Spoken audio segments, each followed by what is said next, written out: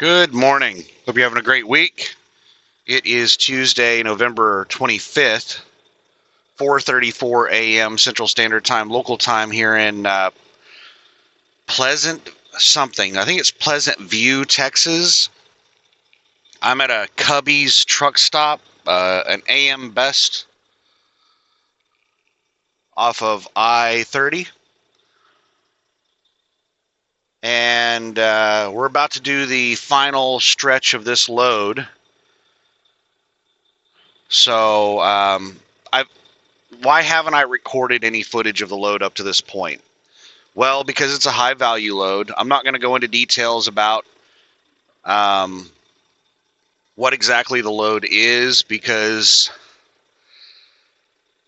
shippers and agents don't like information about high value loads getting out. They don't want you don't want to tell people the product that you pick up, where you're picking it up. You don't want to get that information out there. They're very secretive about like what's in warehouses on high value stuff. They don't want everybody to know, oh, that warehouse has this particular product. So I'm not going to give out a lot of details about the load.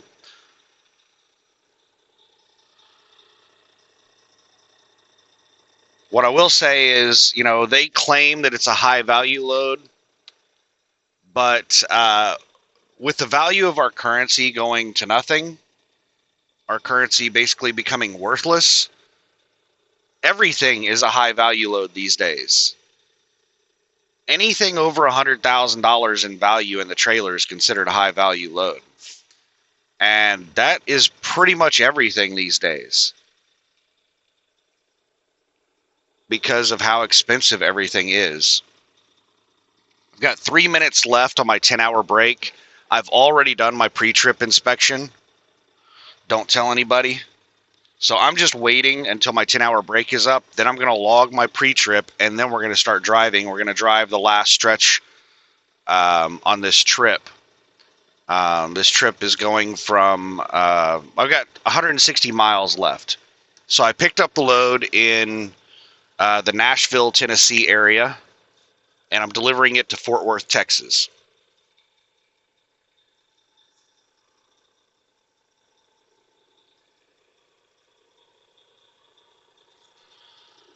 I'm not worried about showing you where I'm delivering the load, because the place I'm delivering the load receives all kinds of products. It's just like a distribution warehouse or whatever. But the place I picked up from, I won't give you the exact location of that. It was really close to where I delivered my last load, though. I didn't have to deadhead very far. So why haven't I made a video in the last couple weeks? Well, because I've been a little bummed out. I've been trying to book a load. So let's backtrack and go over what's been happening. So last time I was out over the road, I came home, and I was hoping to not stay home for very long. And I got everything done that I needed to get done. And right around a couple of days before I finished everything I needed to do, a couple of days before I was going to start looking for a load, trailer utilization stole my trailer. So I ended up staying home for like a couple of weeks longer than I wanted to, because trailer utilization stole my trailer and I had to find another trailer. I eventually found another trailer with a driver that broke down in Blackwell, Oklahoma, up by the Kansas border. It's only like 150 miles away from Oklahoma City. Or 100 miles. I can't remember exactly. So I drove up there and picked up that trailer. The trailer that I picked up had a lot of issues. So I delivered the load in Omaha, Nebraska. And then I put the trailer in the shop, and I spent a day in the shop getting a bunch of stuff fixed on the trailer. I never bothered getting everything fixed on the trailer. It had so many issues. I just got tired of spending time in the shop. All right, 10 hours is up.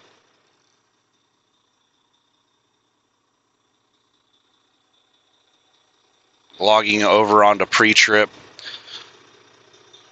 And we're going to go ahead and submit my vehicle inspection report. Now, vehicle inspection reports, I mean, what trailer number do I have?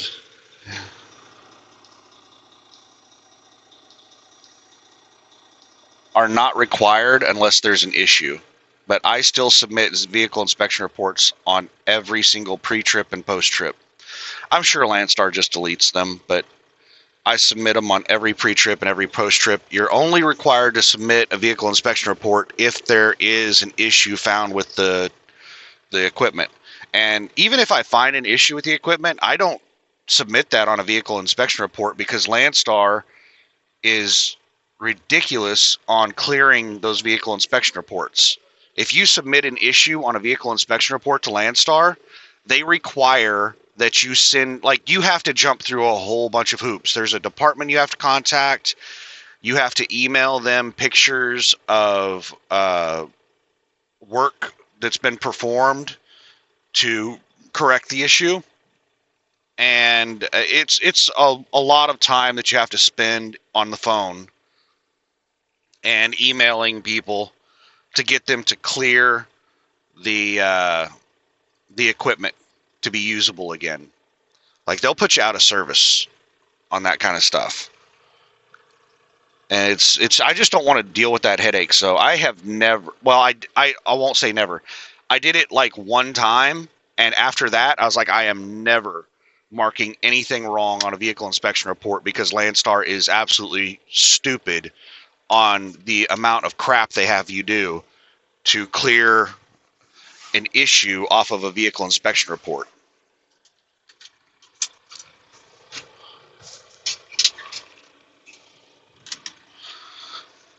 But all right, now let's go back to, we're going to wait just a couple of minutes, then we're going to start driving.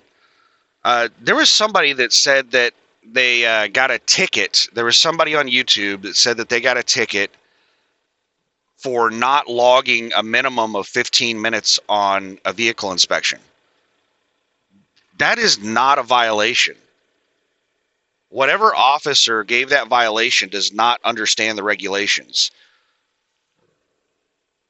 Back when we were on paper logs,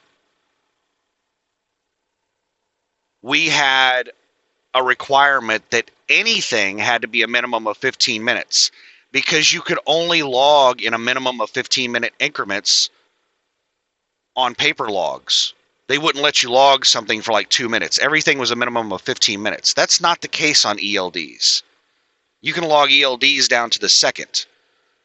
So that is not a violation. There is no set amount of time that you have to log for a pre-trip. And we have there's a lot of stupid people around the world. They're everywhere. And we have a lot of DOT officers that do not understand the regulations.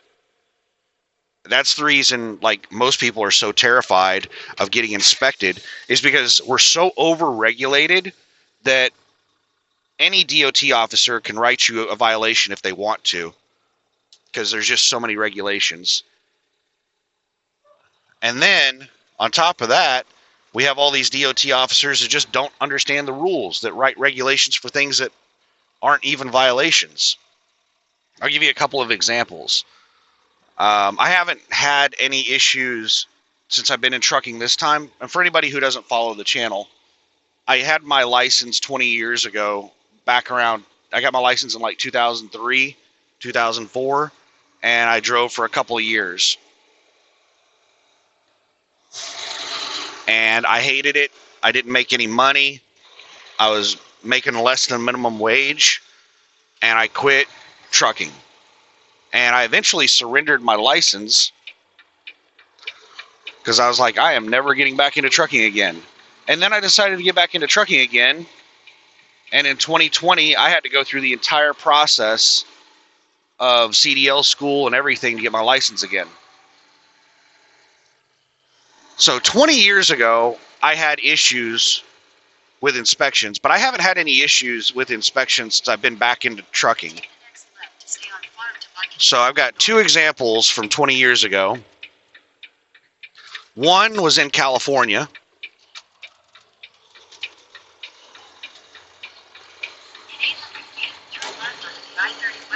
California Way Station. I think it was the Truckee Way Station. It was on I-80 going across Donner from Reno to Sacramento. Well, I don't think I was headed to Sacramento, but I was headed in that direction. California DOT pulled me in for an inspection at the way station, and they tried to give me a ticket for not having my tandem slid far enough forward. California has a bridge law, and this DOT officer did not understand the bridge law. The bridge law is that your tandems cannot be spread too far apart. The law is 40 feet from the kingpin to the center of the rear axle.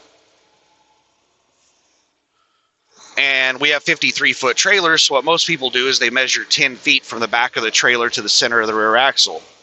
Well, this DOT officer thought that it was measured to the back of the tire, not the center of the axle. And he wanted me to slide my tandems forward, and I was like, they won't go that far forward. Like, they're almost all the way forward right now. I can't slide them as far forward as you want me to. And I tried to explain to him that it's not measured to the back of the tire, it's measured to the center of the rear axle. And he was your standard, like, stereotype law enforcement person that is arrogant and doesn't want to look stupid and is never going to admit they're wrong. So he just got mad and told me, just pull out there and slide it as far forward as you can and leave. I think he was embarrassed, but he wouldn't admit that he was wrong. Another example, Oregon.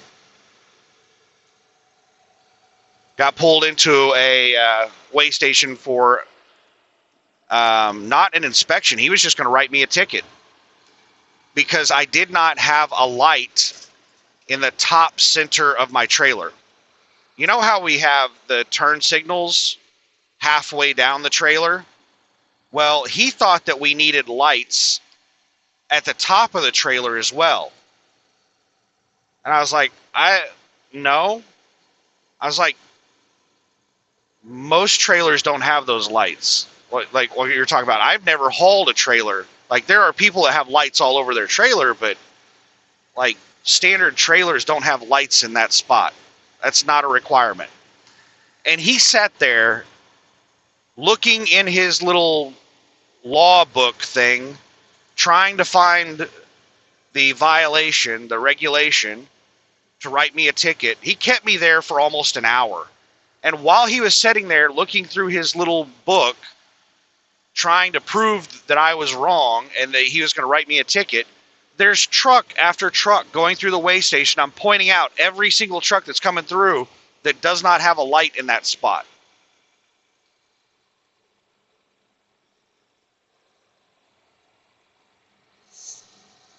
And finally, he lets me go, but he does not admit that he's wrong. He says, yeah, I'm quite certain that you have to have a light there, but I can't find the regulation, so I'm going to let you go. Like, that's the way, like, there's supposed to be, like, psychological screening and all kinds of... Sorry, I'm just watching this truck pass. There's supposed to be lots of screening and vetting to weed out that type of person from being in a position of authority. But those are the type of people that, like, are drawn to that type of position. And unfortunately, those are the idiots that we have to deal with. So, yeah, I don't care how legal I think my equipment is. I get really nervous anytime I get pulled in for an inspection because they can write a violation for anything that they want. I've heard some of the most ridiculous stuff for violations.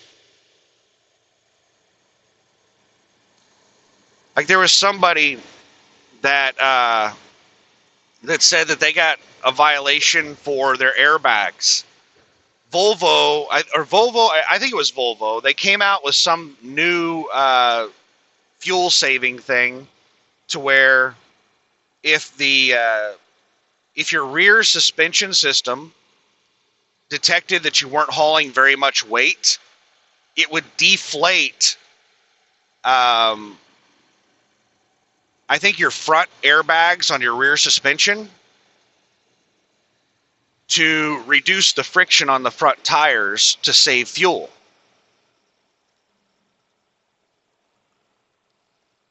And these DOT inspectors, they don't understand like how things work. So they were writing this guy a ticket for faulty airbags, and he was trying to explain to them that that's just how the truck works. And they wouldn't relent. And I can't remember all the hoops that person had to go through. It was some Reddit post or something like that. But he had, like, I think I can't remember what all he did. He went to a dealer and all kinds of stuff and tried to fight the ticket or whatever. And I think he ended up losing because, like, once they write the ticket, there's really not much you can do about it.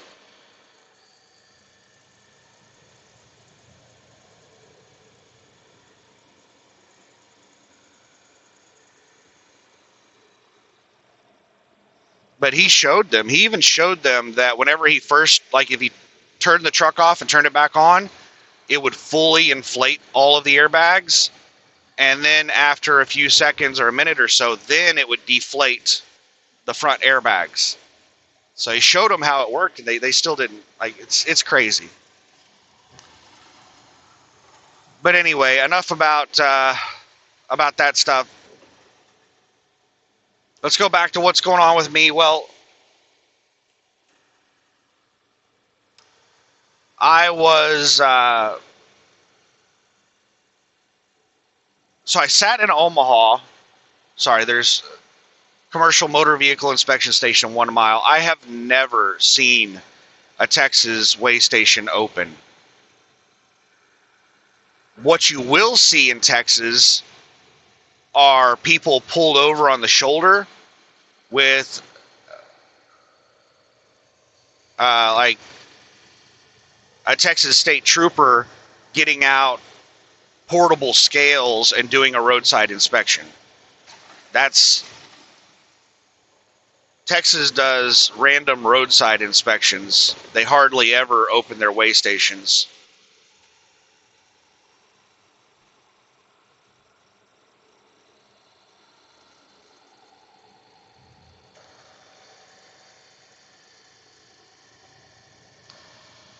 Yep. Closed. And you can tell that they never open that thing because they've got cones blocking everything, and they've got road closed signs up.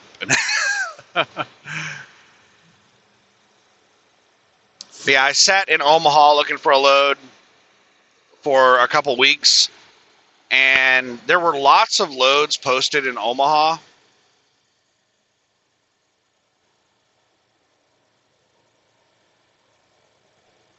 I've forgotten everything I've said up to this point. I picked up that, okay, so I left the house. I picked up that SOS load in Blackwell, Oklahoma, took it to Omaha, spent a day in the shop getting a bunch of stuff fixed on the trailer, and then I looked for a load for a couple weeks, and there were, a few, like, I don't know, I probably called and tried to book like 20 loads over that 2-week period. So there were a decent amount of good loads being posted, but they were all being booked instantly. Like, I was calling within a minute or two of the load being posted, and it was already booked. They were already on the phone with somebody booking the load. So after a couple weeks, I got frustrated, and I was like, I'm just going to take a mediocre load just to get the hell out of here, get to a different market. So I took a load to the Nashville area from Omaha, Lebanon, Tennessee. It was not a very good paying load, but, I just took something to get rolling.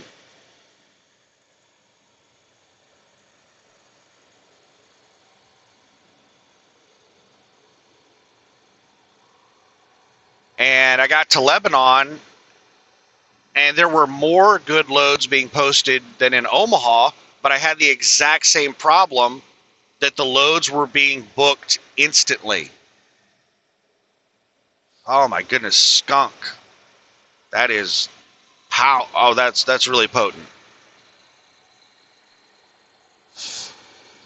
Wow. But yeah, I sat there for like it was like a week and a half, not able to find a load. Well, not able to book a load. I lost count. It was over 40 loads that I called and tried to book. And they were just being booked instantly.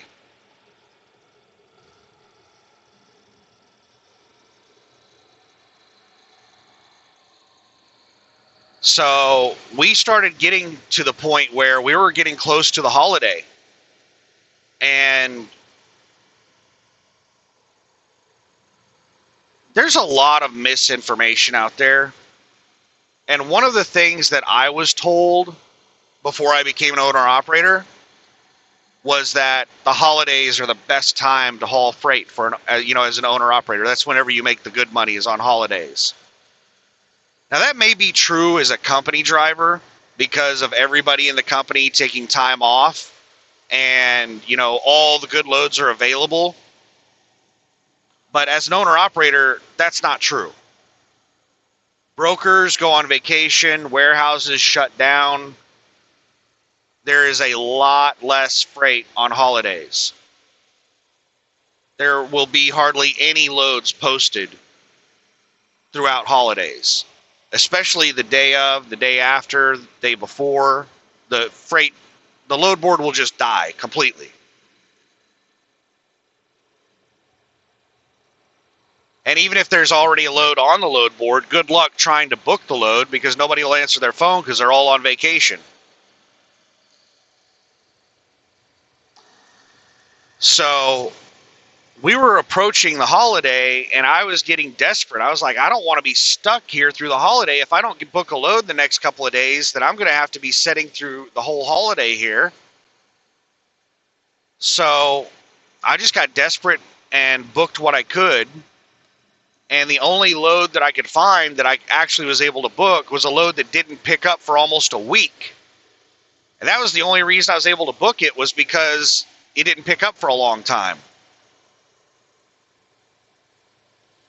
Most of the loads that are posted on the load board pick up same day or next day. So, there's a few loads that pick up later. And they usually set on the load board because people book their loads same day or next day. Not many people book loads weeks in advance, which there was somebody in the comment section that was being really rude, that was saying a whole bunch of nonsense. Like, one of the things that they said was that the reason that they weren't talking to me, they were talking to somebody else that was having the same issue as me at Landstar, to where they were calling on dozens of loads and they were already booked by the time they called in. And somebody in the comment section replied to them and told them that they didn't know what they were doing and that everybody books their loads weeks in advance, and that's the reason he can't find a load. And that's just nonsense. That is not true. That's somebody that doesn't know what they're talking about, just running their mouth, being a super trucker, stating things as facts that are not true.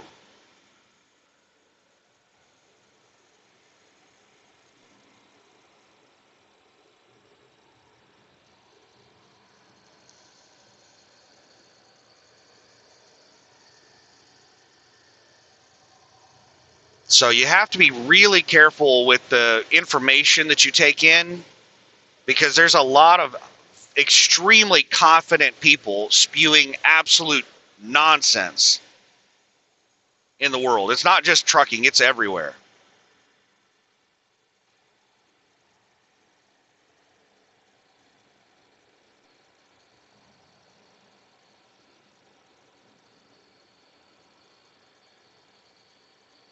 So anyway, I ended up booking this load. It didn't pick up. I booked it like Wednesday of last week, and it didn't pick up until Monday yesterday.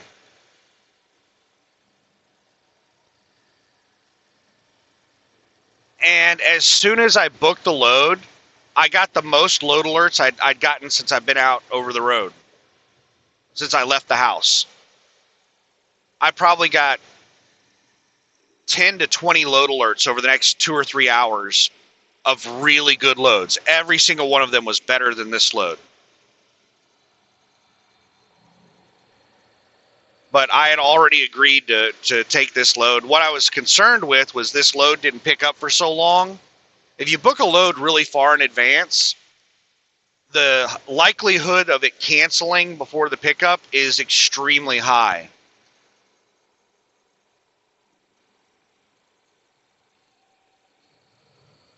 So I thought about booking one of those other loads and canceling this load. But I'm the type of person, if I tell you I'm going to do something, I do it. I know that most people aren't like that. And this agent that I'm hauling this load for would probably screw me over if it benefited them in any way. But, that's not how I operate. I agreed to do the load, so I passed up on all those other loads that were posted.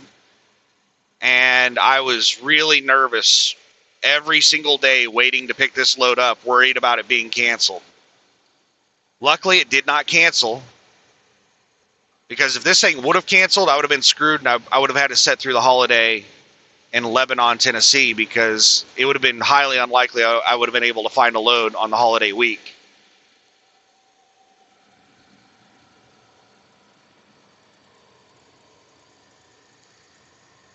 But I picked it up yesterday morning and got rolling. I picked it up early yesterday morning. I had like a 7 a.m. appointment. And I was there at like 6:40 a.m. I was out of there by like 8:15 a.m. And I have an 11 a.m. delivery today. I'm going to be early for that. And I'm hoping that they will unload me early.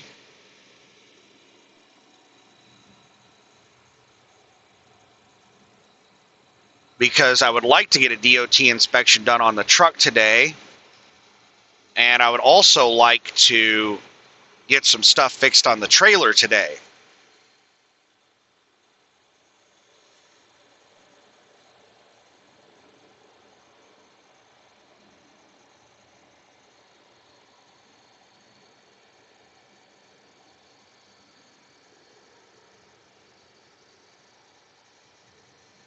I'm not sure what all work the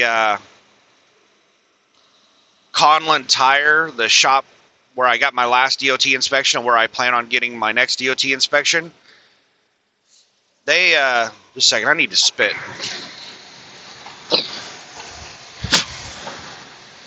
Sorry about that.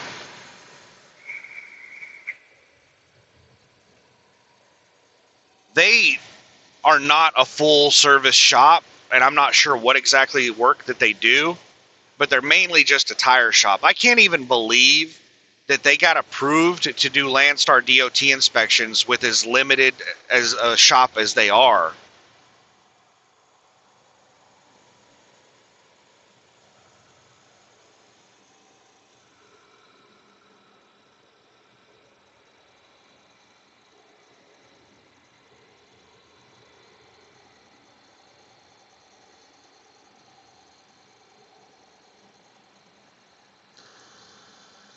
But I would like to get a lot of stuff fixed on the trailer. So what's wrong with the trailer? So the last trailer that I had a lot of issues when I got it. I put it into the shop at a trailer dealer, spent all day at the shop, and they fixed a lot of issues with it. And I didn't even get everything fixed on that trailer. There was still a tire that needed to be replaced on that trailer. And the ABS, which I put it in the shop for the ABS, they fixed the ABS. The ABS worked for a couple weeks. And then I started having intermittent issues with the ABS where the ABS light would come on and it would stay on for hours. There were a couple of days of the ABS light being on. But the error went away right before I dropped off the trailer. And then this trailer that I picked up, ABS light is out. It's almost every trailer that I pick up at Landstar has ABS issues. And I think it's because people don't know how to inspect ABS. I think that the majority of drivers think that the way you inspect ABS is just look at the ABS light, and if it's out, if the light is not on, then your ABS is good. That is not how you inspect ABS.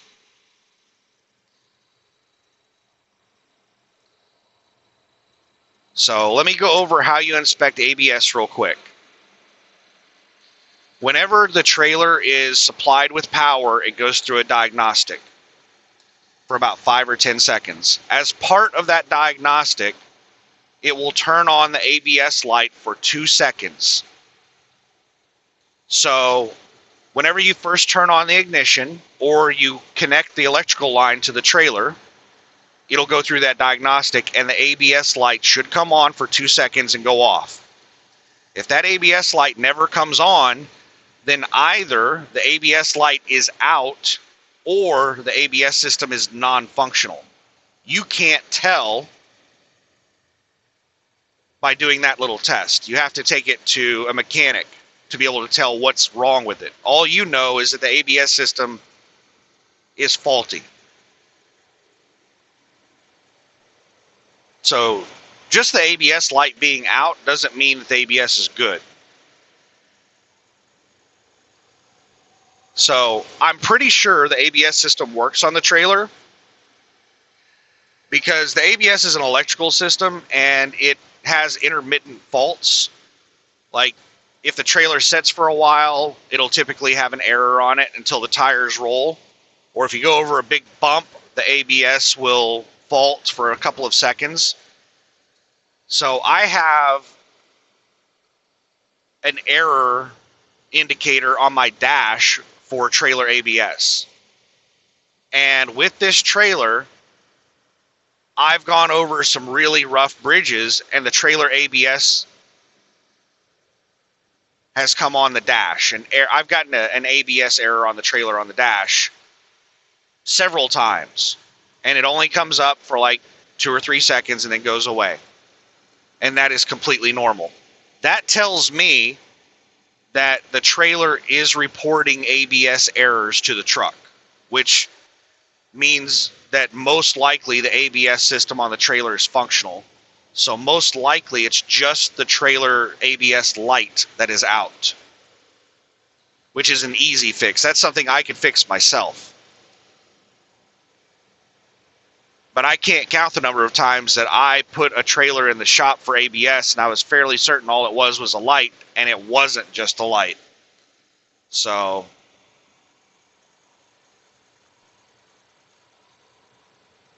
who knows? What else is wrong with the trailer? It had a low tire. Not flat, just a really low air pressure tire when I picked it up. So the tire, who knows what's wrong with it? Whenever you... Oh my goodness. Google just told me that traffic is getting worse and I'm going to be delayed. It is 5:08 a.m. and traffic is already getting bad in the Dallas area.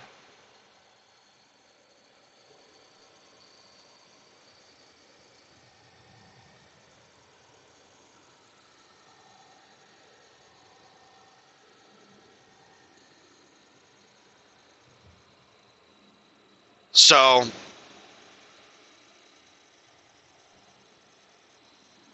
when I did my pre-trip inspection, so for people out there that don't understand the tire thumpers,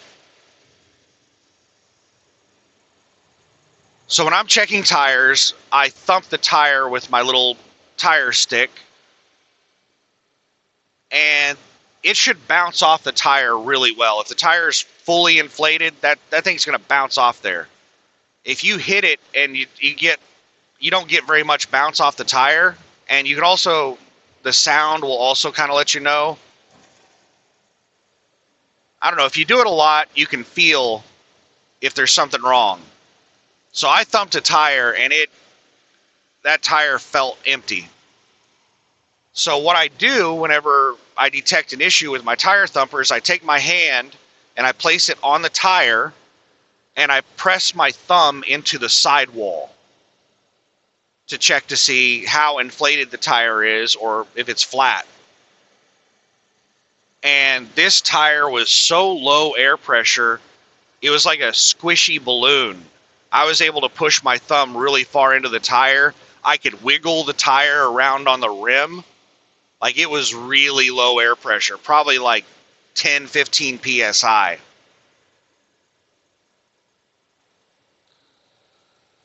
So does that mean that there's an issue with the tire, it needs to be replaced? Not necessarily.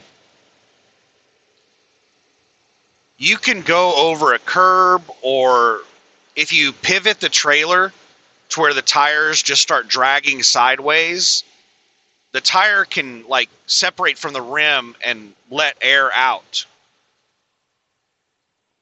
So when I run into this issue, what I do is I air the tire up, and I see if it continues losing air. This trailer has an auto air system, so all I had to do was supply air to the trailer, and the trailer airs the tire up. And then I just monitor it and see if it goes low air pressure again. So while I was parked last night, whenever I park, I know that there's a lot of super truckers out there that tell you that they never set their trailer brakes, and they tell other people to never set their trailer brakes. I don't recommend that. I always set my trailer brakes.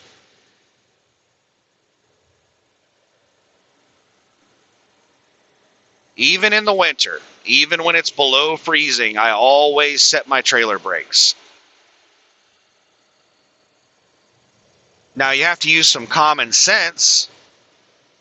If your brakes are like really hot, you don't want to set your trailer brakes. You want to let them cool before you set them. You want to let your tractor brakes cool before you set them. Any of your brake system. You don't want to set your brakes when they're like super hot.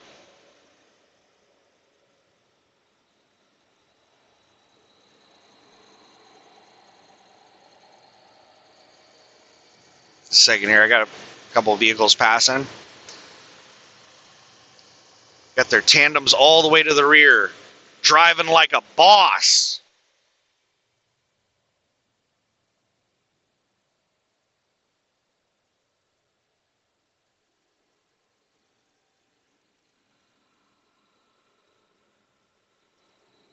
I don't know if you could read the sign on the back of their trailer, but it said drive like a boss. That's the reason I said that.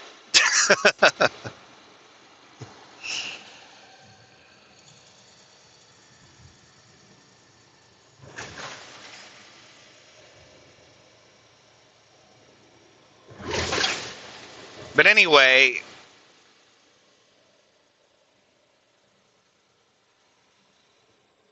sorry, I got another truck coming up. But I've forgotten what the hell I was talking about. I'm sitting here watching all these people pass me.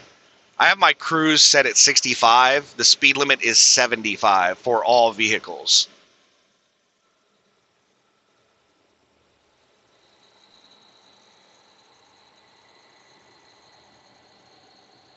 And this industry is absolutely full of small no-name carriers that have trucks that are governed at extremely high speeds.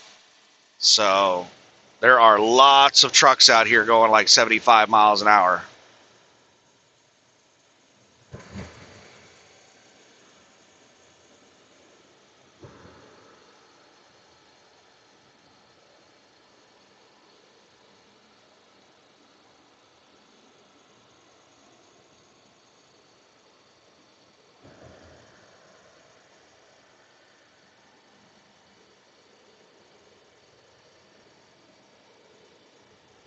All right, let me try to remember what the hell I was talking about.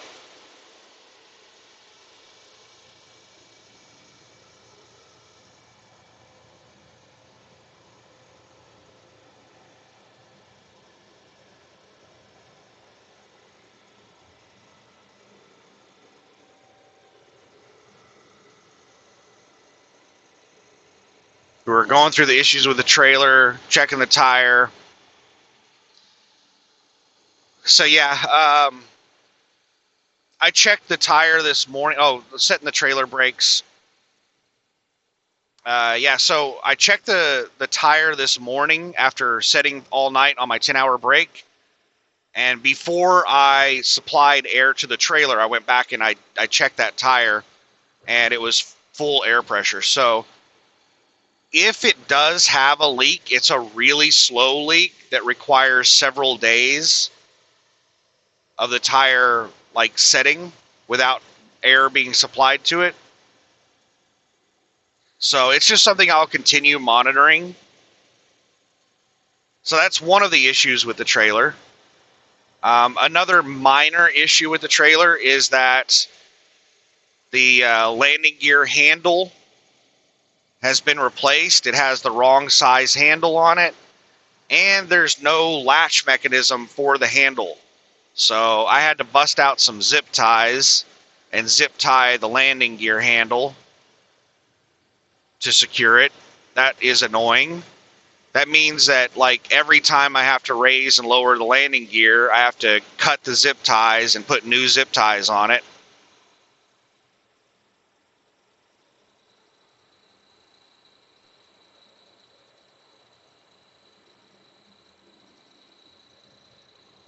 What else is wrong with the trailer?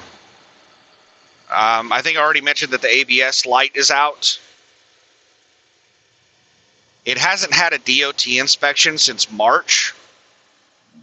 Landstar requires that the tractors have a DOT inspection done every 120 days. If you go over 120 days on a DOT inspection, we got somebody on the shoulder at the top of the hill. There's nobody behind me for about, I can't tell. It's pretty far back there. No, it's not actually that far back there. There's a four-wheeler about a quarter mile behind me. All right, looks like the person on the shoulder is getting off the shoulder. They don't have their four-ways on. Now they have their left turn signal on. And two four-wheelers are closing on me fast.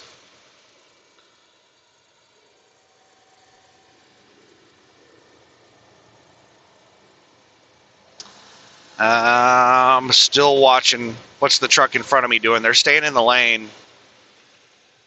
There's an object on road ahead. And Google just told me there's an object on road ahead. Please don't let there be a big tire in the middle of the road. All right, the four-wheelers have caught up with me and are passing me now. And the truck still has their four-ways on, but is driving down the road. Looks like they are getting up to speed. They'll probably be up to speed by the time I catch up with them. All right, they just turned their four-ways off. So they're up to speed.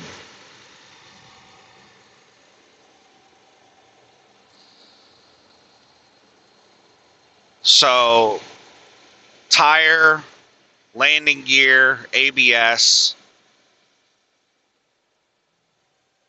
DOT inspection. Yeah, Landstar will put you out of service on the truck if it goes over 120 days without a DOT inspection. They don't have a requirement of 120 days on the trailer. They have a preference. So you don't have to get a DOT inspection done on the trailer except once a year, like normal. But if you get a DOT inspection done on a trailer that's over 120 days, they'll give you like a $50, I forget what they call it. They'll basically, like, if they remember to do it, they'll give you a $50 thing for getting a DOT inspection done on a trailer. And I think I got several of those because I thought that the trailers were required to have a 120-day inspection, and I thought that I would be put out of service if they went over. So every trailer that I had, I made sure that it had a DOT inspection done within 120 days. And it was only until like the last year, like I've been with Landstar for like 5 years, 4 or 5 years, I can't remember. And it was only within the last year that I found out that I didn't need to be doing that.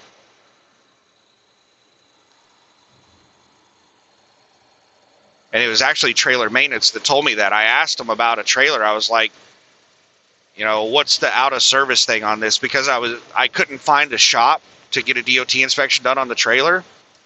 And I was asking them about like, what's the time limit that I have? I was like, whenever I first started with Landstar, I was told that I had a 2-week, like I was actually told by someone, I can't remember who, but I was told that I had whenever you picked up a trailer that was over 120 days on the DOT inspection, that you had a 2-week grace period before you were put out of service. So maybe they changed the rule. So maybe I'm just not completely oblivious. Maybe they changed the rule at some point and I just wasn't updated on the rule change until recently. Because I could have swore whenever I first started with Landstar, they told me that if I picked up a trailer that was over 120 days on the DOT inspection, that I had a 2-week grace period before I would be put out of service. So you wouldn't be put out of service immediately whenever you picked up the trailer. But anyway, yeah, they don't really care about DOT inspections on trailers anymore. They're still extremely strict on the tractors.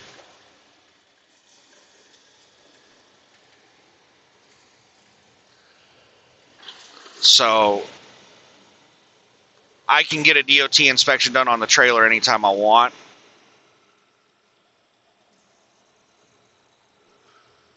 And there's one more issue with the trailer, and it's a major issue. It is a huge issue.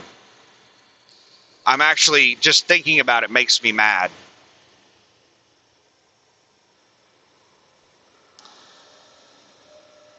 So the mud flaps are attached to a metal bar. A bar that goes across the entire width of the trailer that holds both mud flaps. That bar is bolted to like the center rail on the trailer.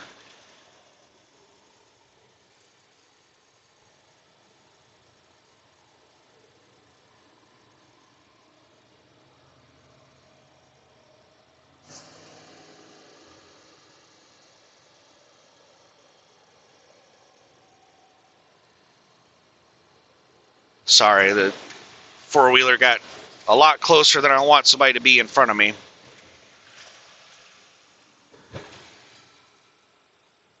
Well, that metal bar that holds on the mud flaps, I don't know what exactly the problem is. I haven't gotten in there and thoroughly inspected it, but it is not fully attached. What the hell? That truck almost hit that car, changing lanes to pass another four-wheeler.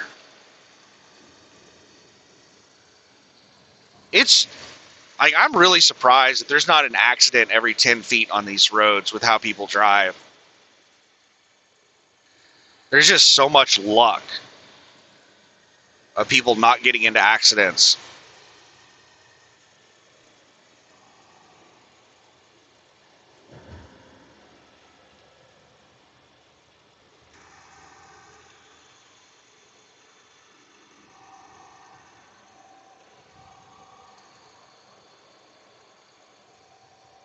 So, sorry, there was a truck merging on right there, and they were going almost faster than me on the merge.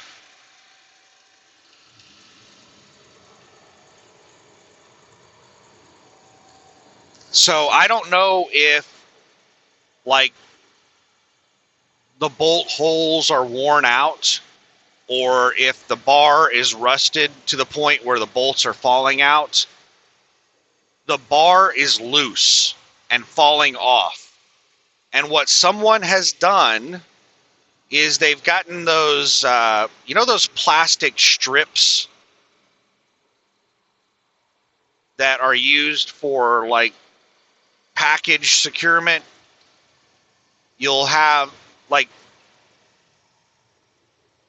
they use it on boxes sometimes, where they will put these little plastic strips around the boxes as an extra securement on a box. I don't know what they're called. It's like a plastic, like, strip or ribbon, or it's almost like a thin piece of tape, but it's not sticky. It's just it's just like some piece of plastic, and yeah, I don't know how to describe it, but somebody got several strips of that stuff and they used it like rope to try to secure that metal bar that's holding the mud flap. So there's a whole bunch of those plastic strips wrapped around the mud flap bar on both sides, both attachment points, and it's really janky in how there's pieces of it hanging all over the place. I thought that it was a bunch of garbage when I first saw all that crap. I thought that it was like a bunch of garbage that was stuck to the trailer, and I was gonna like pull it off of there, and then I realized it was securing the mud flap bar. And you can grab a hold of the mud flap bar and wiggle it around and it'll clank, and yeah, it's not secured. I don't even know what kind of shop to put the trailer in to get that fixed. Like, that's going to require, I'm pretty sure, a trailer specialty shop. I don't think TA Petro Loves can fix something like that. Because if that bar is rusted to the point where the bolt holes are rusted out, they're probably going to say that the whole bar needs to be replaced. And they don't have those bars. I don't know. Maybe I'll try putting it into a TA Petro. What I was thinking about doing was, whenever I got my DOT inspection,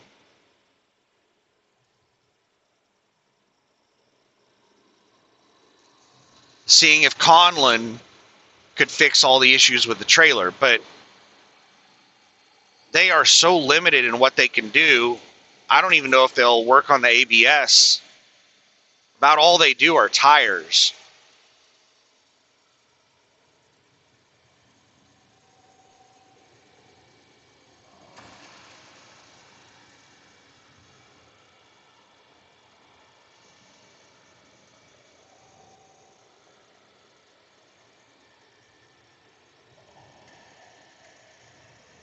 So yeah, it's a lot of stress trying to figure out what I'm going to do with the trailer. But being on this load, I want to get the load delivered, and then I'll deal with the trailer issues. I won't be able to deliver the load on time if I put the trailer in the shop. This load is on an extremely tight schedule.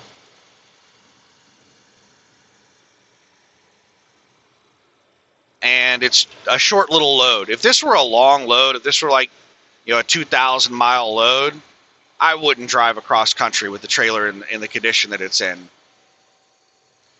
But a 700-mile load, basically a one drive shift load, a little over one drive shift,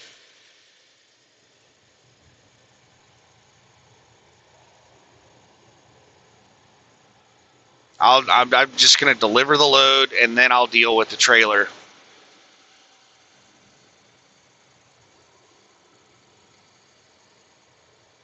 What I'm really worried about is driving home. Oklahoma DOT is relentless. Their weigh stations are always open. So I'm going to have to drive across a weigh station with this janky trailer.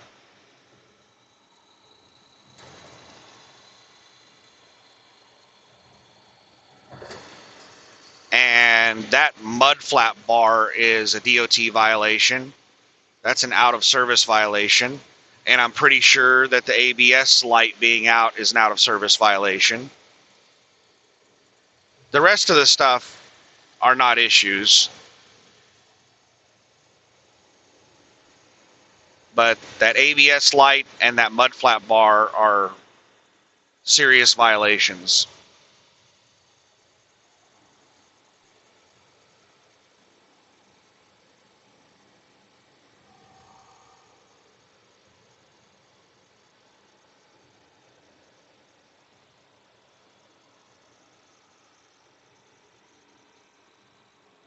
But I'm going to risk it.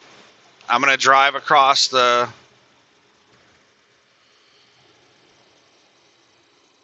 Oklahoma scale, and I plan on putting the trailer in the shop in Oklahoma City. The problem is that we're coming up on the holiday.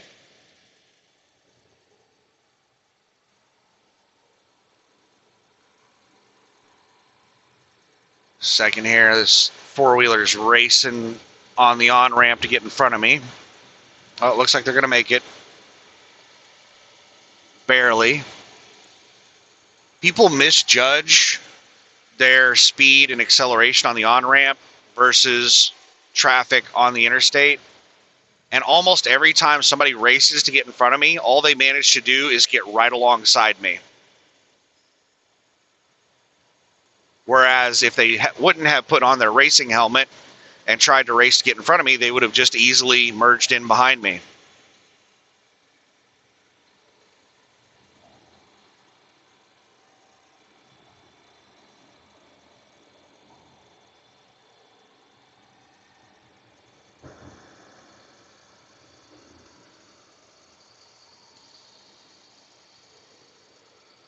So yeah, there's a bunch of stuff that I need to deal with. The truck, the coolant leak on the truck has gotten worse. Like, it's to the point where I'm starting to freak out about it. I still have not found the source of the leak. I do not want to put it into the shop and pay for a fishing expedition to find the leak.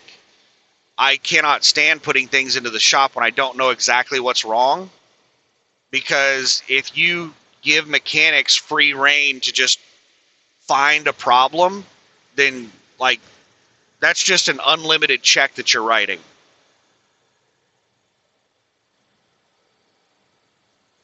So I don't know what I'm going to do about the coolant leak. I think what I'm going to do is I'm going to come out and maybe try to find it myself while I'm at home. The stop leak stuff had absolutely zero effect on it, which is kind of good and kind of bad. It tells me that it's most likely coming from a plastic or rubber part, because the stop leak only works on metal.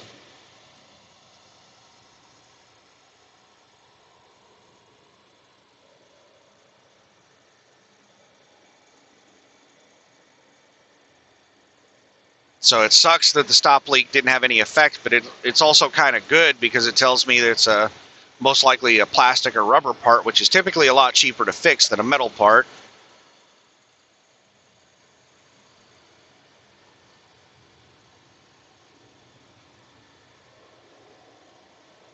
Yeah, it's leaking a lot of coolant.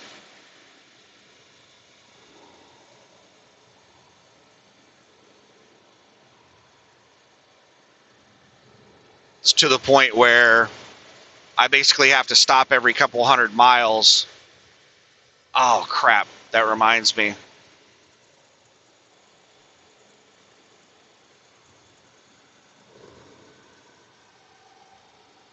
Let me pause this a minute. All right, sorry about that. I can't talk on the video and talk on the phone at the same time, so I had to use my headset to make a phone call.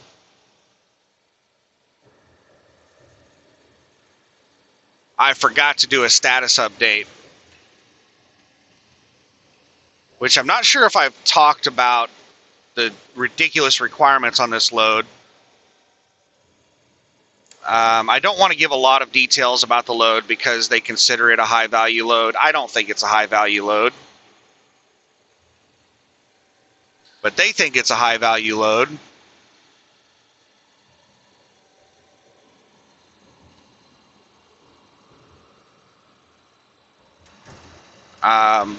So let me wrap up what I was saying. Yeah, I'm stressed out about the trailer and my tractor.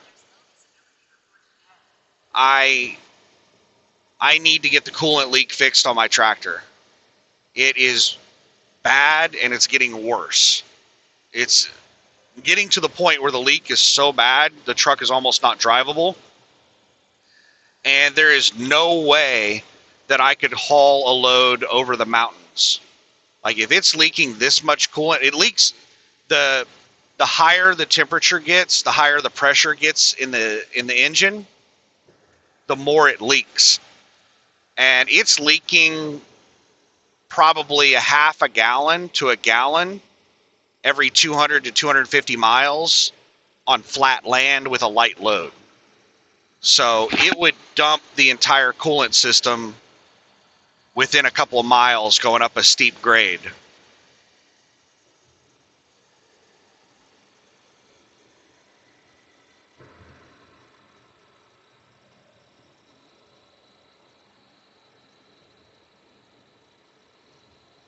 So yeah, it's something I've got to figure out. The main problem with the coolant leak is that wherever it's leaking from is really hard to get to. I can't see where it's coming from because the leak is behind so many things. And it's at a part of the engine that's just really, really hard to get to. It's on the right side of the engine, at the rear of the engine.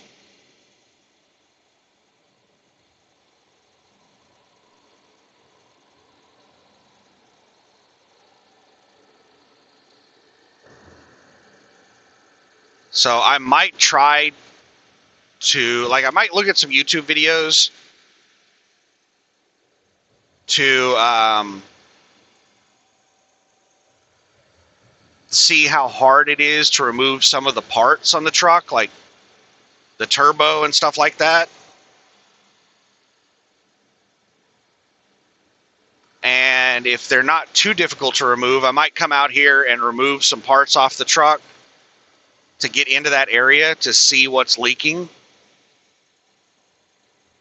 and see if I can fix it. Doing any work in that area is really expensive because it's so hard to get to. You have to remove a whole bunch of parts. Every one that I've heard anything from on YouTube, Reddit, comments and videos, whatever, they've said that it's about $3,000 in labor just to get to that area, just to remove and put back all the parts to access that area. That's not including the cost associated with fixing the problem. That's just accessing that area.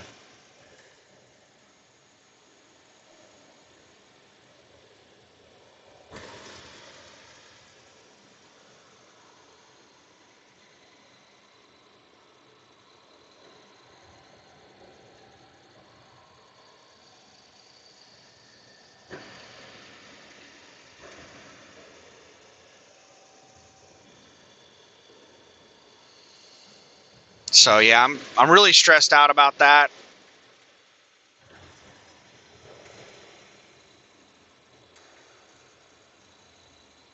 And then I'm stressed out about the trailer. And I'm still not 100% sure what I'm going to be doing about all that stuff. And I'm also stressed out about getting a DOT inspection done. I'm concerned that if I don't get a DOT inspection done before the holiday, that it might take me so long to get the DOT inspection done and get Landstar to process the paperwork, the trailer utilization might steal the trailer from me again, and then I might be down for a couple of extra weeks trying to find another trailer, and I'll be put into another bad situation where I'm going to have to go take some cheap SOS load. Like all I've hauled since I left the house are cheap loads. I haven't made hardly any money. It's been basically break even the entire time I've been out over the road.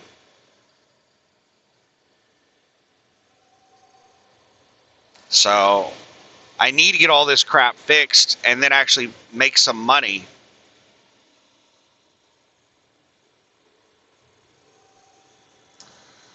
Second here, car passing me as their brights on. I have to hold my hand up over the mirror to block their lights from blinding me. And now I have vehicles on the other side of the interstate flashing their high beams at the car passing me.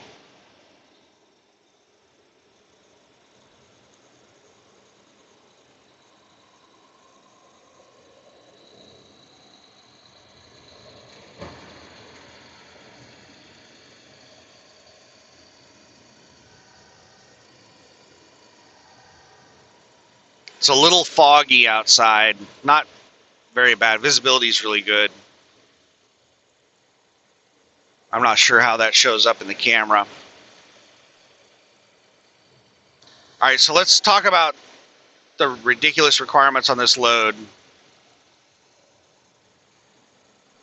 First of all, this is cheap freight. Like, it's not like really, really cheap. It's a mediocre load.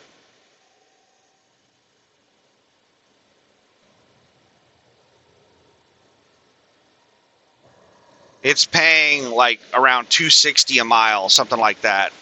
$250, $260 a mile. Really close to my minimum threshold.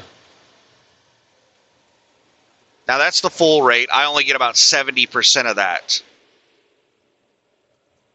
So a load that pays $250 a mile, I make about $1.75 a mile on that. So this load is paying really crap money. And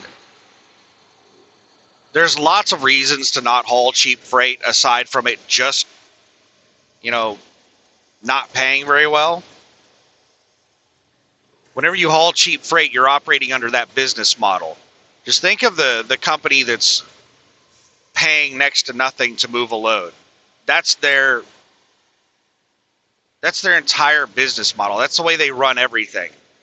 So that's the mentality they have with everything that they're doing.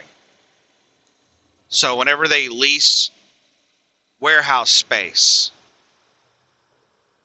they're just looking for the cheapest. Whenever they're hiring security, they're looking for the cheapest. Whenever they're hiring dock workers, it's the cheapest. The broker that they're working with, the cheapest. Like, everything is just like the cheapest. That's their mentality. So it's usually really frustrating to haul cheap freight because you're dealing with a crappy broker. The security guards are, they make very little money. They don't care about their job. They hate their job. Dock workers they don't care. Nobody cares. Everybody hates their job. Everybody's paid so little that they don't care about losing their job. So it's really frustrating to haul cheap freight. Now, this isn't like this isn't cheap freight. It's mediocre. But the closer you get to cheap freight, usually the worse it gets. The expectations are really high and the pay is really low. Usually whenever you're hauling stuff that pays really well, those are the most chill, laid-back people. Those are usually like the best loads. They have on-site parking and, you can show up early, you can deliver early. Those are usually the most awesome loads to deliver. Not only do they pay really well, the customers are super nice and accommodating. But whenever you haul cheap freight, it's usually the exact opposite. Those are the places that you roll up to, and they're trying to save every penny they can on insurance. So they have, a manual that you have to follow whenever you get there. And you have to, do tons of different things. You have to disconnect from the trailer. You have to leave the property. You have to wear a safety vest, the entire time you're there. You have to slide your tandems to the rear. You have to jump through a whole bunch of hoops, sign a whole bunch of paperwork, and it's just a pain in the butt. So what are the hoops I have to jump through for this load? Well, because they think this is a high-value load, they have a tracking device in the trailer, supposedly. That's what I was told. I don't think that's true.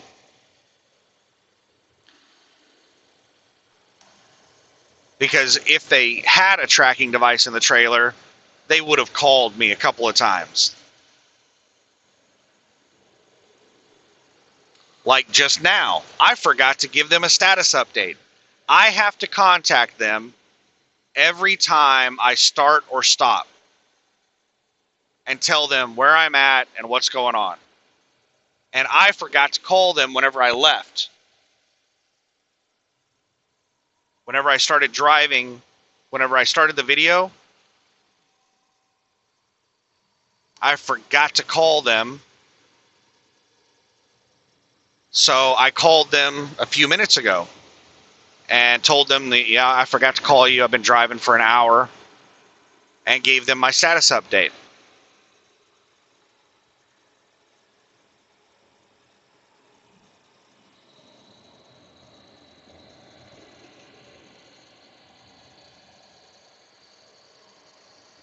And no big deal. They updated it.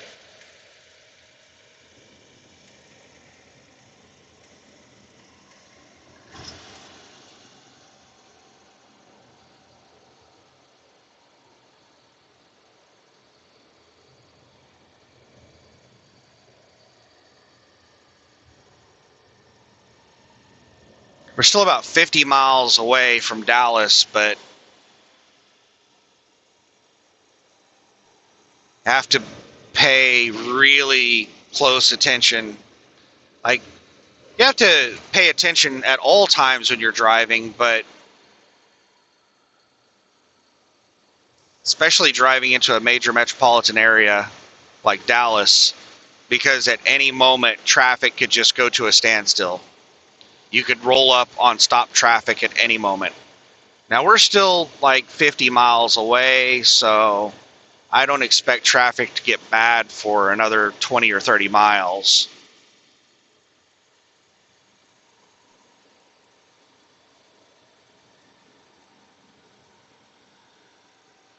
I do not like driving across Dallas.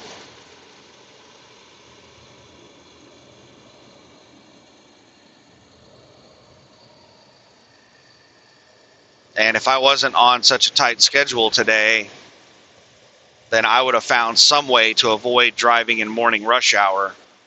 But unfortunately, I'm going to have to drive in morning rush hour.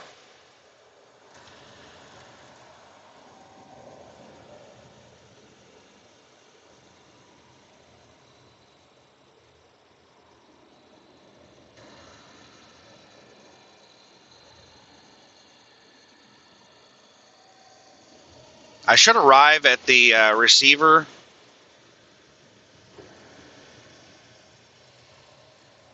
I'm guessing by around 8 a.m., 7:30 to 8 a.m. I don't know. It's probably going to be later than that because it's going to be stop and go traffic.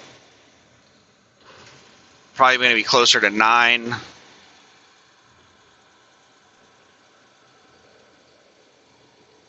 Somewhere between 8 and 9 a.m. And I have an 11 a.m. appointment. I'm hoping that they're going to get me early.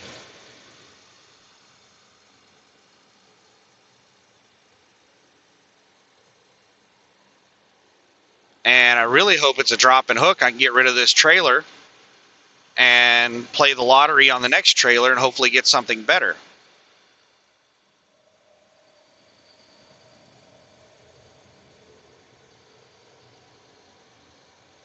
I don't like leaving messed up trailers for the next driver, but and it happens to me on almost every single trailer. And I am getting really tired of spending so much unpaid time in the shops dealing with these trailers.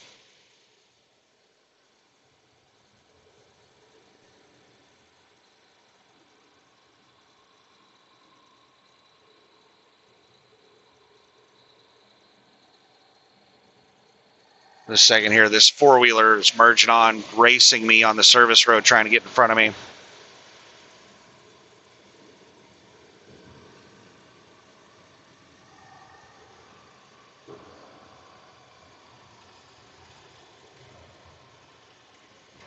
pickup had been speeding on the service road, basically racing me on the service road for like a half a mile before the on-ramp.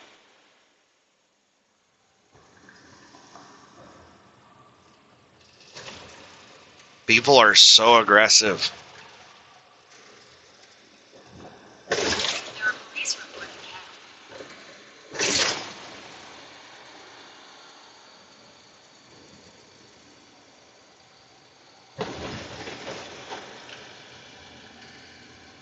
Nice little construction area.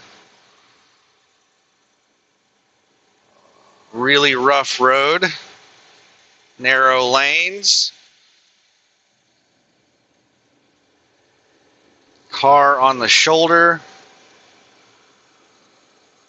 Looks like they're way off the road.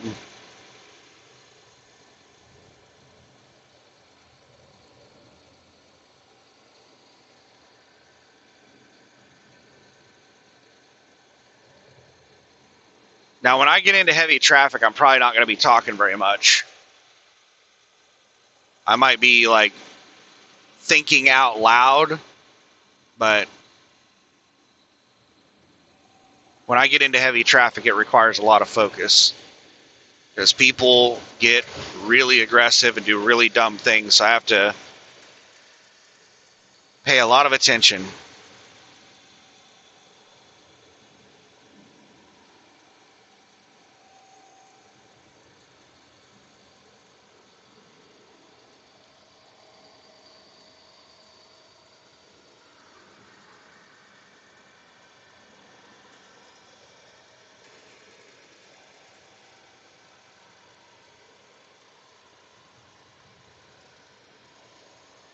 It would be nice. That was a cop. It would be nice if Texas had infrastructure adequate for their population.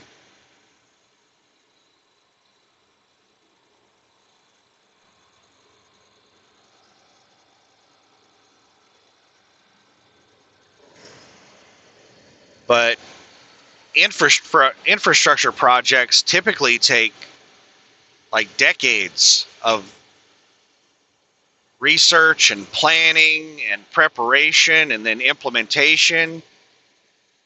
By the time they finish a project, an infrastructure project, it was designed for the needs of like 20 years ago. It's already outdated by the time they implement it.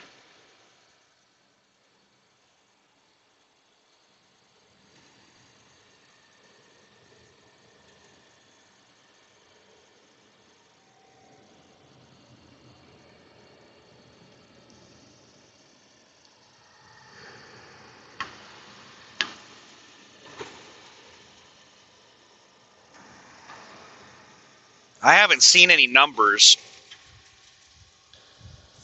but do we have a new lane? Nope. We should be getting 3 lanes at some point in the near future. I'm fishing for a soda right now.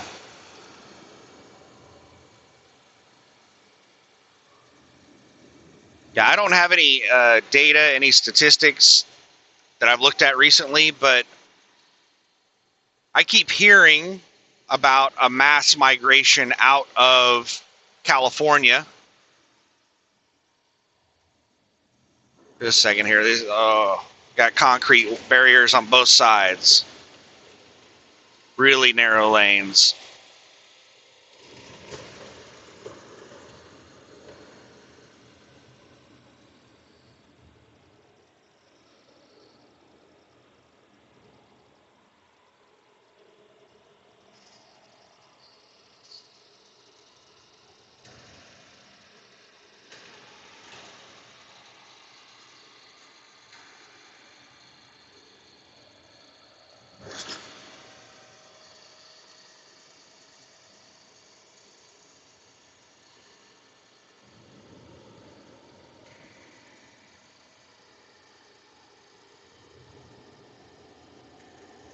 But a lot of people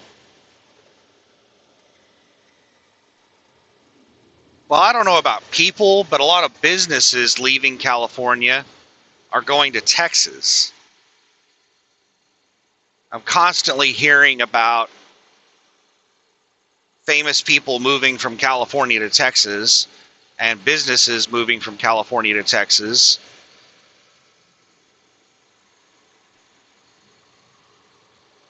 So I think that there is kind of a mass migration to Texas.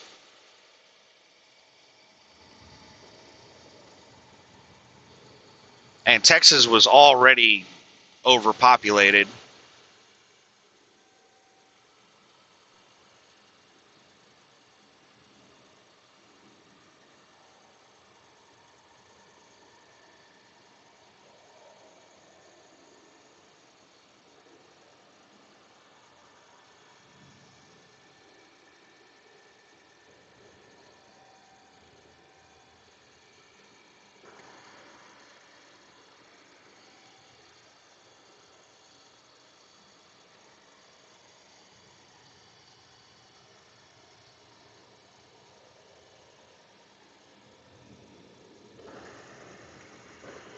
All right. Hopefully we've made it out of the construction, out of those skinny little lanes.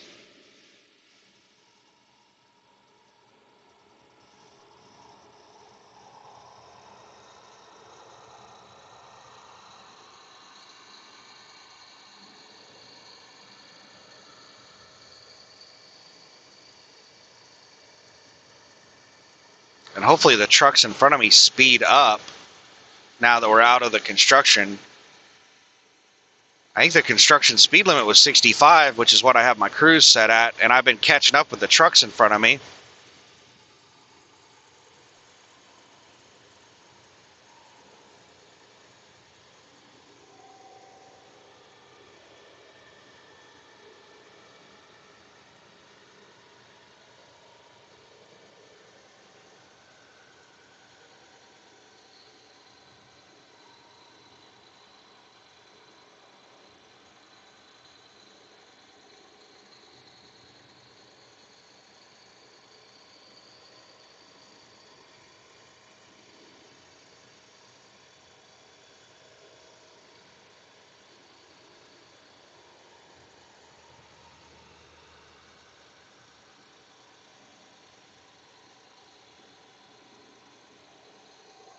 Yeah, looks like maybe they might be speeding up. I don't know. It's hard to tell right now. All right, the truck that's been tailgating me through the construction is finally passing.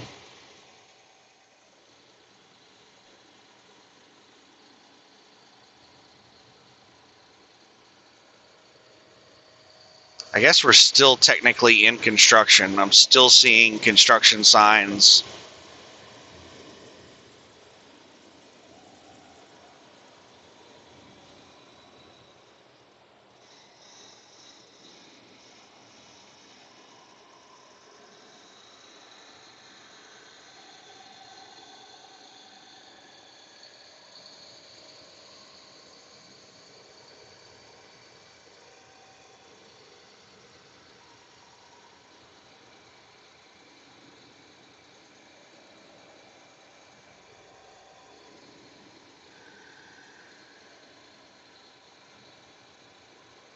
Why in the hell would you pull in behind that truck? That truck's going slower than me. You just passed me, and you pulled in behind a truck going slower than me.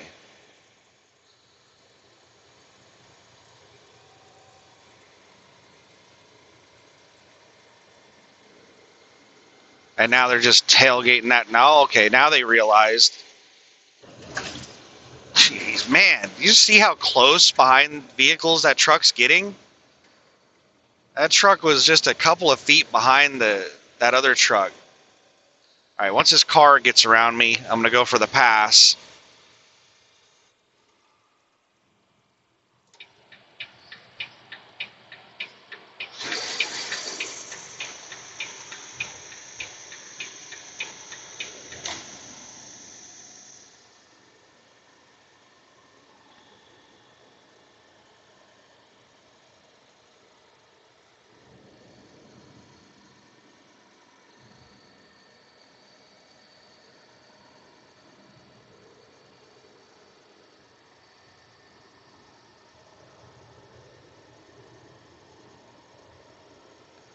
these trucks appear to be just pedaling it, and they're doing a bad job of maintaining speed on the pedal.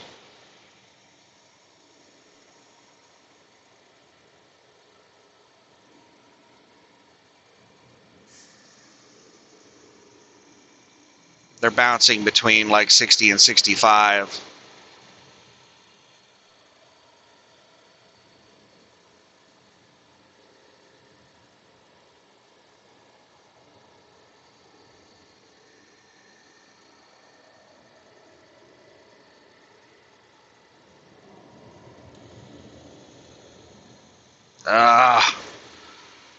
And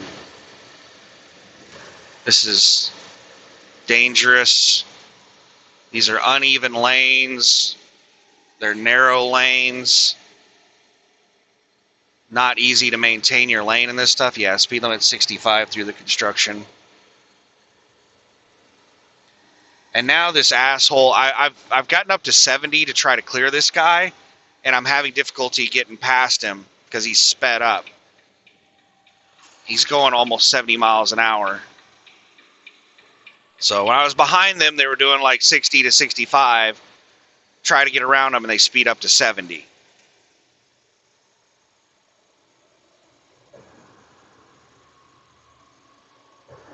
And we have a large pack of cars that are being really aggressive on the on-ramp that are merging on. It's going to be fun.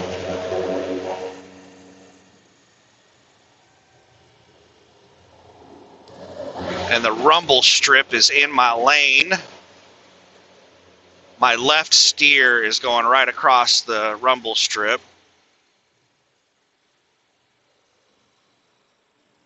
All right, here's the merge.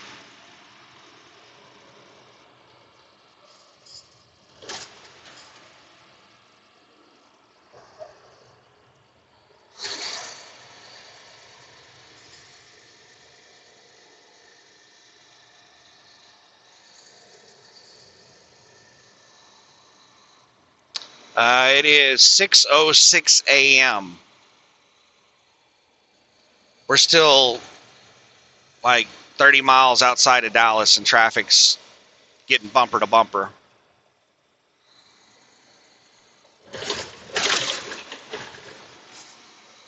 Hopefully we get some more lanes here in a minute. I think that's what this construction probably is adding more lanes.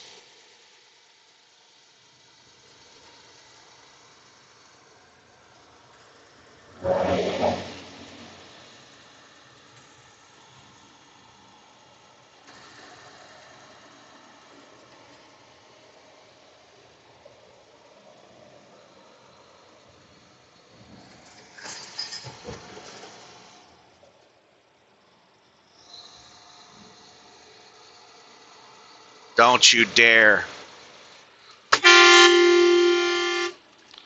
Oh my God.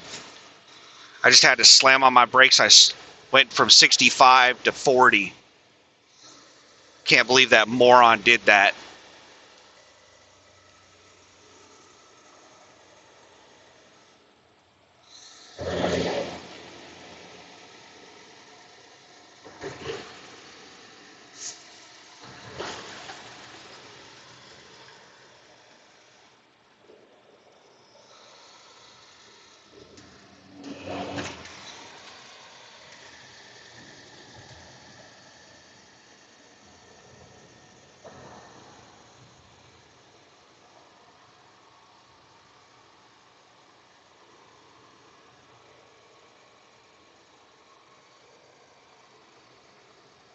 They should not have straight on merges like that, where there's no merge lane. The on-ramp just goes straight into the interstate. That is so incredibly dangerous. Especially since most people don't know how to drive. And people merging on think that they have the right of way. People will get mad at you if you don't move over for them. They think that you're in the wrong if you don't move over because they don't understand the law. They don't know how to drive.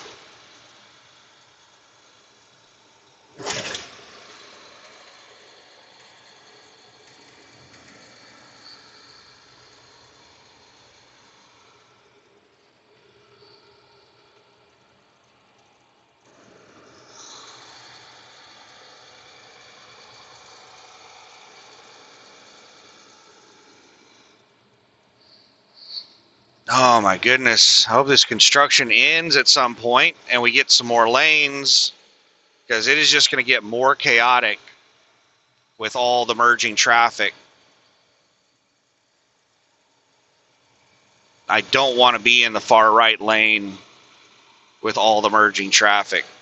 I want more lanes so that I can move a lane over.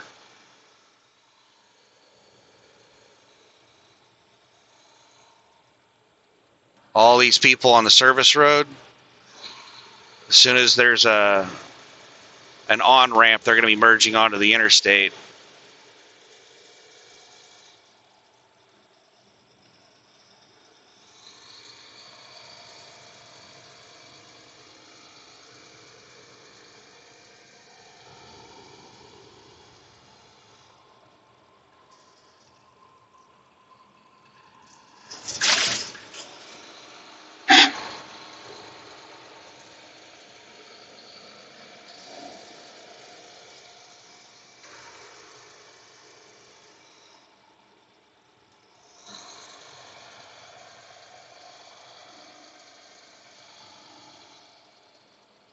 All right, lots of brake lights up ahead.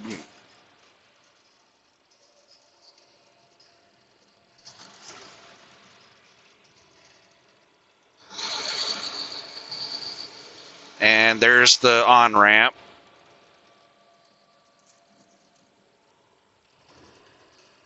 All right, let's slow down. Looks like we might. I hope we're not hitting stop and go traffic this far outside of Dallas.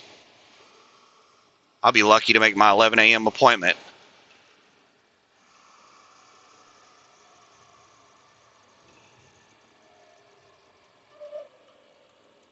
Yeah, there, go for it.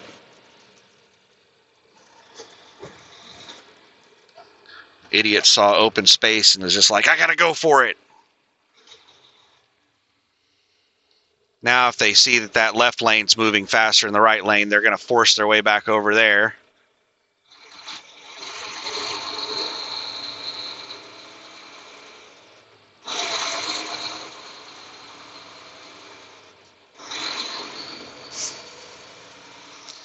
So why are we in stop and go traffic? What happened? Both lanes are moving, so it most likely wasn't an accident. It's probably just some idiot merging on, a stream of people merging on caused traffic to stop on the interstate.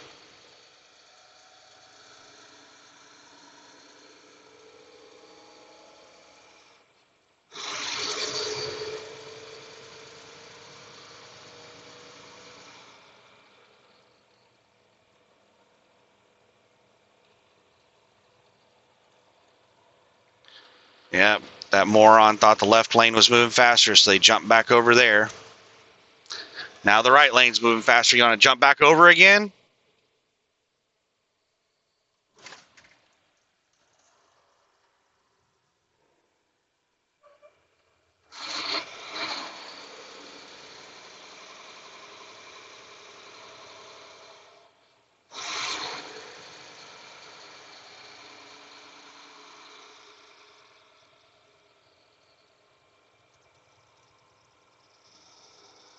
This sucks.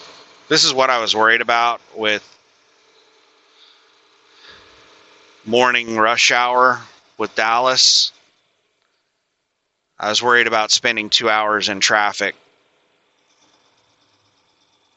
But that looks like what is in store for me today is a couple of hours driving across Dallas and stop and go traffic, because their infrastructure does not meet the needs of their population.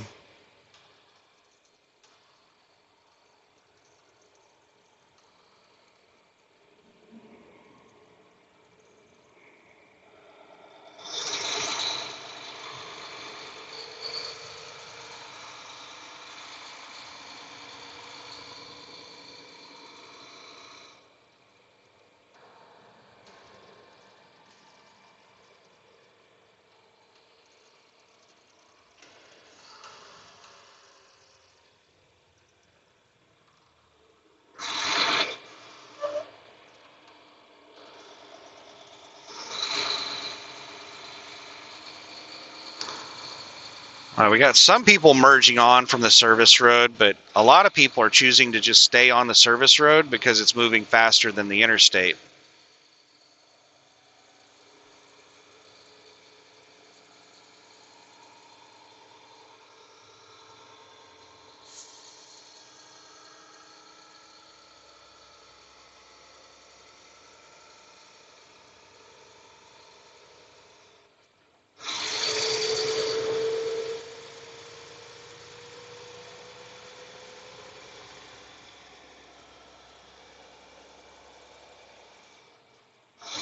All right, we seem to be picking up speed. We're doing 35 right now, and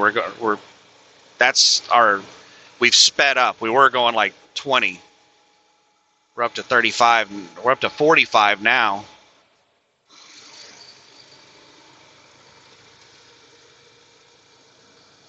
Is that why we were slowed down? People rubbernecking an accident on the service road?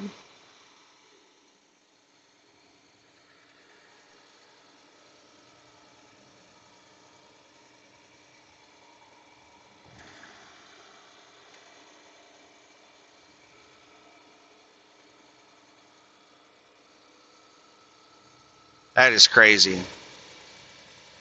I almost rear-ended a four-wheeler on my last drive shift. We drove past an accident. There was an accident. All right, we're coming to a stop again. There was an accident in the median on I-30 in Arkansas. And there were cops on the left shoulder. So we were driving past in the right lane. And just out of nowhere, the car in front of me just like slammed on their brakes and slowed down from 70 down to like 30 miles an hour.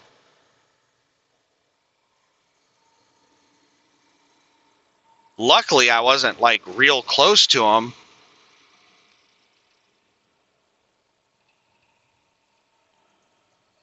But I was barely able to slow down fast enough to keep from hitting them. My guess was that they were taking out their phone trying to get video of it or something.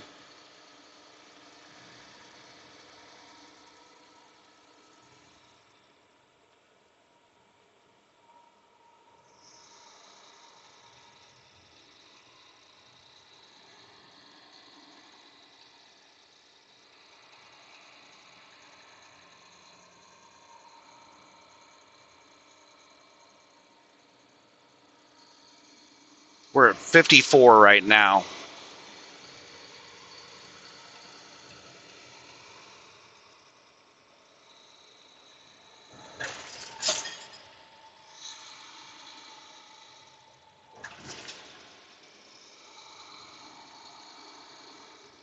There are a ton of cars on the service road.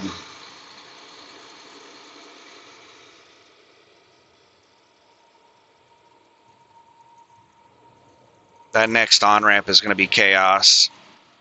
I can already see a whole bunch of brake lights in front of me. That's probably why everybody's hitting their brakes right now, is that massive number of vehicles on the service road merging on up ahead.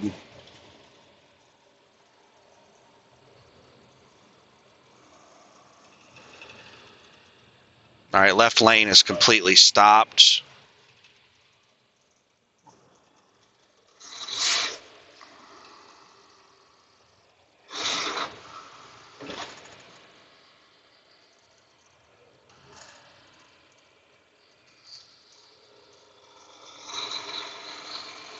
(6:18 a.m.)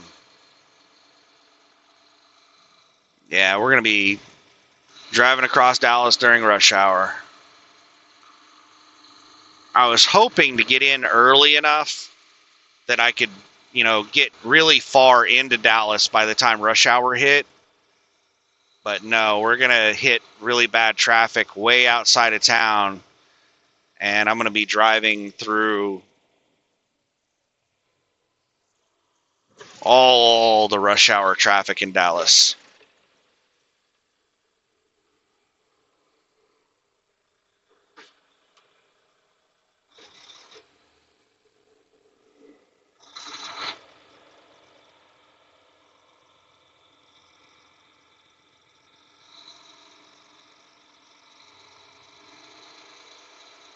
And as we get closer and closer to town, the amount of traffic merging onto the interstate is just going to increase dramatically.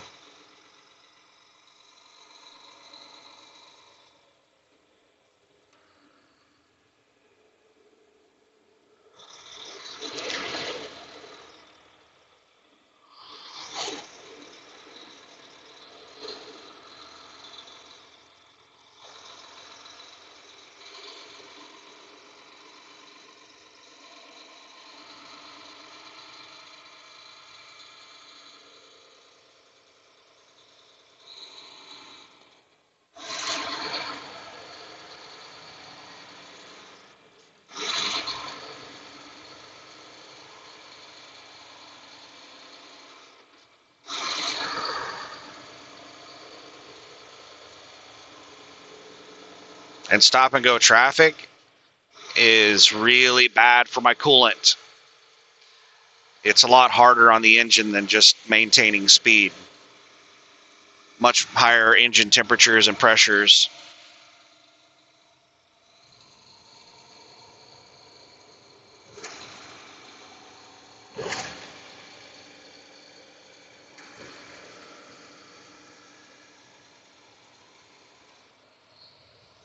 I leave a little bit of room so that people can merge on. Oh, it looks like we have a new lane finally. And everyone just aggressively tries to get in front of me. They're like, oh my God, space. And everyone will fight to get in front of me.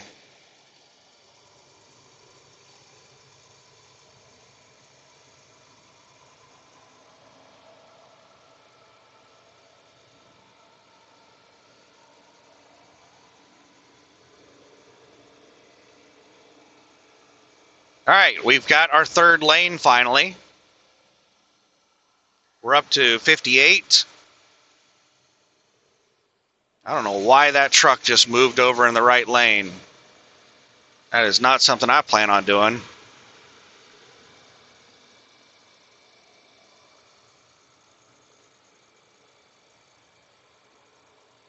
I do not want to be fighting with merging traffic during rush hour.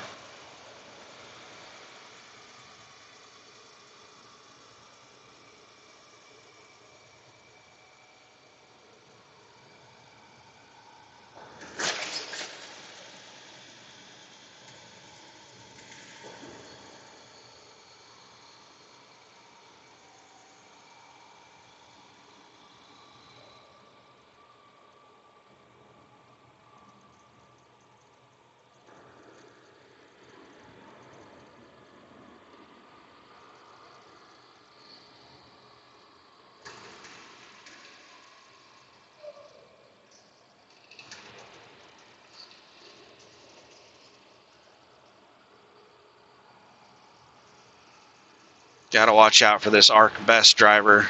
They're not making good decisions, and I'm terrified of them like jerking their truck over on me.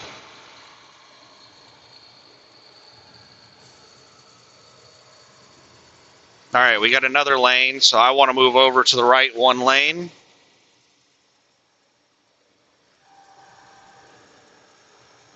There's a four-wheeler 2 lanes to my right that I'm not sure what they're going to do. So let's slowly move over.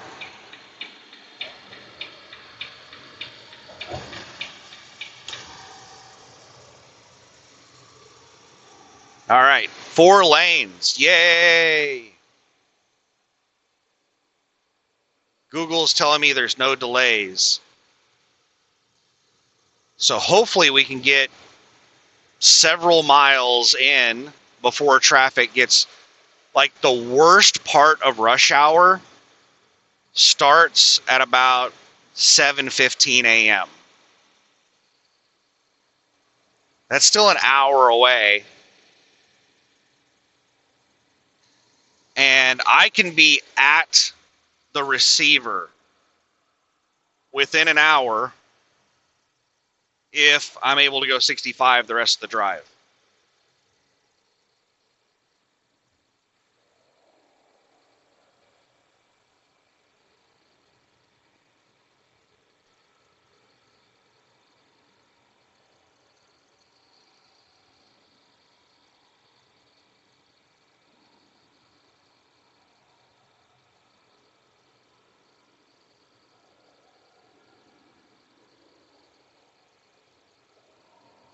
So we'll see. Right now, Google is telling me there are no delays, but I had to add in plot points. 635 west at Forest Lane, right lane closed, stalled vehicle.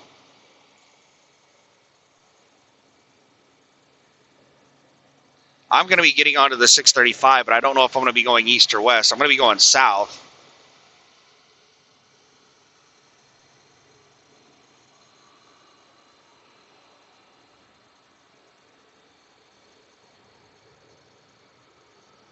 It'll most likely be east.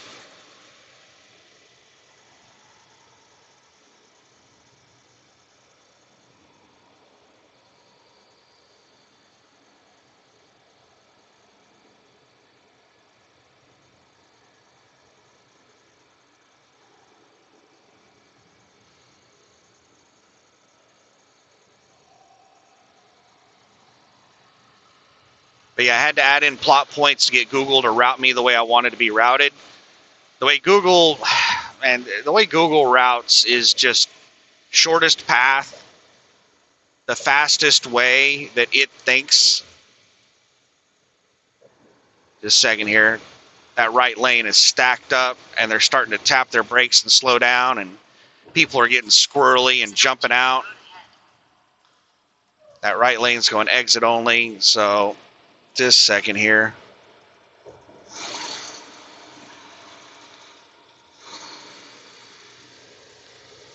I wanted to get out and pass, but I'm blocked into the lane.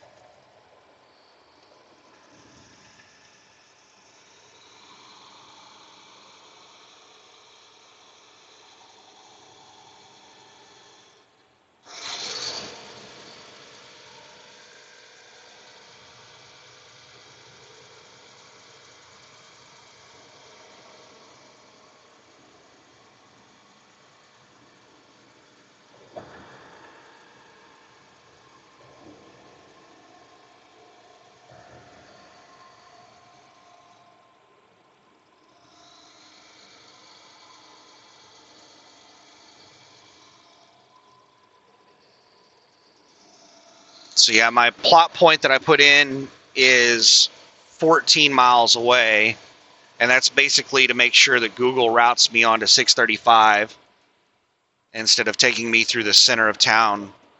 The way Google wanted me to, the route Google wanted me to take was I-30 right through the middle of town, and then cut down on some road down to 35 East, and then 35 East down to I-20.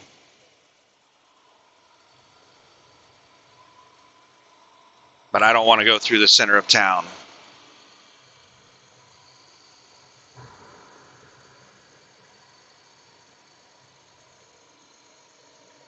We're doing 55 right now.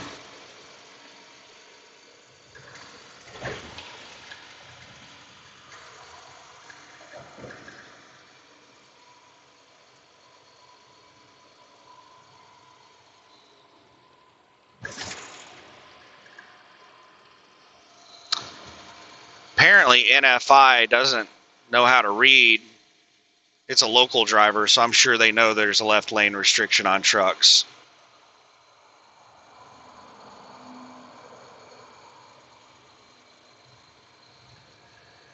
They just probably know it's not enforced. Most left lane restrictions are not enforced. The only place that I've seen them enforced is Georgia.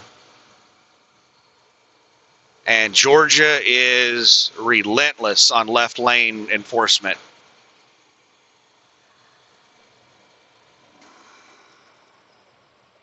I was driving north on 95,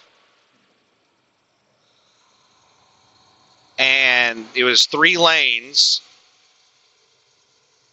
and the truck in front of me was swerving all over the place. I don't know if they were drunk or distracted or fatigued, but they were just swerving all over the place really bad. So I waited until both lanes to the left were open to pass them in case they came into my lane. I could go into the far left lane. So I was behind them for like 10 or 15 minutes waiting for both left lanes to be cleared. And then finally both left lanes were clear. And I got out and started passing them. And sure enough, as soon as I got alongside of them, they came into my lane. And I put on my signal and went into the left lane. And cop lit me up immediately. I pulled over. And the cop pulled over on the right side of my truck in the grass. And I rolled down my passenger window, and he crawls up and gets in my window and starts yelling at me about being in the left lane. And I start yelling at him about avoiding an accident. And he was yelling at me about being in the left lane and cutting him off. I told him I didn't cut him off. I told him I was avoiding an accident. I explained to him what happened. And then he got quiet and he said, "So you know there's a left lane restriction, right?" I said, "Yes." And he said, "All right, stay out of the left lane," and got in his car and left.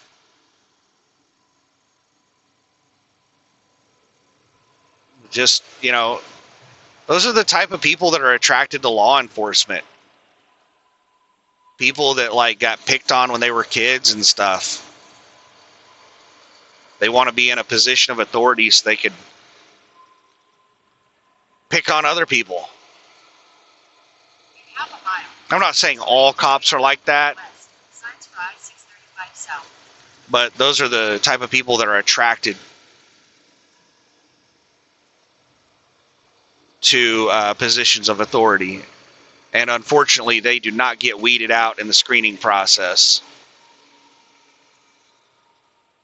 Continue straight to stay on I-30 West, signs for I-635 South, then take the exit toward I-635 South.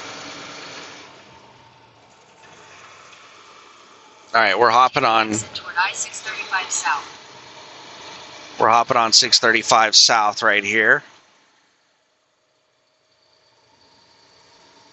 Continue for 9 miles. Why is this car moving over in front of me?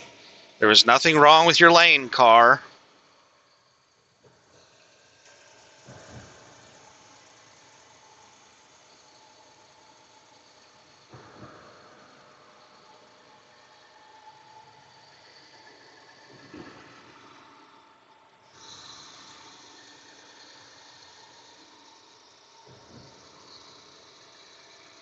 I'm hoping that once I get down to the I-20, traffic will clear up a little bit.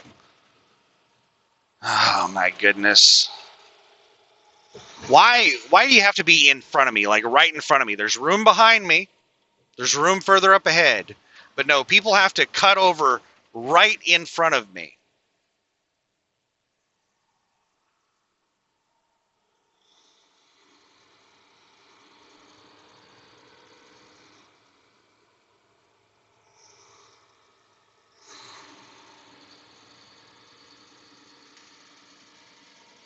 All right, these right lanes are going to start ending, so I need to get over.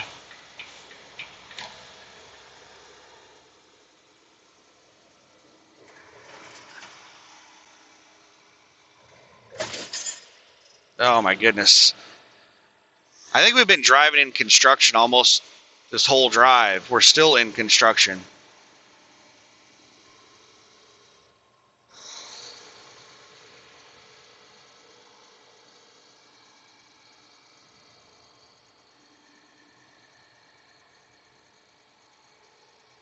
Maybe in 20 years, it won't be such a nightmare to drive across Dallas whenever they finish this construction.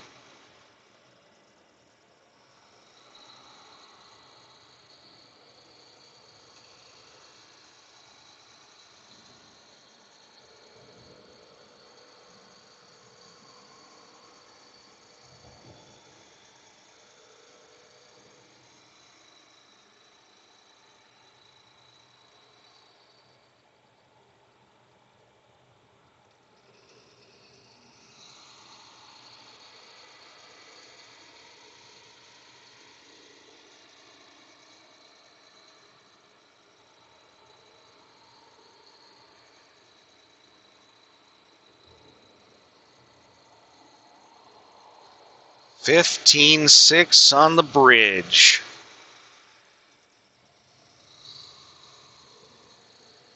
Speed limit is 70. We're doing 63. These are narrow lanes. We're in construction.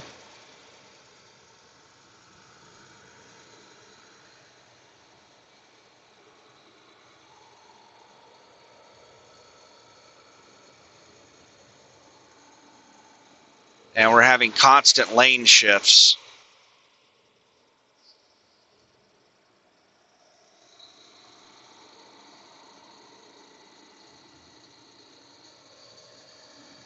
All right, looks like we're into normal size lanes. And end of construction.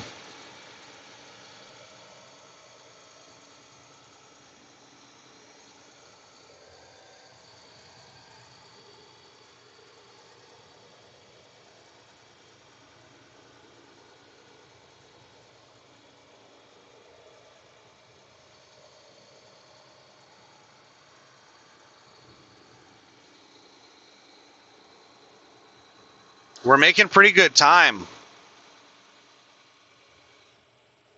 That stop and go traffic that we hit in the construction way outside of town, I thought we were going to be in that kind of traffic the rest of the drive. Just saying, I got to watch out for this car jumping across in front of me to pass that truck. There they go.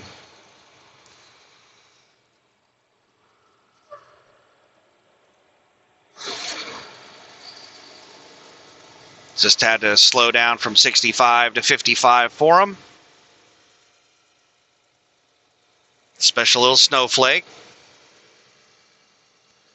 Just pull out in front of a vehicle so that you don't have to waste your time. Just, you know, make me hit my brakes.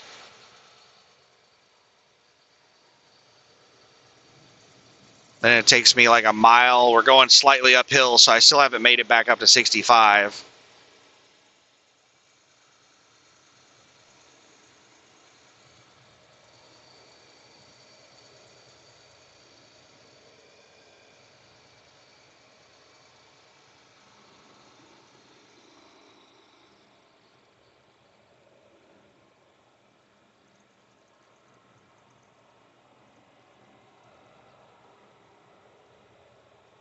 All right, my plot point is in 4 miles.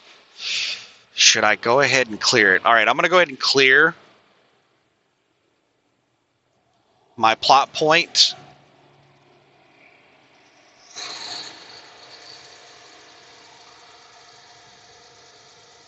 End road work. I didn't even know we went into another construction zone.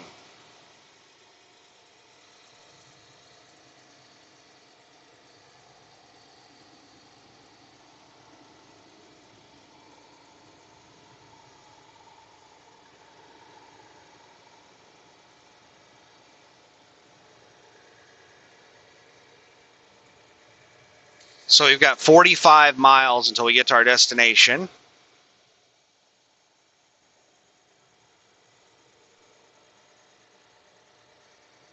And Google is telling me that there are slowdowns.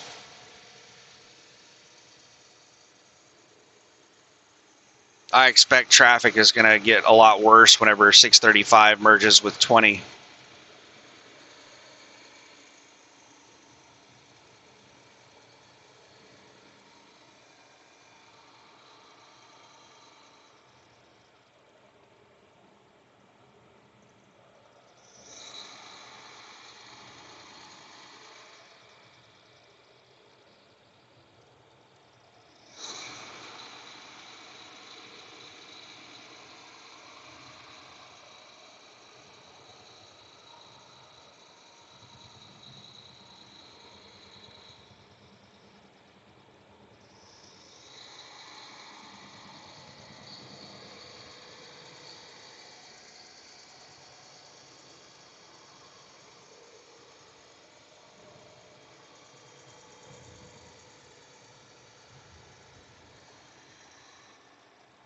Yeah, we're moving really good. I did not expect traffic to be this nice across the Dallas area. Just a second here. Merging traffic is pulling out in front of the people in the right lane. Got to watch out. Whenever this happens, you have to watch out for, like, people drive like panicked animals. And if their lane slows down suddenly, they'll start freaking out. All right, we got a lot of brake lights coming up. Let's go ahead and slow down a little bit. I see people flashing their four ways.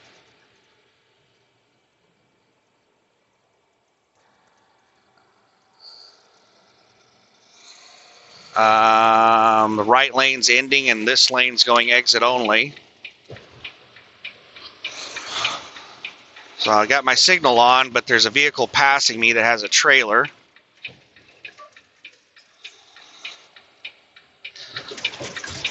Looks like the pickup behind me is letting me in. They flash their lights at me, let me know it's okay to come over.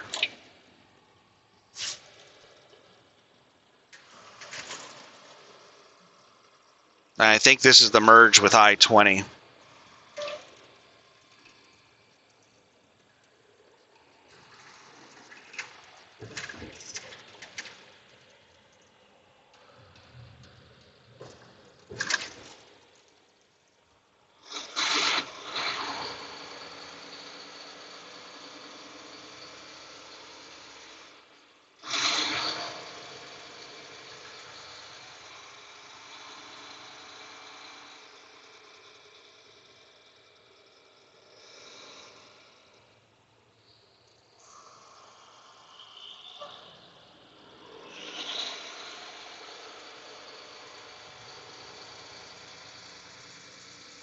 Bear with me while we get situated on the interstate here.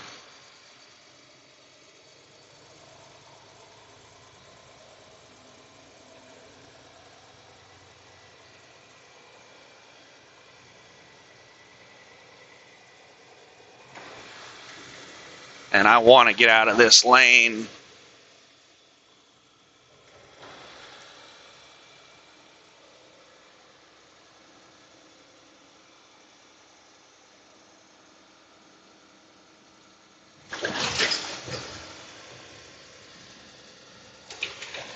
All right, we got an opening. I'm going to go ahead and get out of this lane.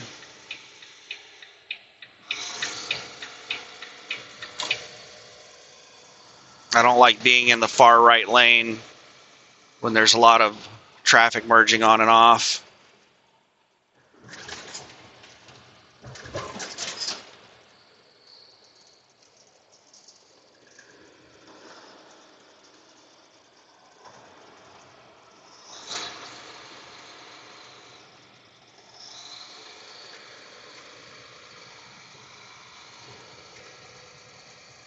We're doing 63 right now. Moving pretty good, but Google's telling me there's a delay up ahead. Oh, there was too much space. Schneider was like, I'm taking it. So now we're slowing down to 60.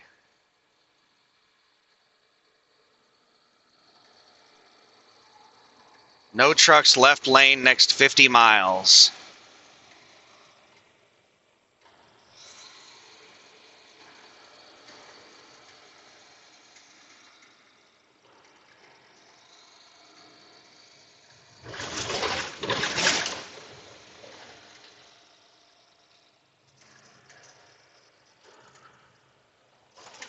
What a moron. This idiot just weaving through traffic. This special little person that we're all just in this person's way. Like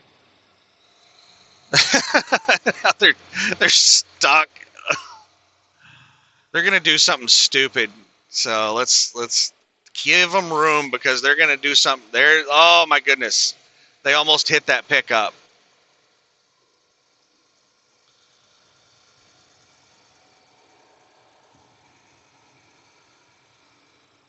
The people like that should not have a driver's license.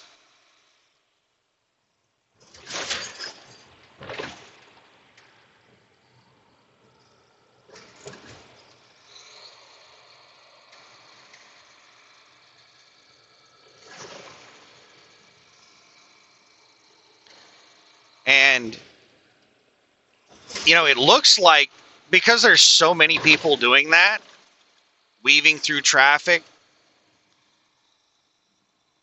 driving like an asshole, it makes you think that like the majority of drivers are like that. But if you notice, most of these people are not doing that kind of stupid crap.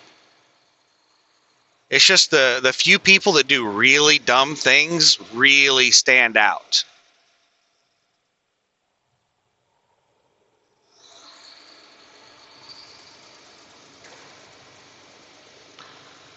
And that's something that I wish more people would try to wrap their minds around,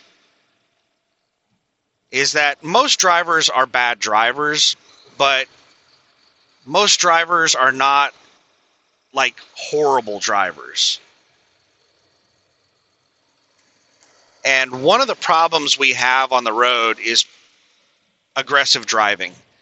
And whenever you're tailgating the person in front of you, trying to block people from cutting you off, that's aggressive driving. You're not going to stop stupid people from doing stupid things. People are going to cut you off. If you make it to where there's very little space for them to cut you off, then you're just making it more dangerous. They're going to do it anyway. And when people have more space around them, they get less panicky. They calm down. Because, like I said earlier, people drive like panicked animals. So whenever they get into a spot where there's space and they're not worried about people cutting them off and everything's chill, they relax a little bit. I mean, people drive like cats. Like, now they're nice and chill, but if traffic starts slowing down, they'll start freaking out. It's like cats freaking out or something like that. And they'll start jumping lanes and doing all kinds of stupid crap. But we're just cruising down the road like this. Everything's nice and chill. They calm down.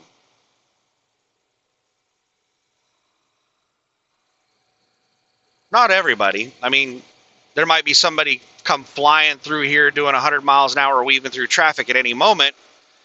And if somebody does that, then it will scare a couple of people. And they'll start panicking, and they might jump out of their lane and start weaving through traffic as well.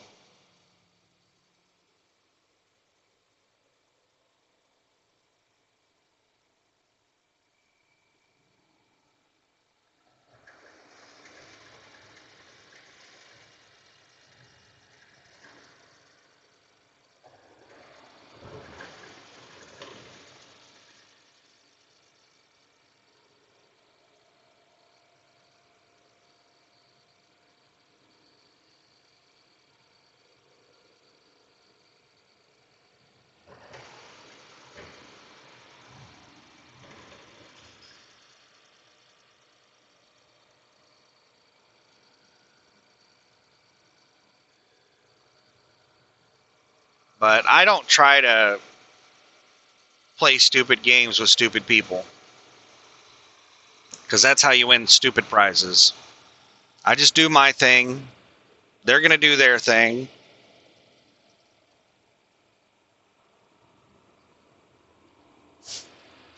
All right. Let's back it down. Traffic just slowed down quite a bit in front of me. We just dropped 10 miles an hour, and we're still catching up with them.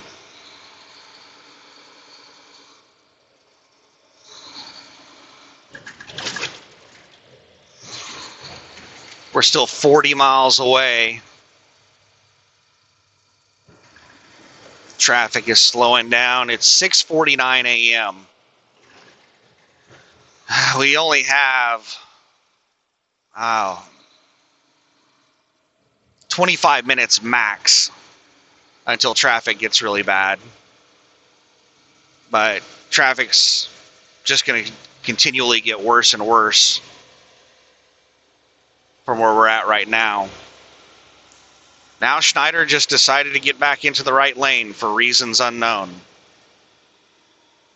They moved over in front of me for reasons unknown, and now they're moving back over to the right for reasons unknown. They just saw space and they had to get into it. Maybe they got an exit coming up.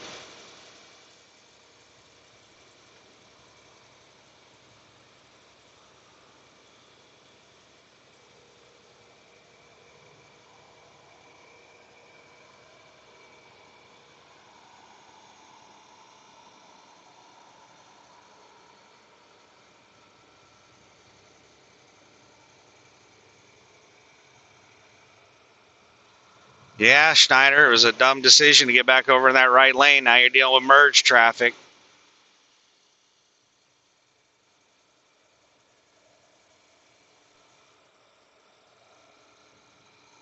But hey, there was a lot of space. You had to get into it, didn't you?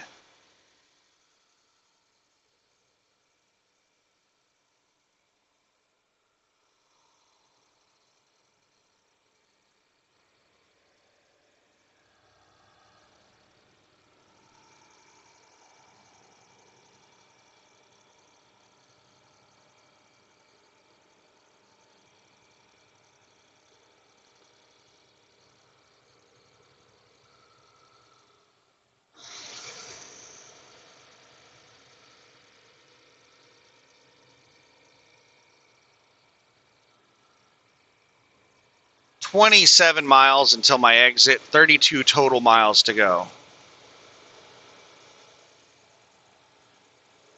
I think I think I was looking when I think I said it was 40 miles just a couple minutes ago. I think I was looking at Google's ETA.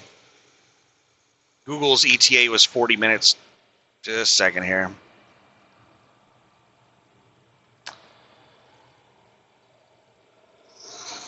Gotta slow down. All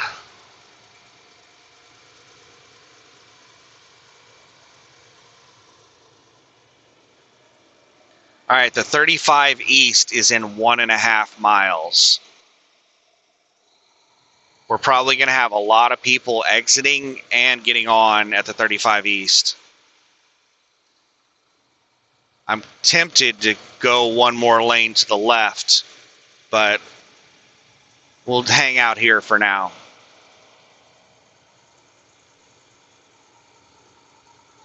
Traffic isn't slowing down, so looks like it may not be too bad with the merge on and off traffic.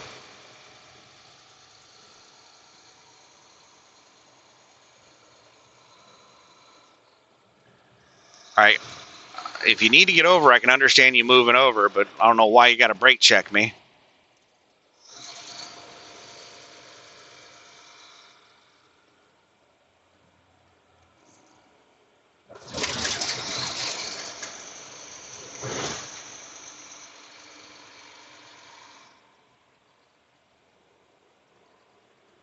All right, people are starting to stack over in the right lanes. Oh, we're stopping.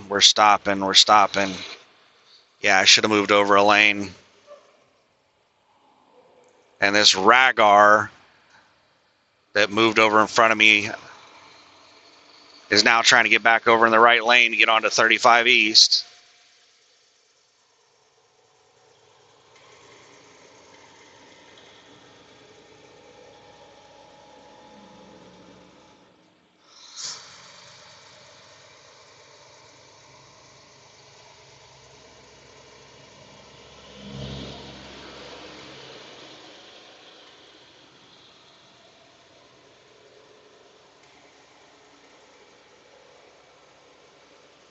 We're back up to 55 and it's trying to accelerate, but we're going uphill.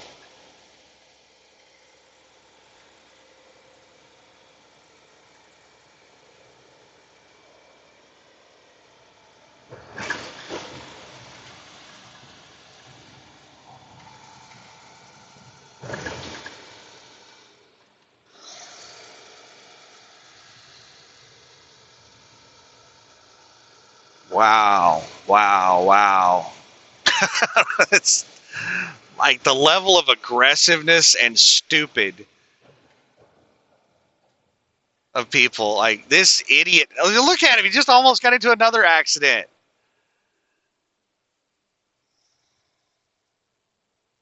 What the hell, man?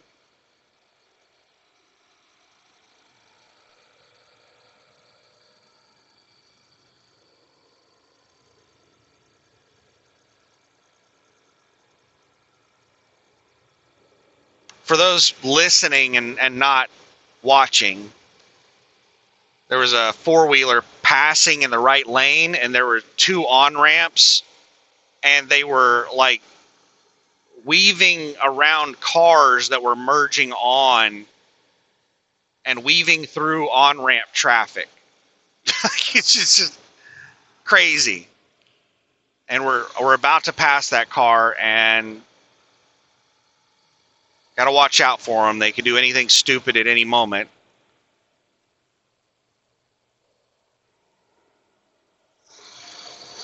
All right, they're taking the exit right there. There's a young girl. I was curious to see like what the person doing that level of dumb looked like.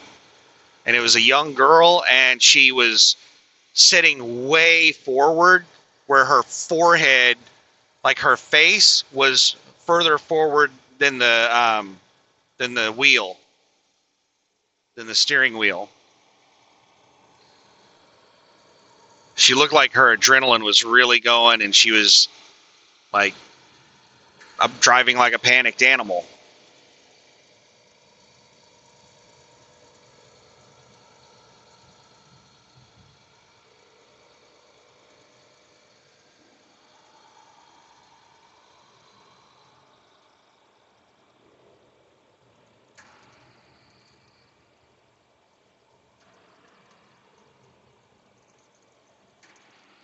All right, this pickup's probably going to keep coming over. Yeah.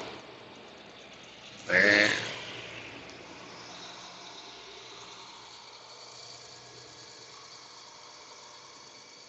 "26 miles to go, 22 miles until the exit."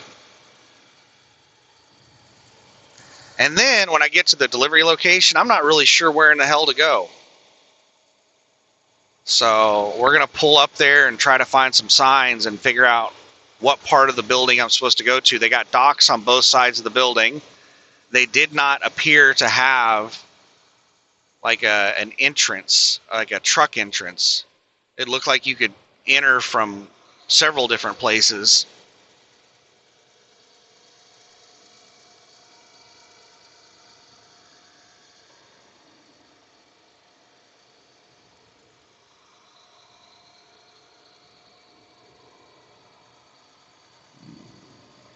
A second, I'm creating some space in front of me because I know these four-wheelers want to get out of that right lane and get around that truck. They're going to do it whether I create space or not. So if I don't create space, they're just going to do it really close to me. I want to hurry up and get around Crete so that I don't have to worry about people in that right lane cutting me off to get around Crete. Looks like Crete's not even the problem. There's a Jeep that Crete appears to be wearing as a hood ornament. All right, now I'm going to close off some of this space.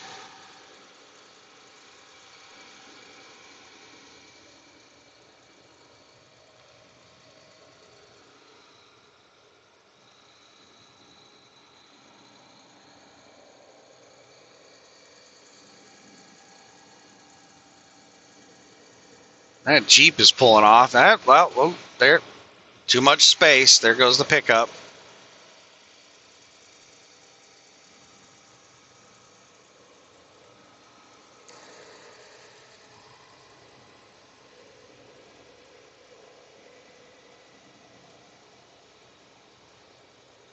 And now that slow Jeep just moved over into my lane.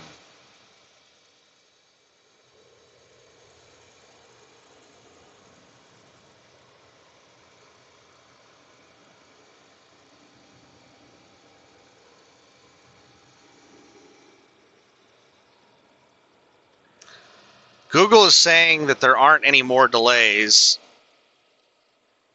which is good. This is what I was hoping for. getting. This is the reason I did not want to go through the center of town. I wanted to take the 635 down to 20. Is because I was hoping traffic would be better later in the morning down here on I-20 rather than driving right through the middle of town.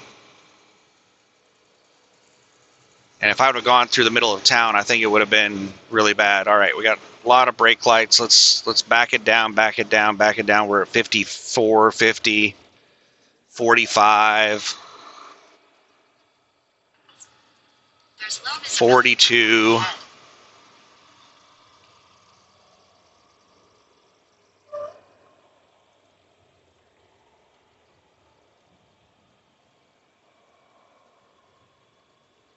That right lane's going exit only. Does Crete need to take that exit, or are they going to need to get out of that lane?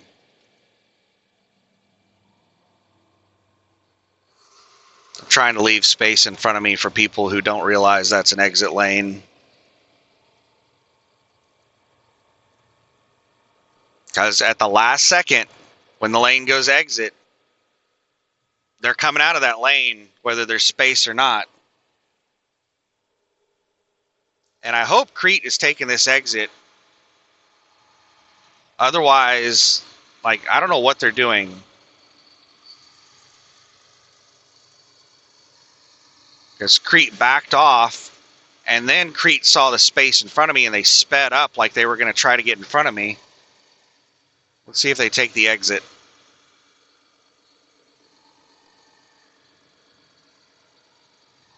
Yep, they took the exit.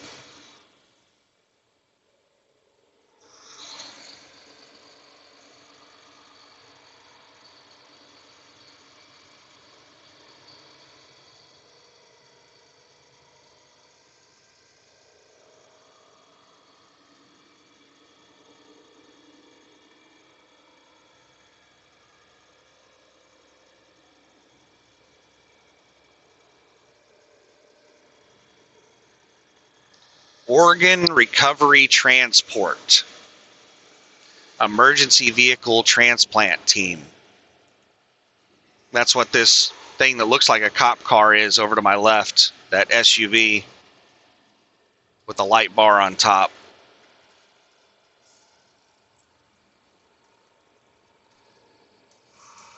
I doubt they're transporting organs right now. Otherwise, they'd probably have their lights on.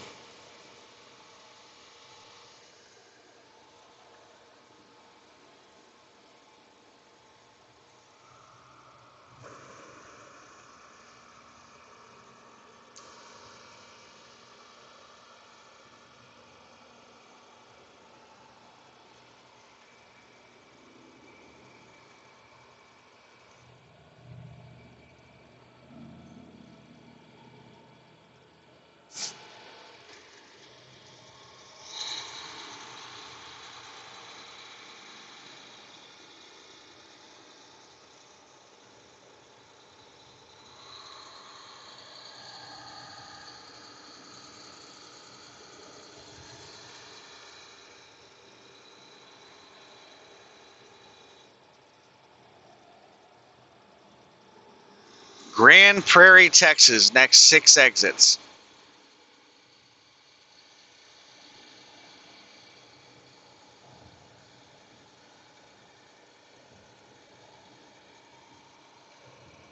We have 15 miles until our exit. We're doing 67 right now. We're really moving, but we're about to slow down.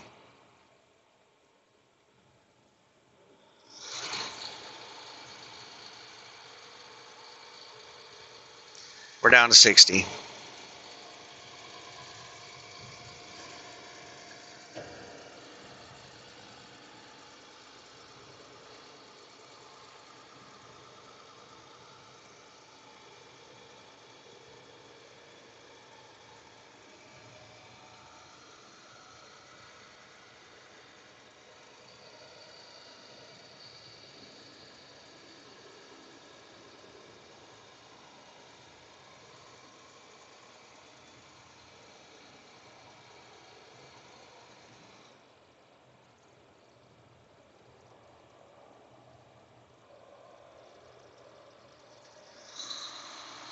Alright, gonna have to keep an eye on right lane people jumping out of that lane. It looks like traffic is slowing down up the top of the hill.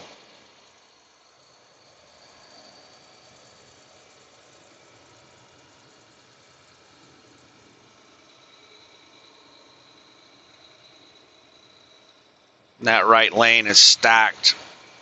A lot of people have an exit coming up.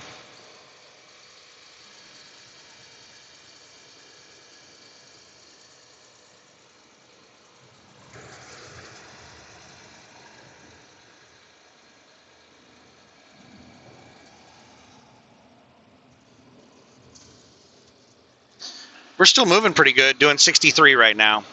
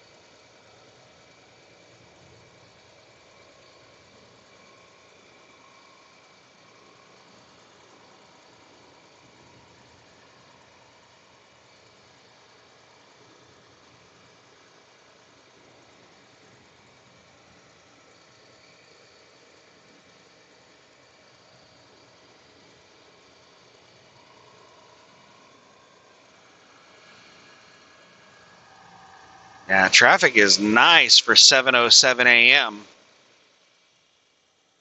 But we are kind of heading away from town, and we're a decent ways south of town.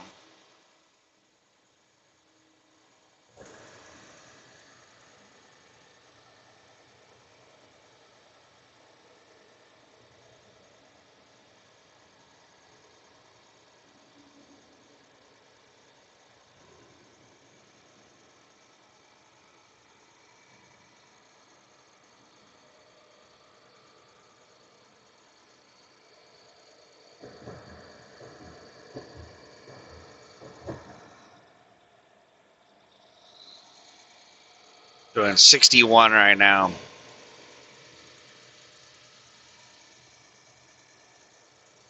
'62.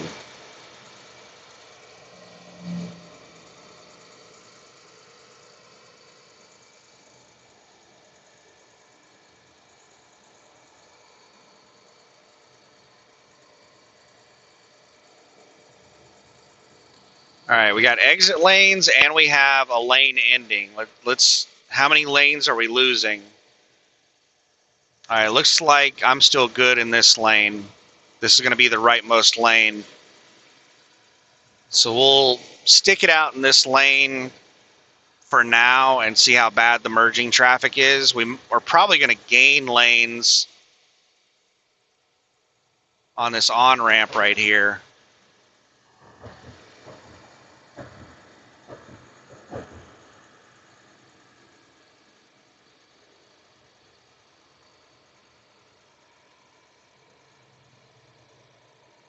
Yeah, we lost lanes on the off-ramps and gained them on the on-ramps. Just a second here. This idiot doesn't realize they have their own lane, and they turn their signal on to get in front of me, and then they realize they have their own lane.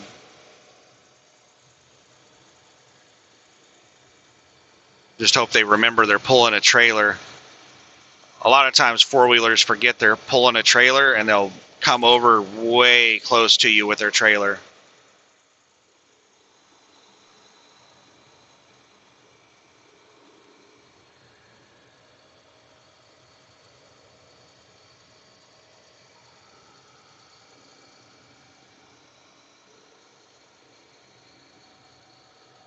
Yeah, this has been like a really chill drive across the Dallas-Fort Worth area. This is not normal. This has been like not bad at all. So I'm only about 10 miles away, 13 miles total, 8.7 miles until my exit. It's 7:10 a.m. and I'll probably be there somewhere around 7:30 a.m. So I had very little delay, probably about 25 minutes delay. If I didn't have any slowdowns, I probably would have arrived like 25 minutes earlier.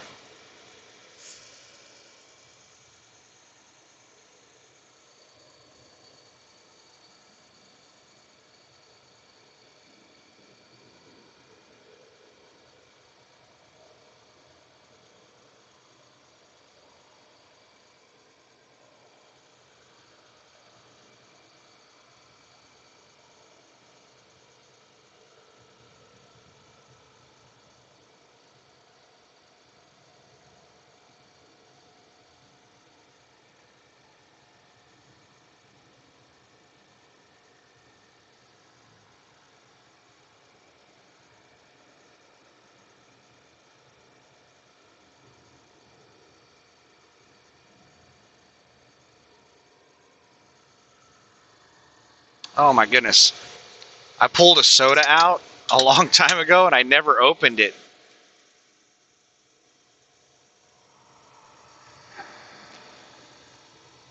It's an orange, yummy. All the sodas in the Magic Soda cooler are good except the lemon lime ones.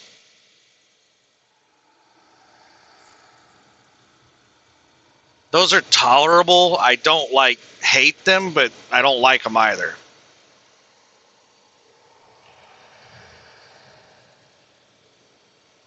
What I'll try to do is whenever I'm parked and I don't feel like drinking water, I feel like a soda.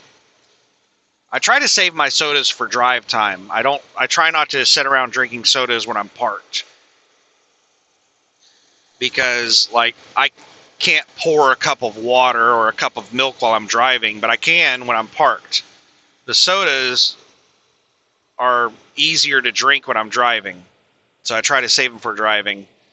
And when I'm parked and I just get in the mood for a soda, I don't feel like drinking water or milk, then I'll try to drink the lemon lime ones.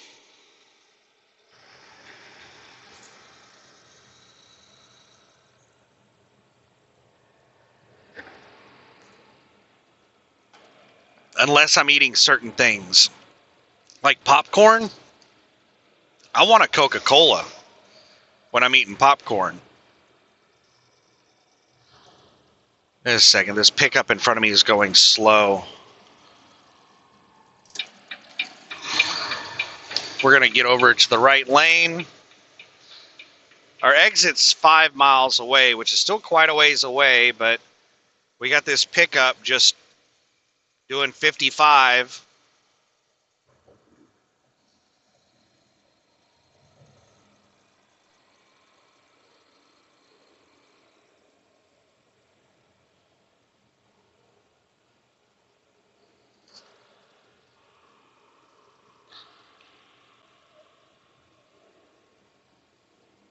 Just a second here, this four-wheelers, they're going to race and get in front of me. I was figuring out what they were going to do. Were they going to get in front or behind me?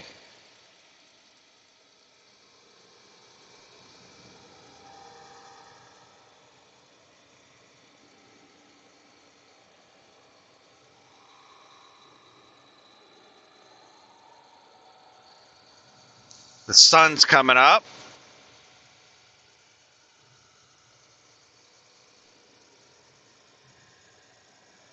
All right, I'm going to go ahead and get over because traffic is slowing down in the right lane. People are stacking up for exits, and we're still 4 miles away from my exit, and Google is telling me it's a left lane exit. Oh, crap. You know what? I don't think that's my exit. I think Google is doing that stupid crap where it tells you, oh, keep left to stay on the interstate. Don't take this exit.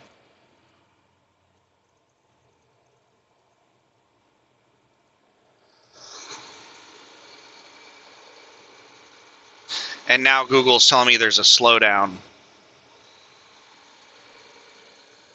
So yeah, I don't have an exit in 3.3 miles. That's just Google being dumb and telling me, hey, keep left, don't take this exit.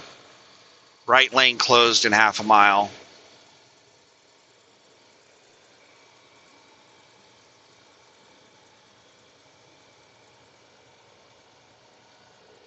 Get after pickup.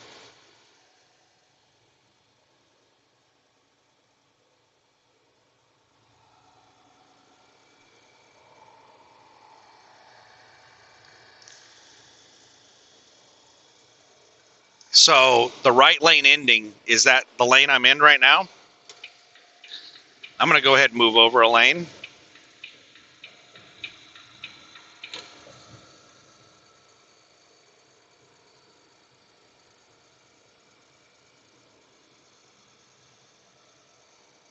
Because I don't know which lane is ending, and even if it is ending, because we're gaining and losing lanes all the time.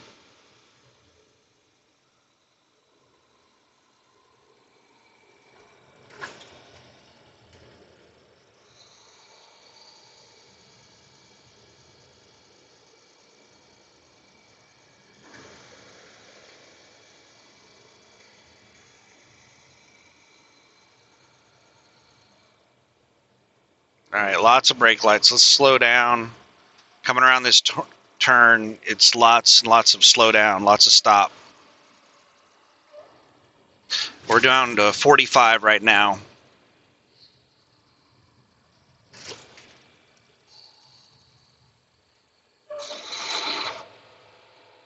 33.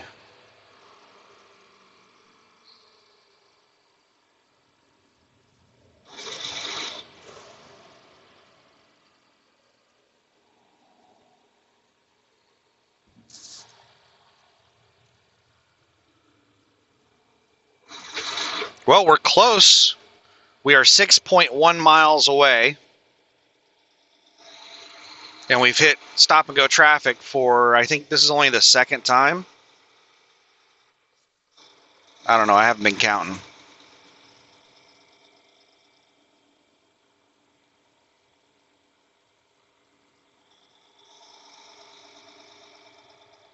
It looks like this is backed up because of the merging traffic. There's a massive amount of vehicles merging on from the right. Not sure what highway or interstate or whatever that is that's merging on from the right.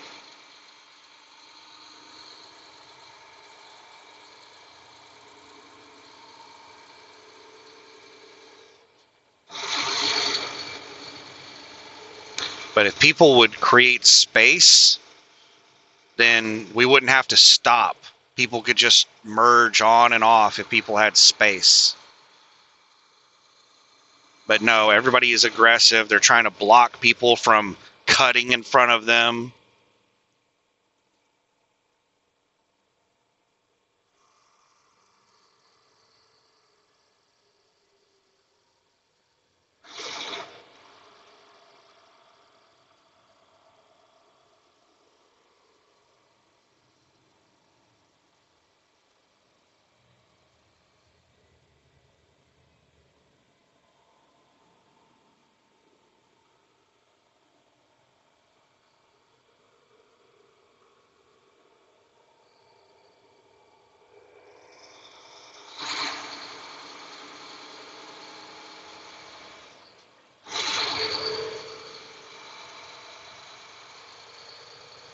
When you have space, it allows people to get into the lane that they need to be in.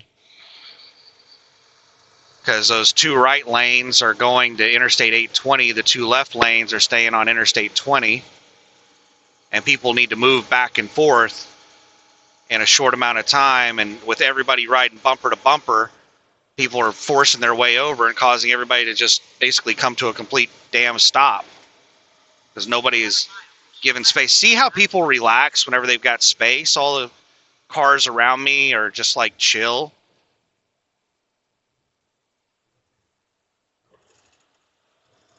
I mean, you do have, there's always that small percentage of people that are just going to drive like maniacs. the special little snowflakes. Continue on I-20 West for 3 miles. But those are the stupid people, and you don't want to play stupid games with stupid people. They're going to weave through traffic. They're going to do dumb stuff no matter what.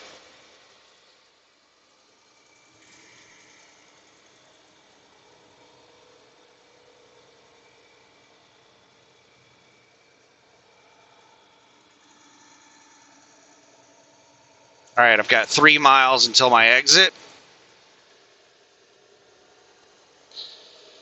So I need to start making my way to the right. Once I get past Central Transport, there's an opening. There's a pickup passing.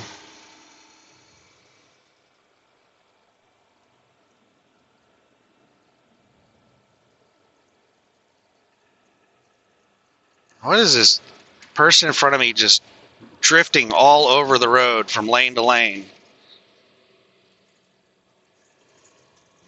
All right, this isn't good.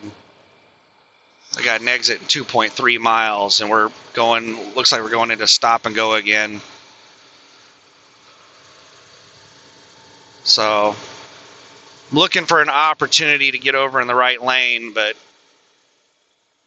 not a whole lot of space.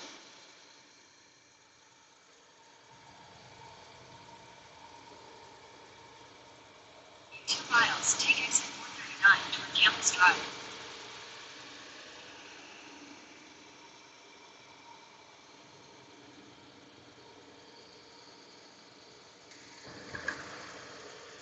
One and a half miles.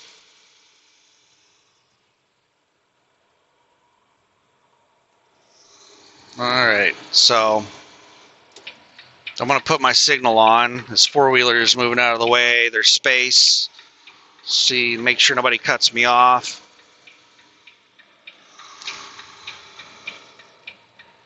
All right, we made it. 1.3 miles. We're exiting on Campus Drive. Right there's the sign, for the construction sign says Campus Drive is in 1 mile.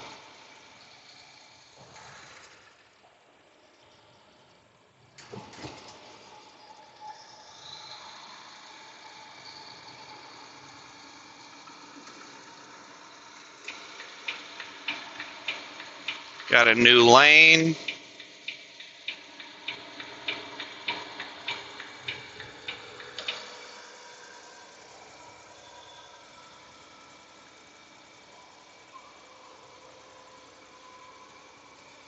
.7 miles.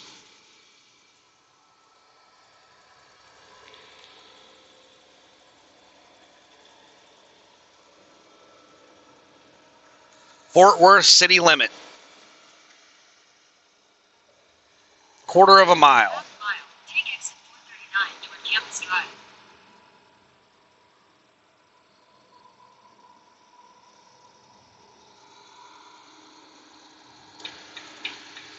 All right, is there anybody merging on? This is a shared merge lane. There's a car a couple hundred feet back. Then merge onto Southeast Loop 820. It's hard to see because of the morning sun coming in the mirrors.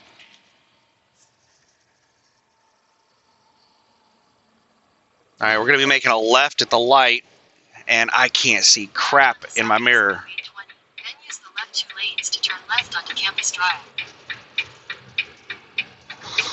I can't see much of anything. All right, now I can see a little bit.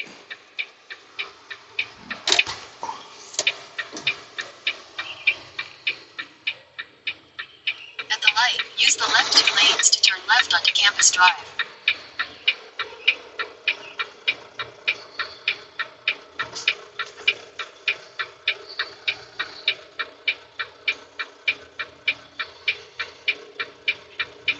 Alrighty. What in the hell?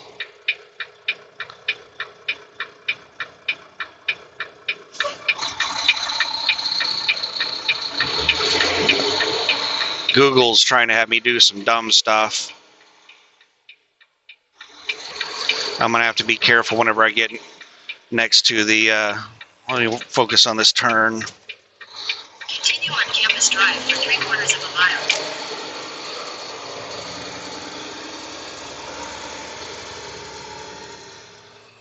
Cars are not turning into the correct lane.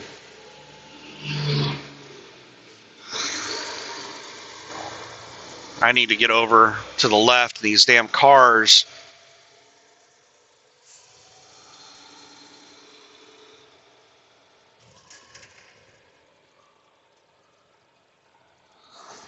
Come on, asshole.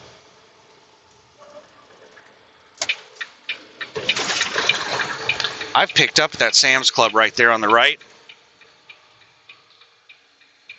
Looks like it might be shut down, not in business anymore. But when I was on the Walmart dedicated, I picked up a load from there. In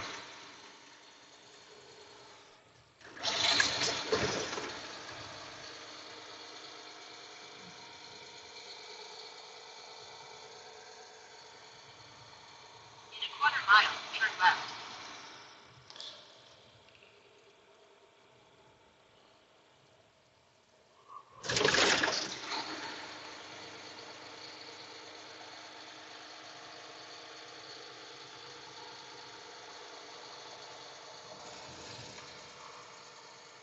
Take the next left, then turn right.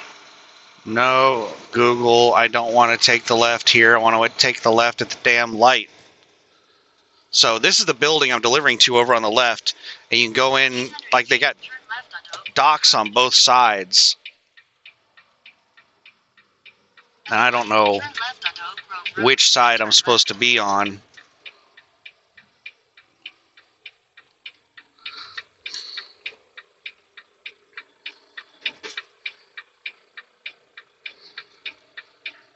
So we're going to come in from this side since it's easier to get in and out on a light.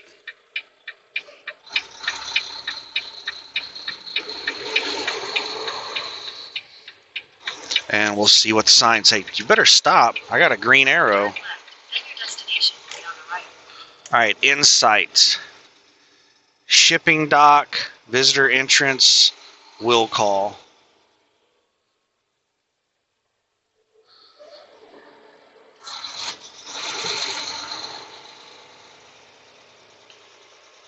Your destination is on the right.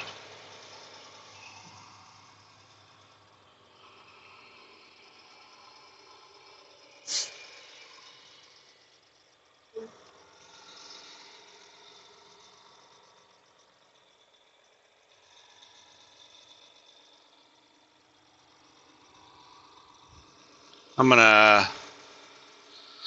think I'm gonna leave the camera rolling while I get out and ask. Be right back.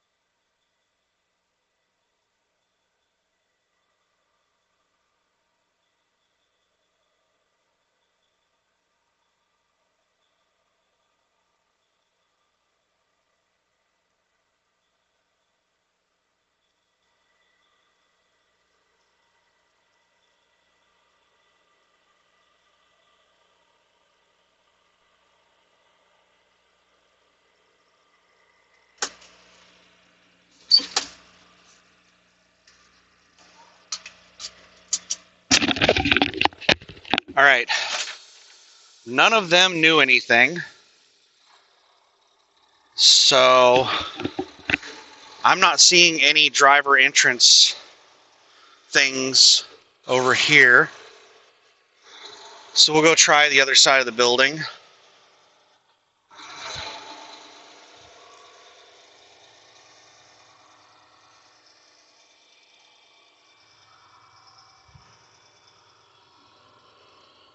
All right, clear.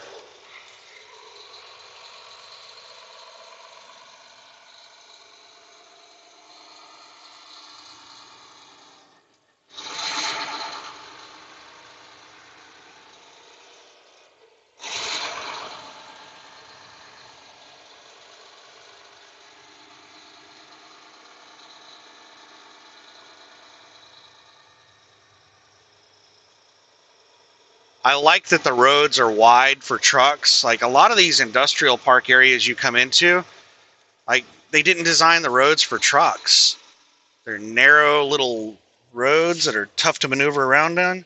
There's another flatbed with the same, hauling the same kind of load as the last one.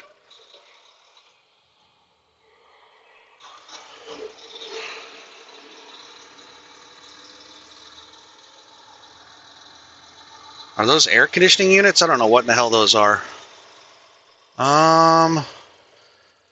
Insight. Is this the check-in? Driver entrance right there.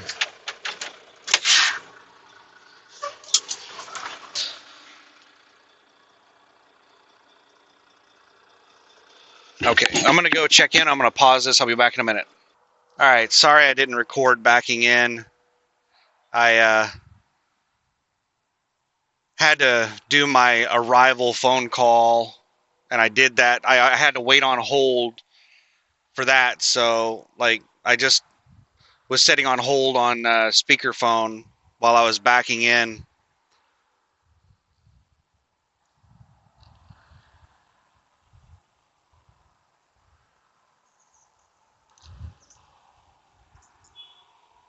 And this Western Express flatbed driver made the back end a lot harder than it should have been.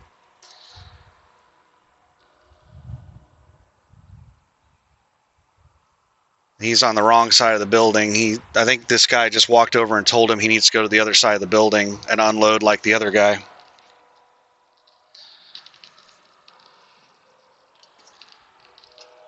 And it stinks around here. It smells like a garbage dump, you know, like wet trash. I wonder if there's a dump nearby. But it looks like Western Express has been camped here overnight. He's putting back his curtains, getting ready to roll. So yeah, they're already unloading me. I'm locked into the dock. They put me, you know, I went in and checked in with them. They got me straight into a dock. And like, this is a really easy place in and out, it looks like. So this is awesome. This means that I should be getting out of here early enough that I can probably get a DOT inspection done today. Like whenever I get to Oklahoma City, I can drive straight over to Conlin Tire and hopefully get a DOT inspection done and see what they're able to fix on the trailer.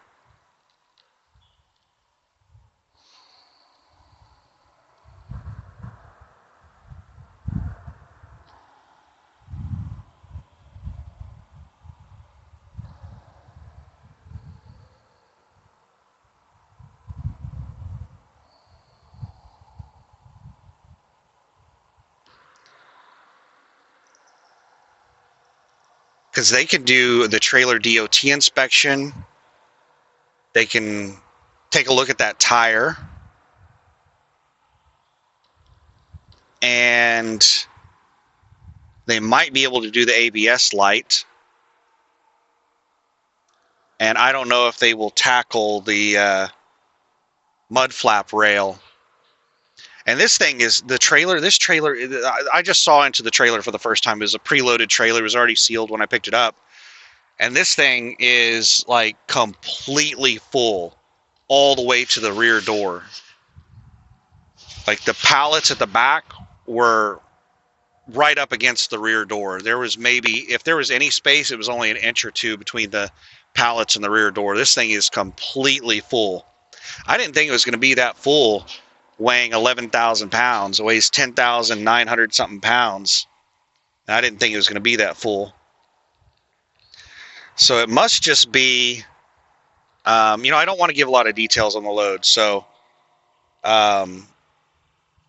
my suspicion is that it wasn't really high value stuff. I think it's probably just containers. And just all the loads coming out of that facility, they consider them high value loads, even the ones that aren't really hauling stuff. Like, like with Google. With Google, you haul a lot of computer equipment, but the team drivers haul the actual computers, and then solo drivers like me, I will haul like containers. Like I remember hauling a load of what I was told was computers, and it wasn't. It was just like chassis for computers. It was computer chassis. It didn't actually have any components inside of them. They were all just like the plastic like containers or chassis that you put servers inside of. And I think that's kind of like what I'm hauling in this load, is just like containers that something valuable goes inside of. Because if all of those pallets had actual stuff in them, it would be more than 11,000 pounds in this trailer.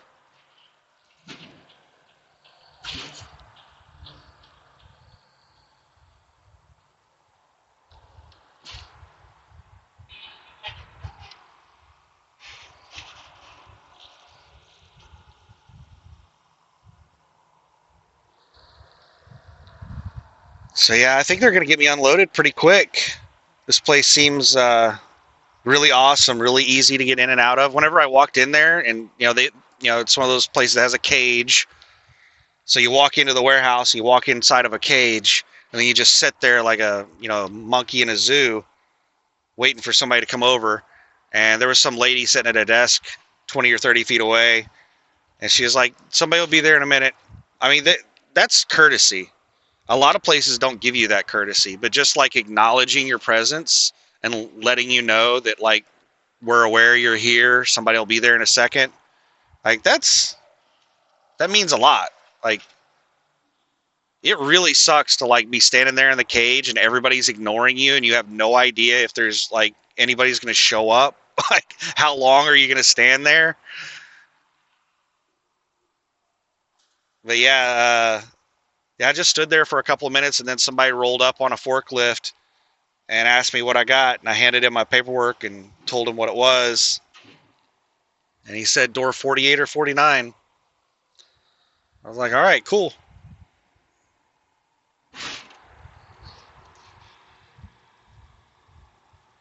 And we just happened to have Western Express parked right in front of the damn doors. And I'm not sure what the depth perception is like on the camera, but yeah, Western Express is parked so close that I had room on either side of them. Why are they doing a pre-trip just to like go to the other side of the building? And why would you kick your steer tire? Like this looks like somebody that doesn't know how to do a pre-trip that's like pretending to do a pre-trip. They're going through the motions of acting like they're doing a pre-trip, but they don't know what they're doing.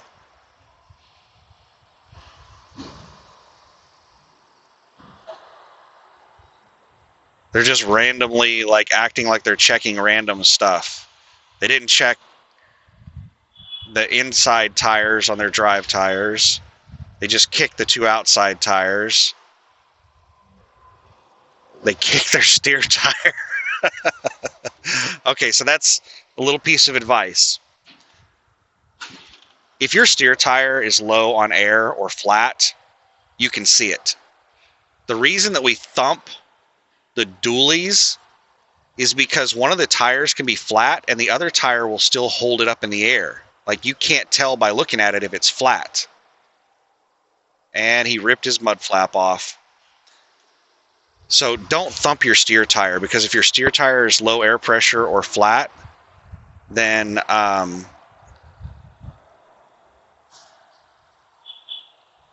you can see it. You don't need to thump it. So why did he rip his mud flap off? So that's a little piece of advice for new drivers. Whenever you're backing up, if there's a curb that's high enough that it can touch your mud flap, if you back up to a curb like that, your mud flap will get pinned in behind the curb and the tire, and your tire will rip the mud flap off as it turns. So don't back up against curbs like what he's backed up to. Don't let your tires touch those curbs when you're backing, or they'll rip your mud flaps off. I wonder if both of his mud flaps got ripped off or just the one.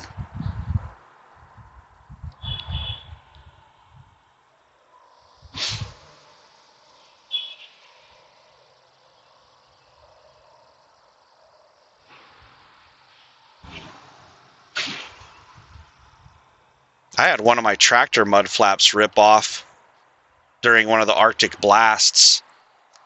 I was bobtail, parked out in front of a Clorox warehouse outside of Kansas City. Is this another person coming over here to tell this guy? Yeah. This is another person coming over to tell the guy to go to the other side of the building, I think.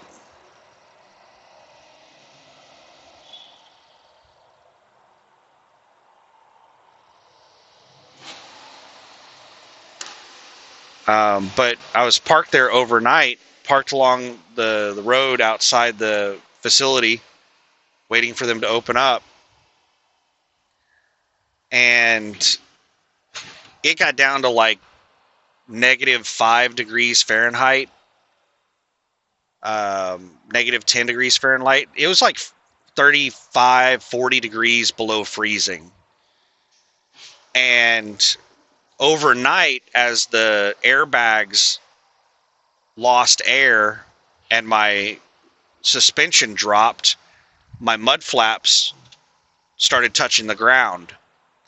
And then the next morning, whenever I started the truck up and the suspension aired back up, one of the mud flaps was frozen so solid to the ground that when the suspension raised up, it ripped off not just the mud flap, but the bar the mud flap was attached to snapped. Like, metal gets brittle in the cold, and it was so cold that like the bar that was holding the mud flap on snapped. And that wasn't the only thing that snapped. That is not how I would have backed into this door.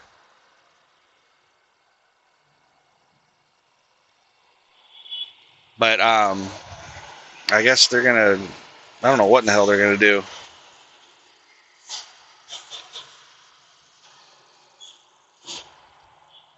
I think they're gonna back into the door to the right of me, but I'm not sure. But also, whenever I was like raising or lowering the landing gear, I think it was raising the landing gear, the bolt that holds the landing gear handle on got so brittle in the cold that it just shattered. Yeah, whenever you get into like really cold weather, things start breaking.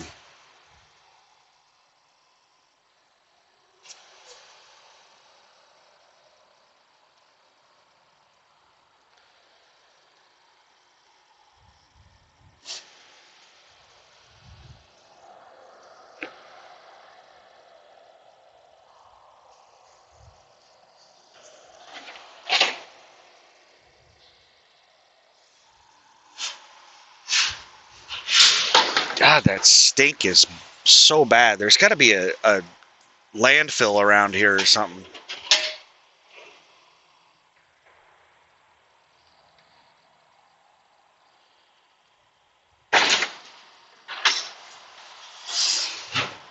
And the place I'm hauling this load for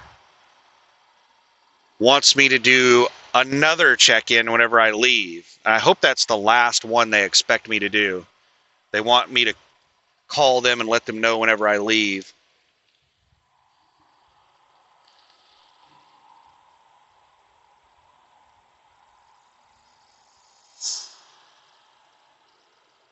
This is one of the reasons that I do not like doing like indirect customer freight, like spot market crap. I think that this agent actually listed this as direct customer, but it's not. I don't want to give too much information about the load because they consider it a high. I don't consider it a high value load, but they do. So I don't want to give out too much information about anything. Oh my goodness, they're already done. I just got the green light. I'm going to pause this, be back in a minute. All right, we are all good to go. I need to get out of the door. There's another local driver waiting for this door. And the other local driver backed into the door to my right. So I need to get out of this door, and I need to, close the doors, get the truck ready to move. I need to do my departed call.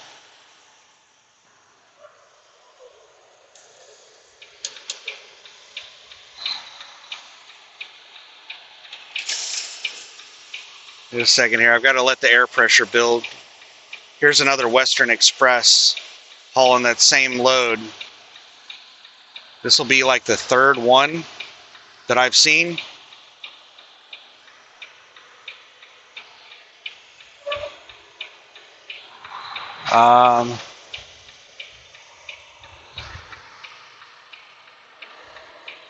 I think they're lost. They just took off driving down the road. I'm going to try to pull over here out of the way to close my doors and do all the stuff that I need to do. I think I can get far enough over here to get out of everyone's way. Yeah, Western Express just kept driving down the road. I don't know where in the hell they were going, but I'm pretty sure that they're supposed to be on the other side of this building. I see them turning into that warehouse over across the street.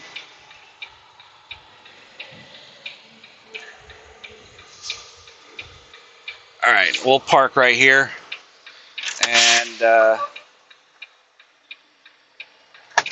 I'll go do my doors and everything.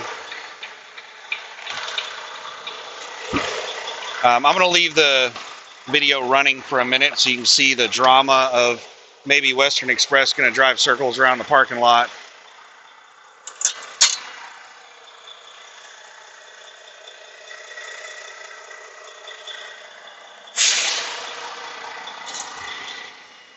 I'm going to close my doors.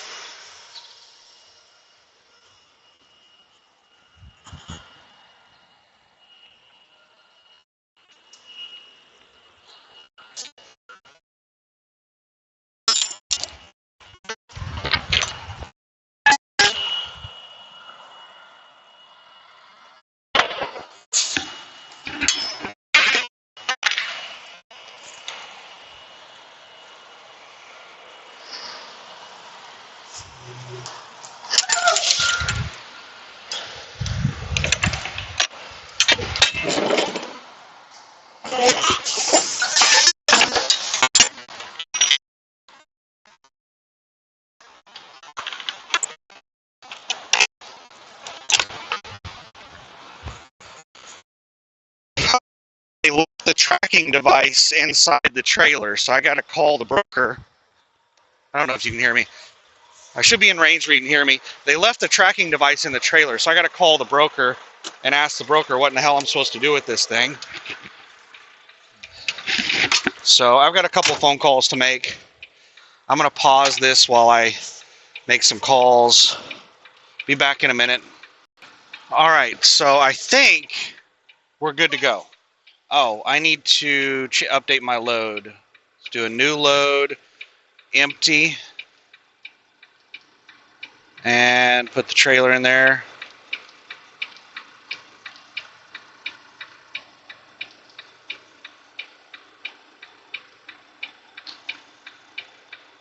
All right. I'll submit the paperwork whenever I get home. I normally submit the paperwork like immediately after I deliver the load. But since I'm headed to the house, I'll just go ahead and submit it at the house or whenever I get there. All right, we're going to drive back around to the other side of the building where the stoplight's at.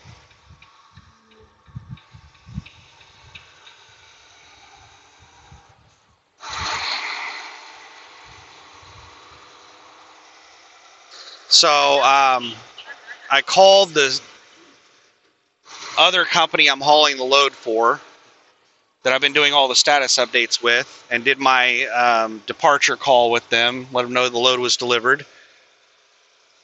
And I asked them what to do with the tracking device. I told them that they left the tracking device in the trailer after they unloaded everything, and they said, well, you can go in there and try to give it to them, but if they won't take it, then you can just dispose of it.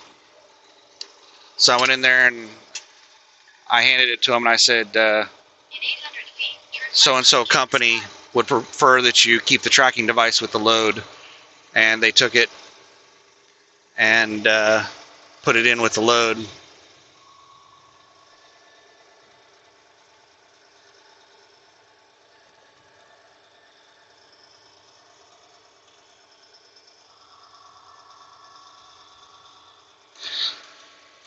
All right, make a left here, and then a right at the next light, and then we're going to get onto a service road and eventually make it onto the interstate. We're going to hop onto I-35 West, At the light, turn left onto Campus Drive. headed northbound. In 1,000 feet, use the right two lanes to turn right onto East Alta Mesa Boulevard. And we're basically taking I-35 all the way to the house. Now, since they got us unloaded early, oh, damn.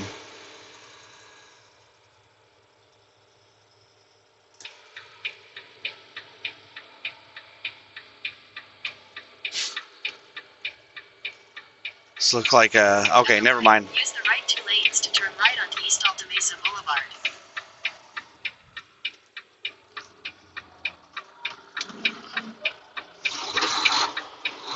Continue on East Alta Mesa Boulevard for 3/4 of a mile.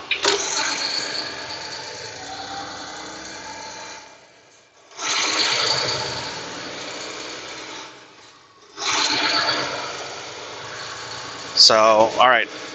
Now we just got a little ways to go to get to the interstate. Fort Worth Police. I thought that cop was going to pass me on the right. They hopped over to that far right lane like they were going to try to go around me on the right.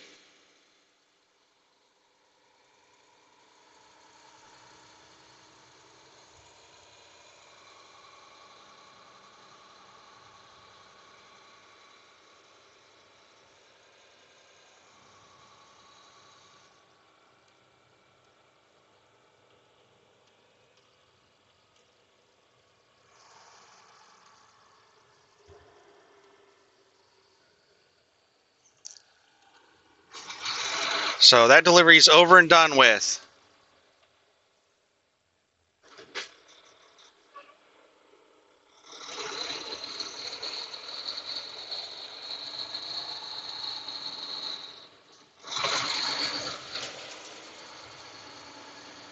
It's going to be, I'm going to get real quiet when I'm getting onto the interstate because I'm going to get onto a service road, and then there's going to be a lot of, I'm merging on from a service road into the junction of 35 and 20, and it's going to be a cluster. There's going to be a whole lot of merging traffic. In a 1/4 mile, turn right onto South Freeway. It is 8:18 a.m. Man, we made really good time. Turn right onto South Freeway. All right, here we go.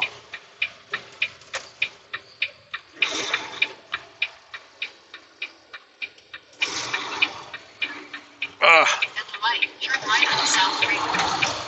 All right, On South Freeway, 3/4 of a mile. I'm going to get over in the left lane. Well, looks like that lane was just ending. But we're going to get over in the left lane because I think it's a left lane on-ramp to get onto the interstate. This is a one-way road, by the way. I'm not driving into opposing traffic.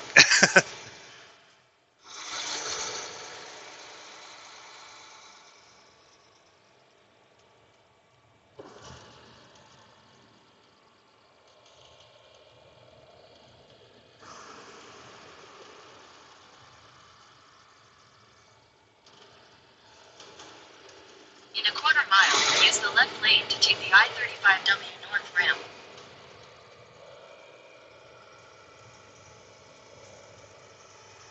All right. Left lane ramp in a quarter mile. There it is. Use the left lane to take the I-35W north ramp, then merge onto I-35W north. I was keeping an eye on that car, seeing if they were going to cut me off for the ramp.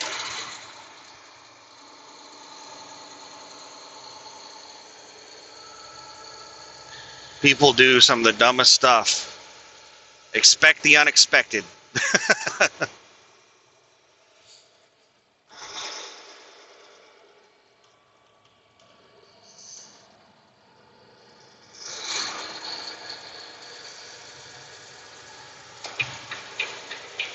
All right. Let's see what we got going on here. I-35W for 6 miles. All right. That car moved over for us. And we got a whole bunch of traffic merging on from Interstate 20. I think I'm going to go ahead and hang out in this lane, though, instead of moving over to the left lane, because I think we're going to be getting a bunch of new lanes. Yeah, we got new lanes over on the right. I do not want to be in the rightmost lane.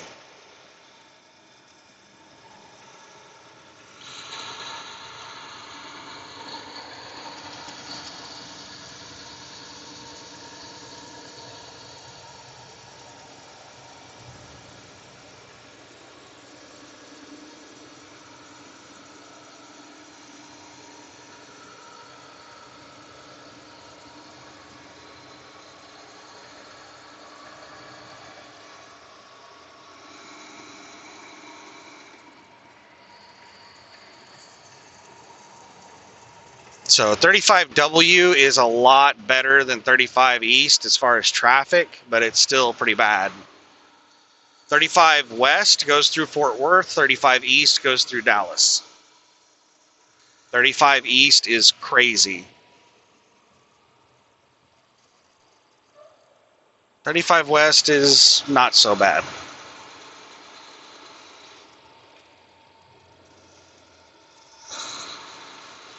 And then the 35s merge back into just I-35 around Denton, Texas.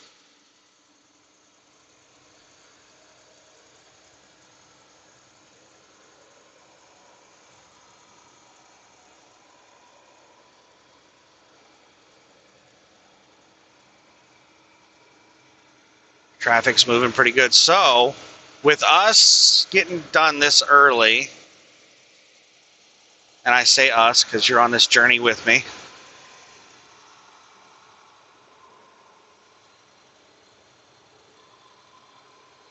it's about 4 hours to get to the house, depending on traffic. It could be as little as like 3 hours and 20 minutes, I think, is about as fast as I can do it. But we'll say 4 hours.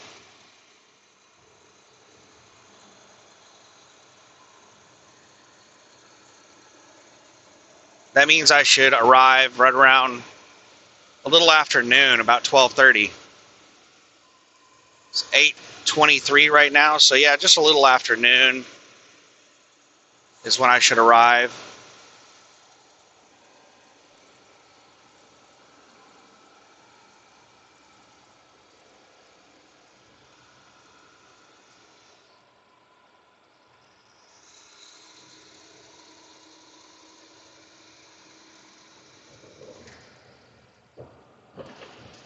Alright, let's slow down a little bit because I'm pretty sure that truck's going to want to get in this lane. Yep, there they go. Car got over in the lane before they could. Blocked them.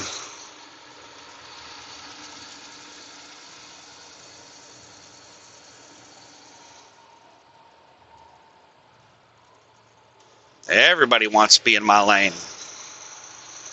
People see space, they just got to get into it.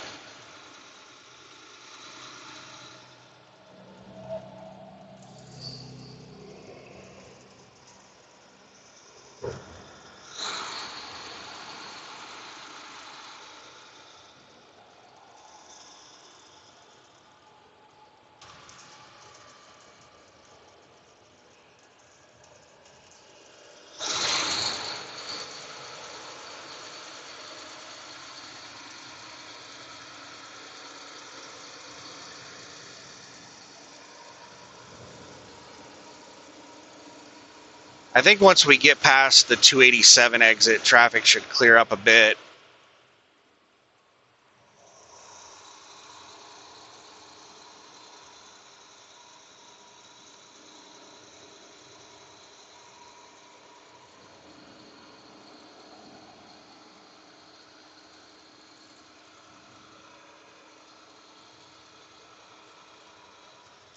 And there is downtown Fort Worth over to the left, the skyline.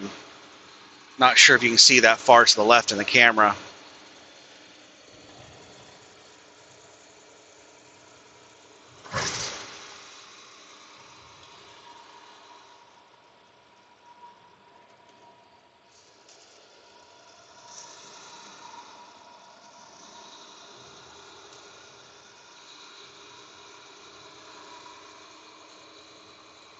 Whole bunch of people just exited onto I-30.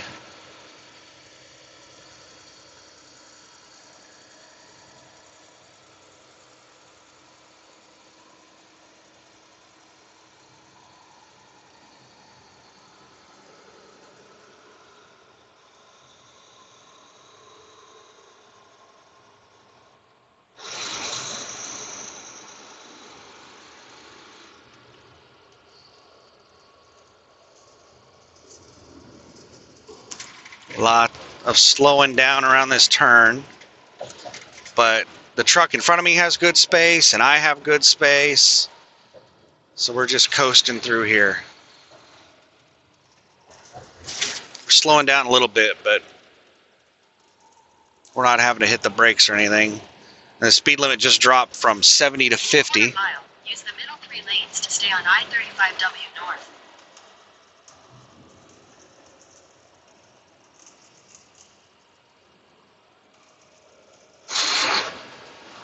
And traffic is coming to a stop.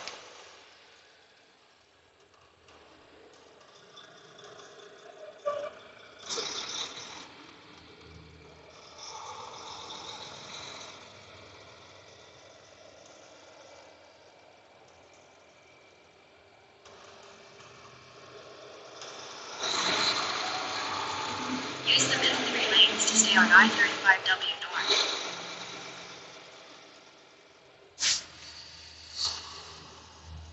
Continue for half a mile.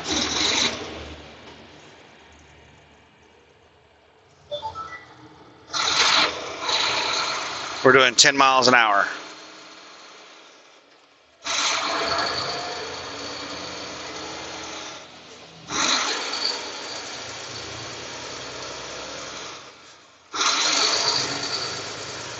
I just love coming to a stop going uphill.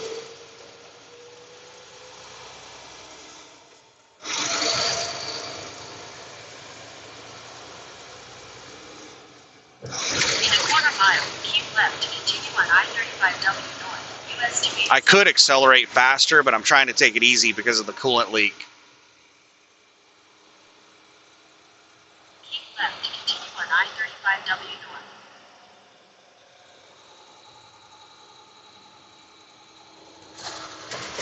Continue for 33 miles. There's another Fort Worth police.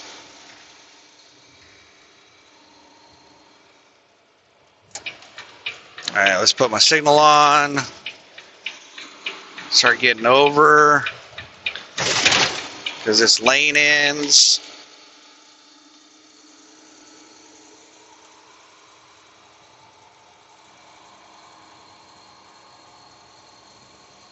At least that's what the signs say. They could have been talking about the service roads, about the right lane ending. But there were multiple signs that said the right lane ends, move left.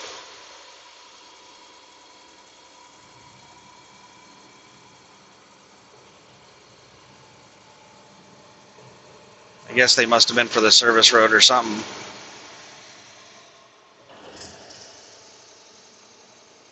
But I like this lane anyway. I don't want to be in that right lane.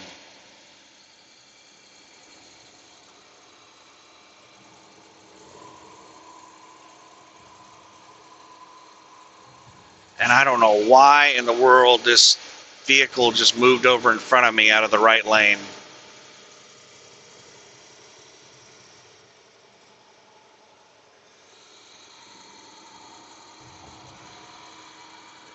Am I going to pass him on the right or the left? Let's go right.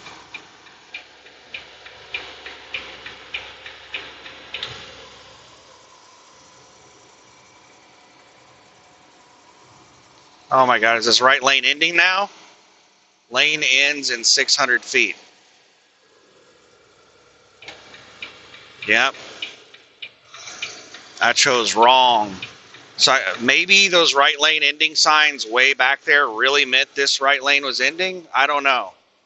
This is just absolutely horrendous signage. Like, no wonder people don't know what in the hell they're doing in the wrong lanes and everything.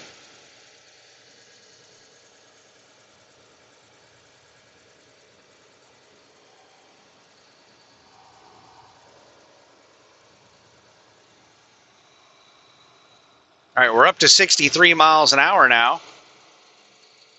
And traffic should just continue getting lighter and lighter as we go further and further north, get further away from the Dallas-Fort Worth area.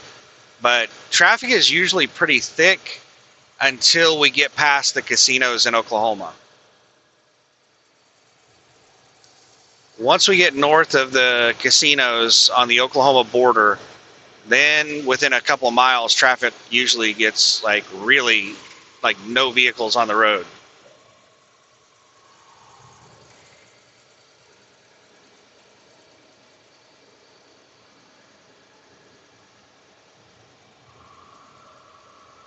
All right, the 820 is in 1.25 miles.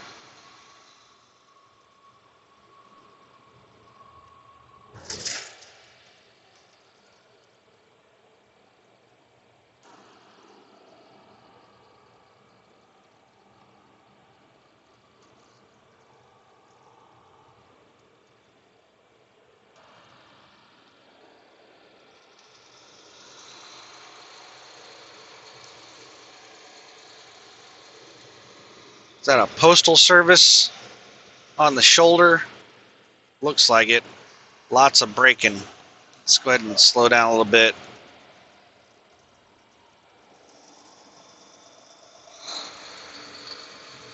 Better get that mail delivered. Wow, that was an actual United Postal Service tractor that was pulling that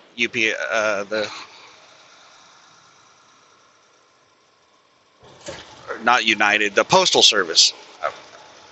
Sorry, I was trying to talk and think about something else at the same time. That was a Postal Service tractor hauling that Postal Service trailer. I think I remember something about the Postal Service ending a lot of their contracts. So maybe the Postal Service is hauling a lot of their own trailers now.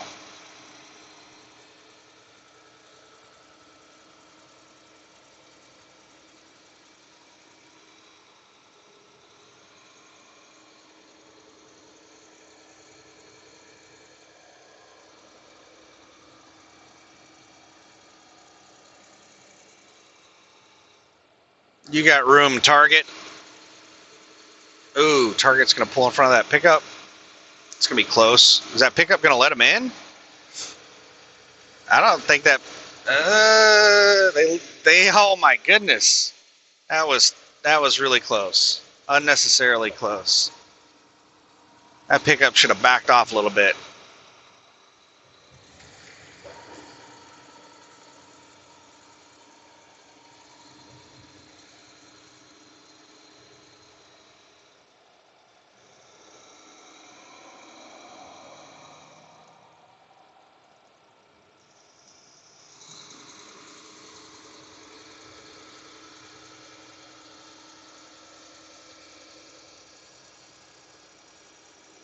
So yeah, now I have to figure out what in the hell I'm doing today. Does Mohawk have an on-ramp? Nope, there's no on-ramp.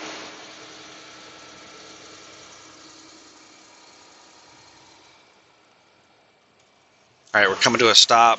Start slowing down. Holy crap. Oh my goodness, oh my goodness, oh my goodness. Oh, you could not see that behind me.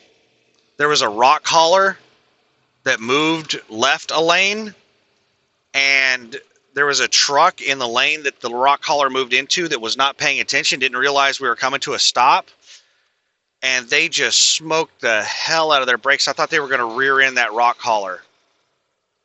They were obviously really heavy.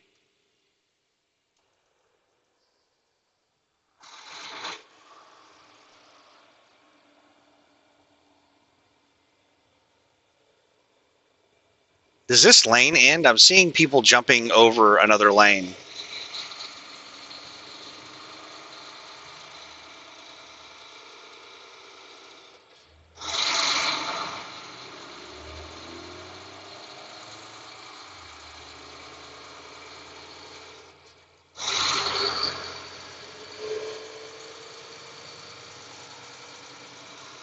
Yeah, this damn lane ends. They don't give you much notice for this crap.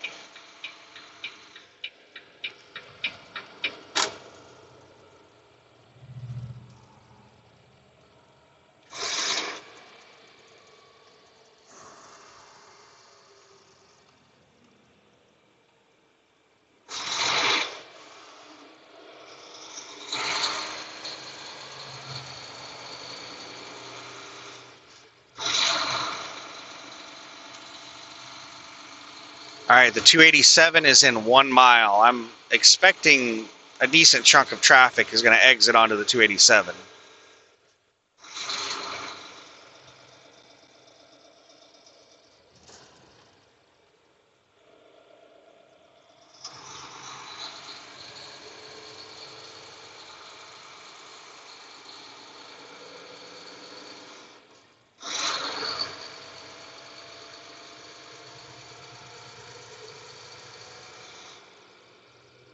Let's keep some space for... There's that Mohawk. They finally found a way to get on.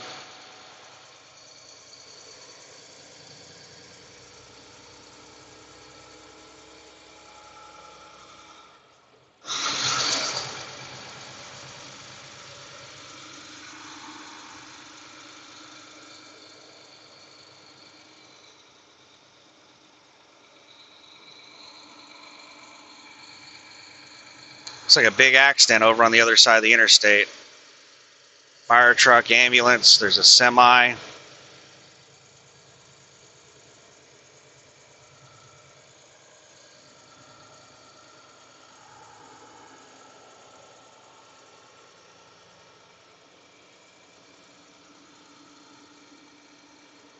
Got to keep an eye on the people in the exit lane because I'm not sure if they're exiting or passing.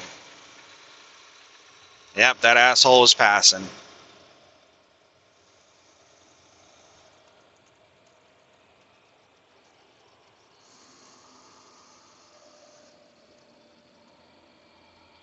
Oh my goodness. Are those cops trying to make it to the accident? Yeah, I think they are.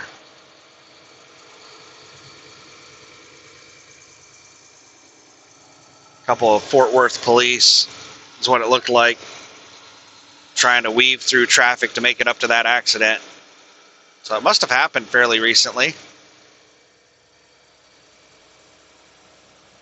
kind of odd that the ambulance and fire truck both beat the police there.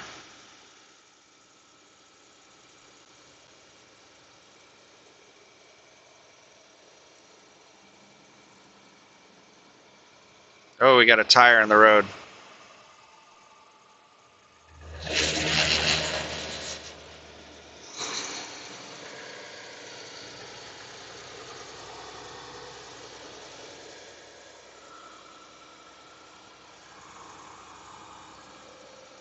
You do not want to run over stuff like that. It can blow out your tires, it can rip out air lines, it can rip hydraulic lines, like it can destroy all your lines, electrical, air, all of them.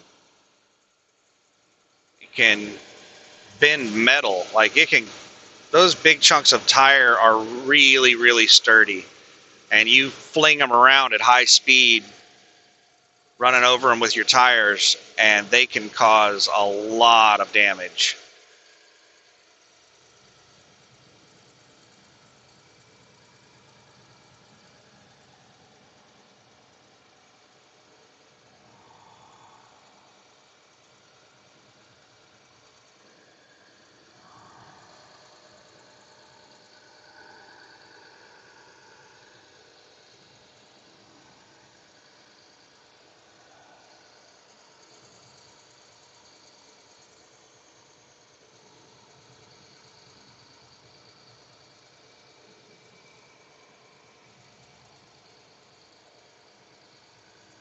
We got Estes coming on.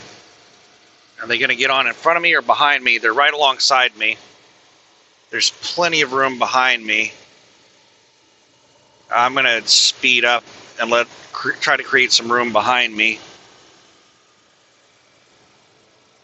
We're doing 62 right now.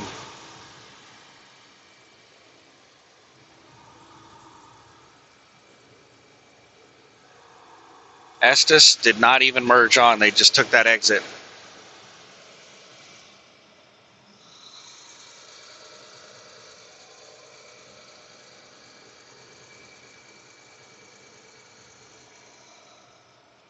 I need to think about what I'm going to eat. I'm going to treat myself to something on the way home. But, so I need to figure out what I'm going to eat on the way home. And, just a second here, we got a lot of merging traffic.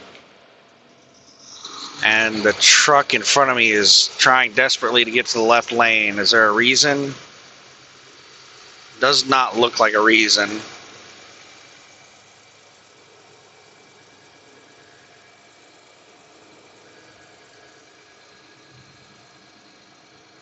Maybe they're just trying to pass.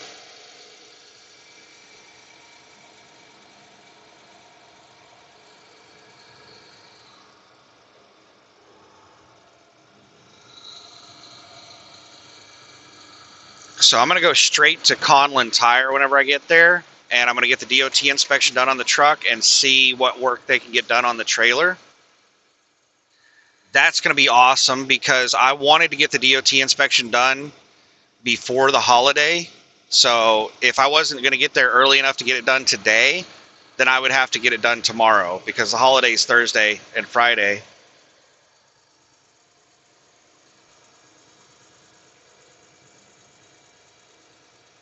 So now I'm not going to have to drive back out and get it done tomorrow.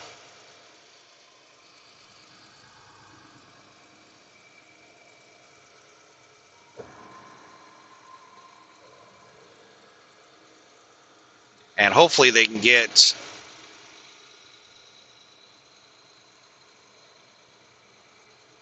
Is this lane exit? It is exit only. Son of a...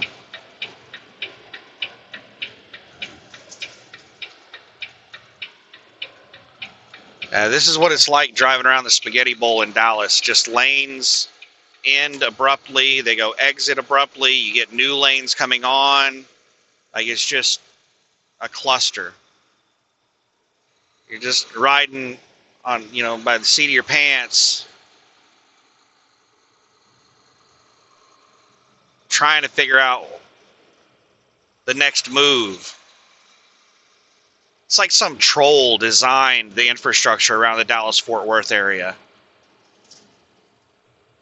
Like, really, what I think that, is wrong with the Dallas-Fort Worth infrastructure is that they're just trying to figure out where to put roads. Like, they just don't have enough room.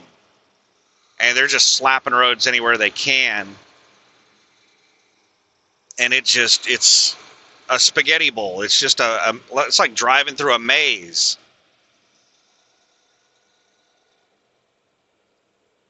There's just roads coming and going everywhere.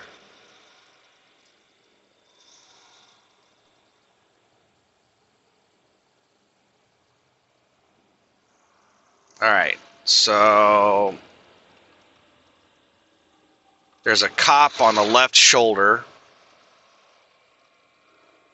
and people are technically supposed to change lanes or slow down. We're already going really slow. So as long as the lane's not blocked, they should be good to go to just stay in the lane.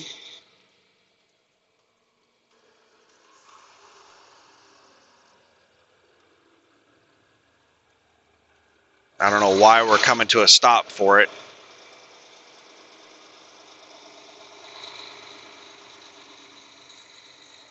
But the cop does have the, move to the right sign on. There might be something over the hill, because I am seeing cars moving over to the right. There's another sign that says get over to the right.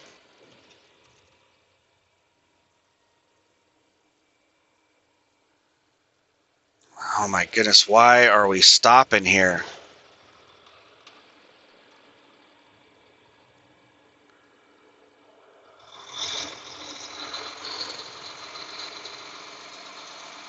Stop rubbernecking and go.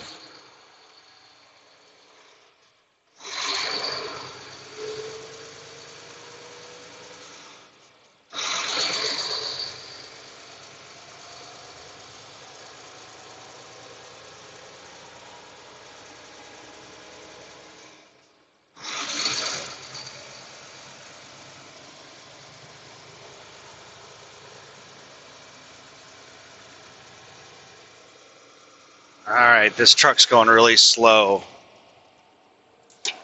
I'm gonna see if this car will let me over. All right, the car tried not to let me over, but I had room, so I got over anyway. To hell with you, car. Why in the hell do we have toll transponder stuff on this? We're not on a toll lane. I better not get any damn toll charges.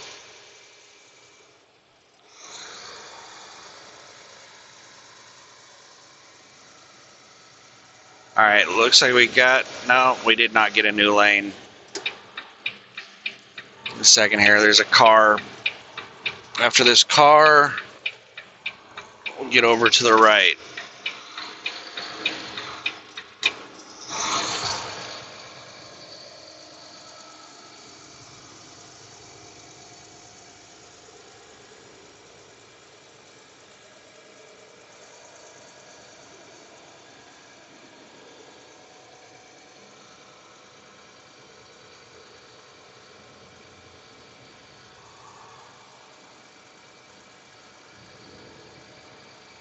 So we're getting north of the Dallas-Fort Worth area. Traffic still sucks. It has thinned out a bit, and it should continue thinning, but like I said earlier, it's probably going to be like this, pretty thick traffic until we get to the casinos in Oklahoma, on the Oklahoma border.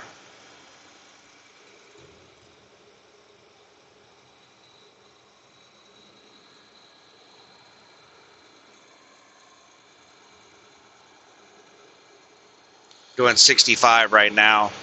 I've been pedaling it. No cruise control. Traffic's too thick for cruise control.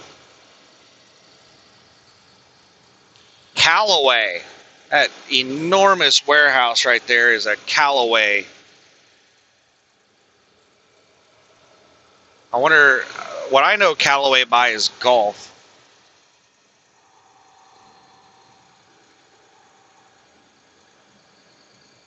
There's an Amazon warehouse. Most of these warehouses don't put any kind of names on them because they're afraid of theft. They're afraid of being targeted for theft if people know what's in them.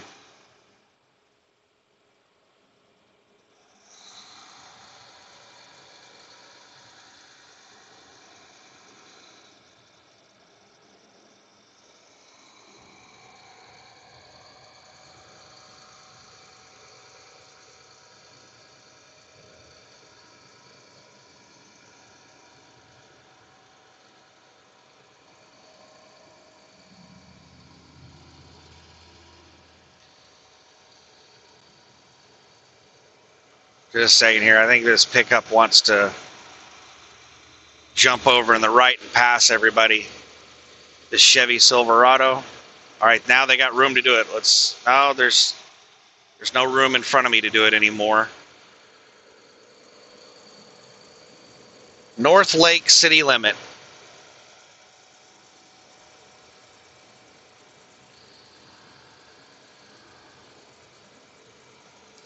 Texas Motor Speedway over on the left. Dale Earnhardt Way.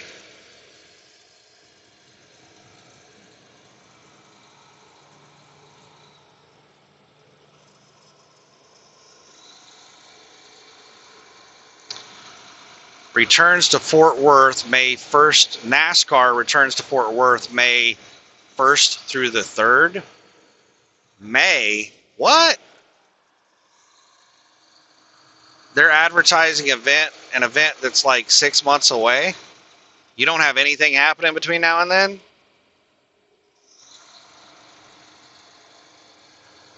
How in the hell do they afford that place? Or maybe it was last May and they just haven't updated the sign yet.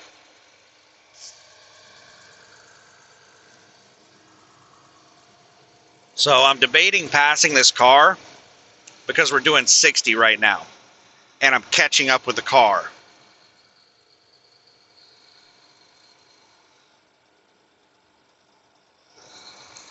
And I have somebody else pulling in front of me. Are you serious? All right, I've got an opening.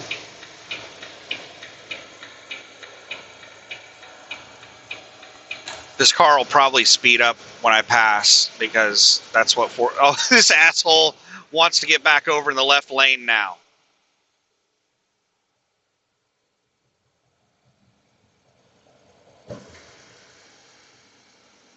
We're doing 68. Speed limit is 70. 15 miles to Denton, according to the sign. Yeah, that pickup just... Now the pickup's getting back over in the right lane.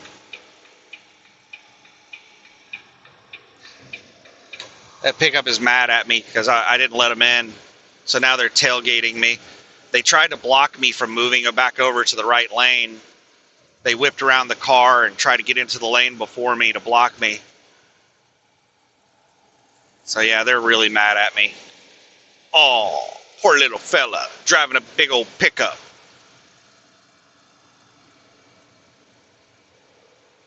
They're probably taking this exit right here, though. I don't have to worry about them hitting my DOT bumper anymore after they take the exit. Better not scratch my DOT bumper with your big old pickup. Yep, there they go.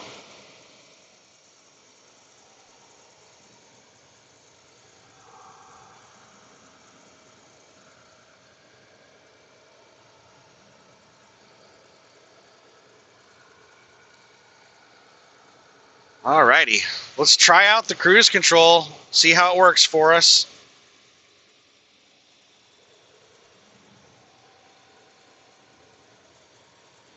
Got the cruise set at 65.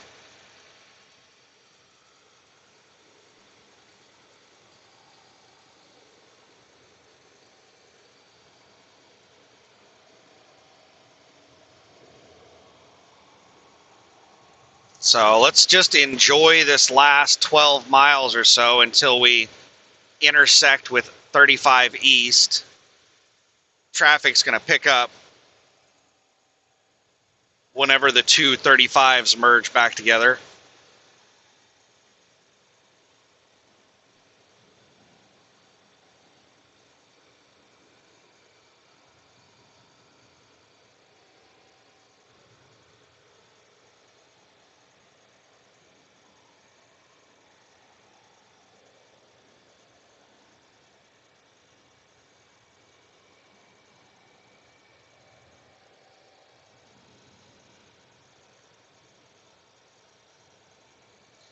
Flower Mound city limit.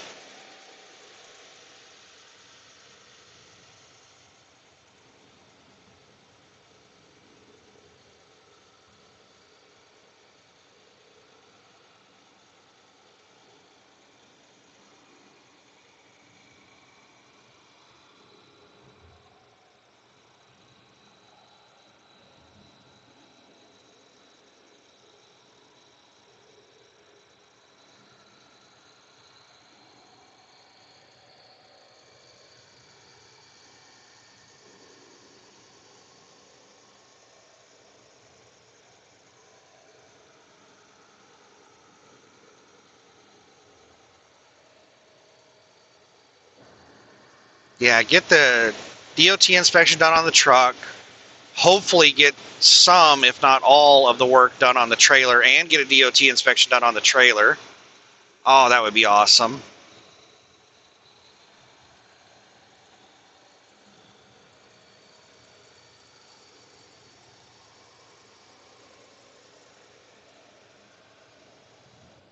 Just a second here. Let me slow down for this pickup merging on. Oh, crap. Crap. Oh, my goodness. I ran over it. Could not avoid it. But it doesn't appear that it went up into the tires, got thrown up into the lines. There were some pieces of tire in the road.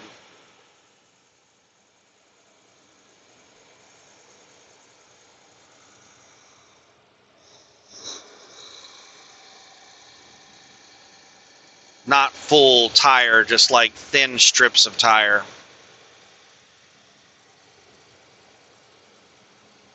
9 miles to Denton.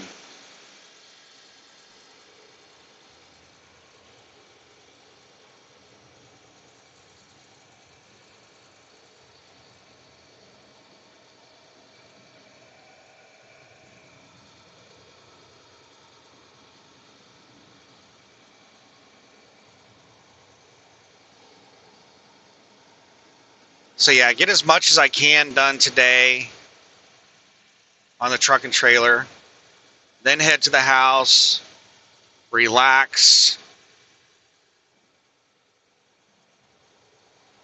take a day off doing, well, it won't be taking a day off, but I need to come out and try to find that coolant leak. I don't think I'm going to do it tomorrow. I think I'm just going to relax and kind of chill tomorrow.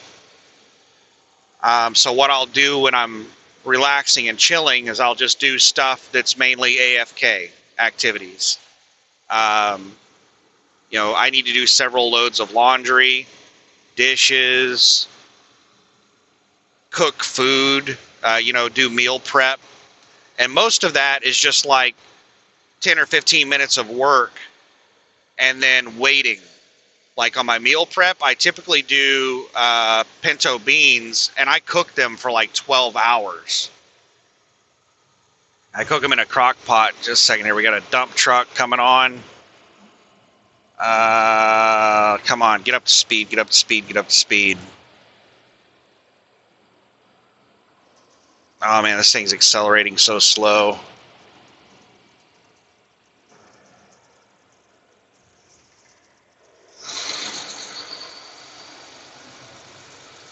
We're doing 55 right now. I just dropped 10 miles an hour for this dump truck.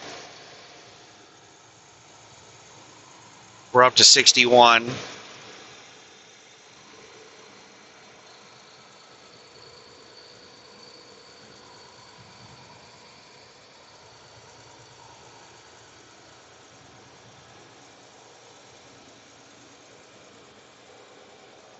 We're up to 65.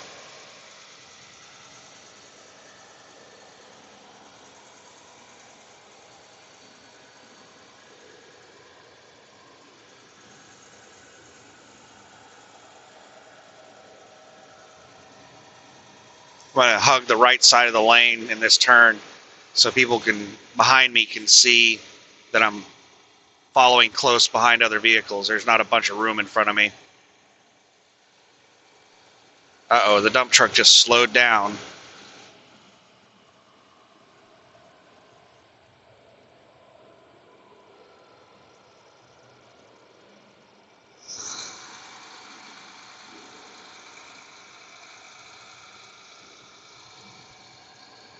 All right, this is pissing me off. Now I want to get around this damn dump truck.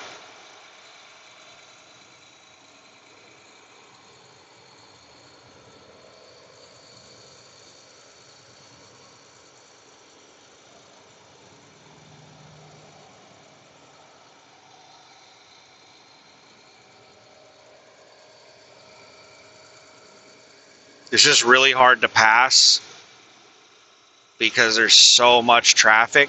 There's just a constant flow of vehicles passing me.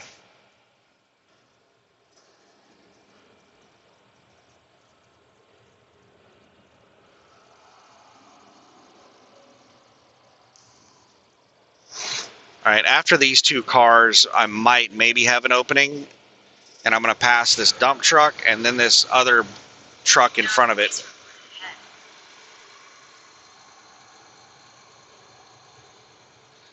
Come on, car, don't loiter back there.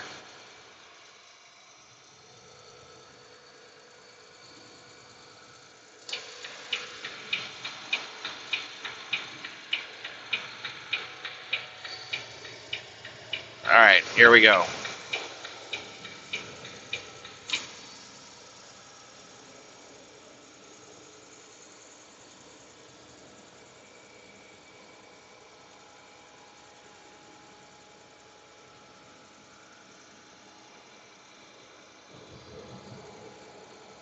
This dump truck and then that little...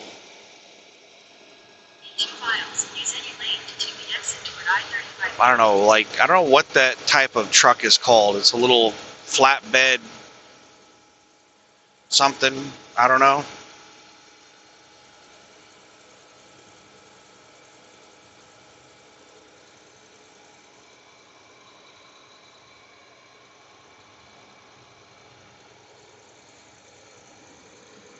All right, we're going to be merging with 35 East in a mile and a half.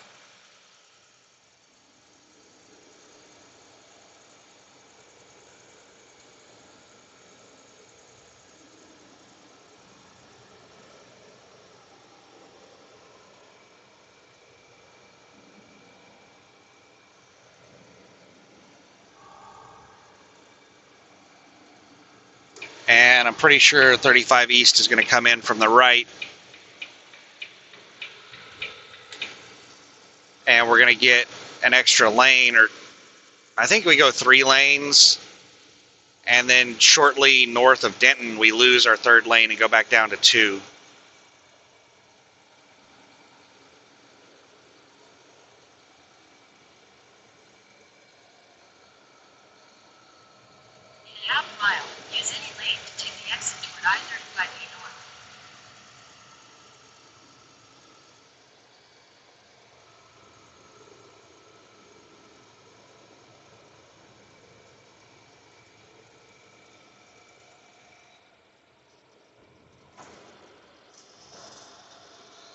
Use any lane to take the exit toward I-35E north. Then use any lane to turn slightly left onto the ramp to I-35E north. Oh, wow, that's surprising. Bunch of people hopped onto 35 south. Like, we're on 35 north right now, and they just turned around and went back on 35 south, headed toward Dallas.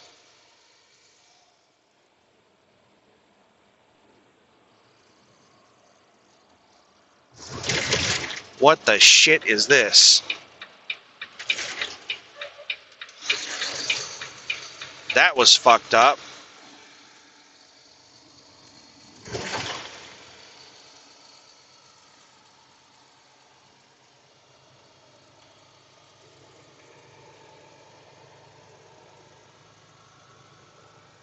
Gotta love construction. Not enough adequate signage to let you know what the hell's going on. Maybe there was like a decent sign or something.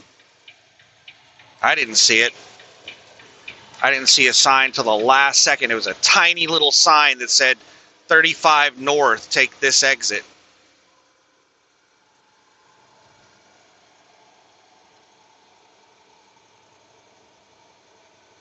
All right, this lane ends in, I think, about, I don't know, 5 miles. And I think it ends abruptly. I can't remember for sure, though, if it's the right or the left lane that ends. But it's just north of Denton. It goes down to 2 lanes.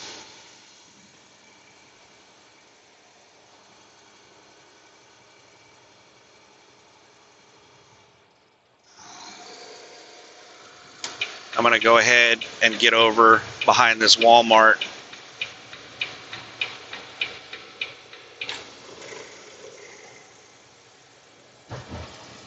Yeah, there are arrows right there telling you to get over to the left. The lane ends. They're not very noticeable. It's kind of hard to tell what in the hell they are.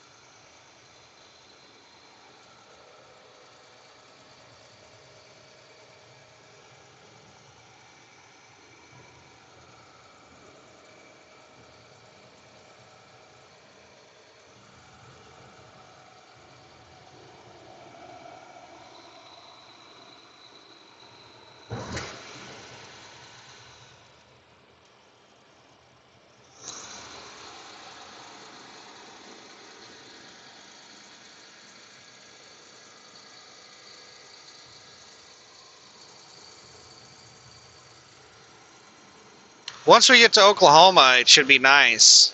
We'll get out of the construction. It'll be nice, wide roads. Not nearly as much traffic.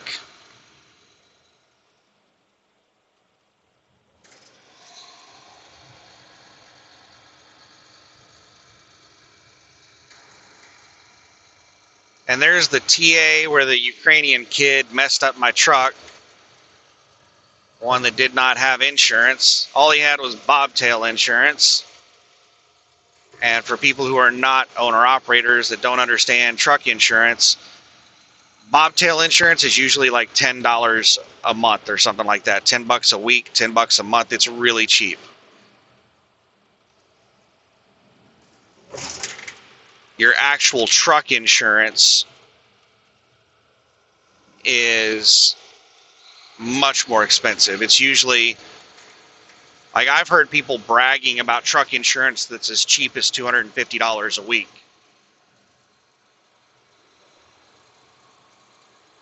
And then you have, cargo insurance and trailer insurance and all kinds of other insurance. But bobtail insurance is like the cheapest, most worthless insurance that you have in the trucking industry. And for somebody to be driving around hauling cargo and the only insurance they have is bobtail insurance, that is just crazy. They don't have any insurance. And that's what I got hit by at the TA in Denton there, was some Ukrainian kid that couldn't speak English.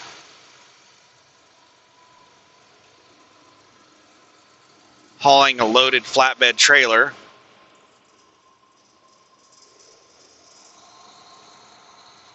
With no insurance. And I looked up the MC number of the company he was with a year or so ago, and it didn't look like they were in business anymore. It's one of those places out of Chicago, one of those small, no-name, fly-by-night companies that hire, they import foreign workers. And whenever they ruin their MC, they just create a new company under another MC number. So I'm sure they're still in operation, just under a different MC number.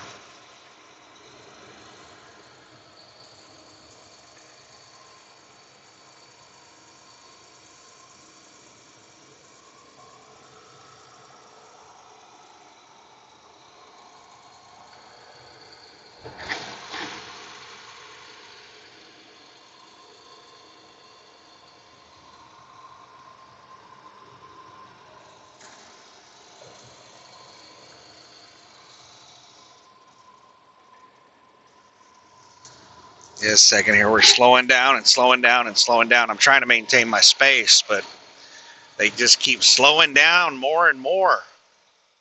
We're down to 53 right now.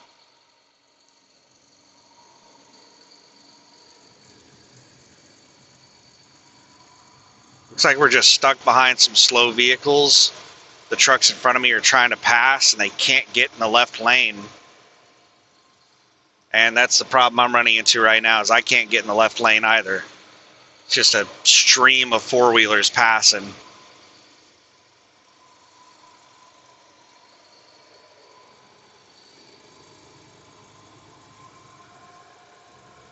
And every time there's a gap, you have some four-wheeler loiter and they let traffic catch up with them and close the gap.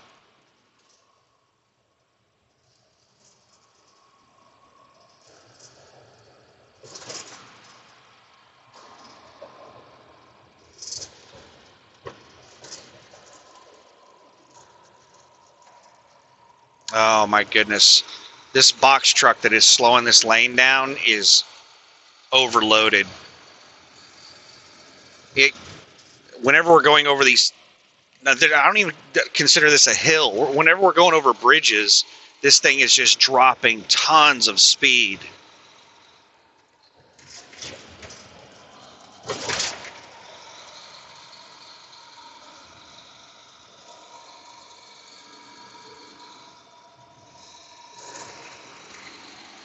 And I've got so much traffic backed up behind me that if they get an opening, they're jumping in it before I can get into it. So I'm stuck.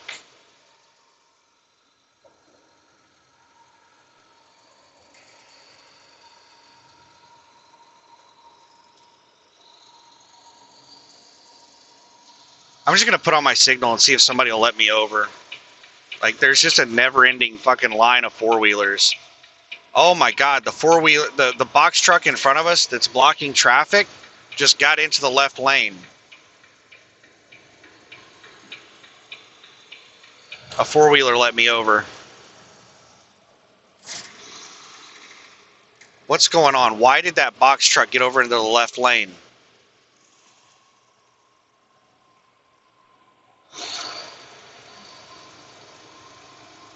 That's the vehicle I'm trying to pass. Why did it get over in the left lane with me? What in the hell is going on?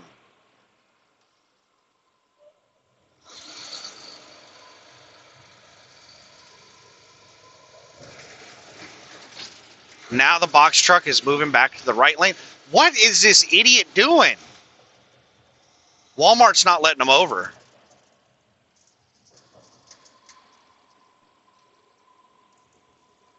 And we're about to start climbing a hill, and this box truck is going to slow down to 40 miles an hour up this damn hill.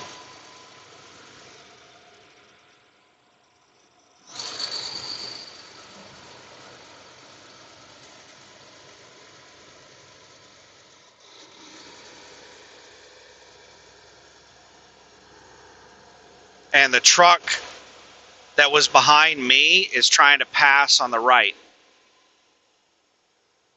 Oh my God, this is a clusterfuck.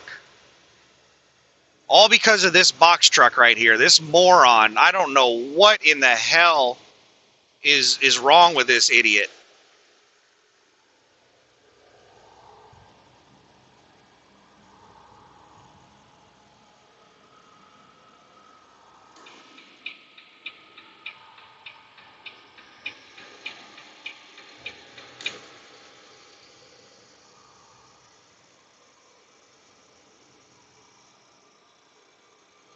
Now I feel bad for that car that let me over because I was in the left lane for so damn long.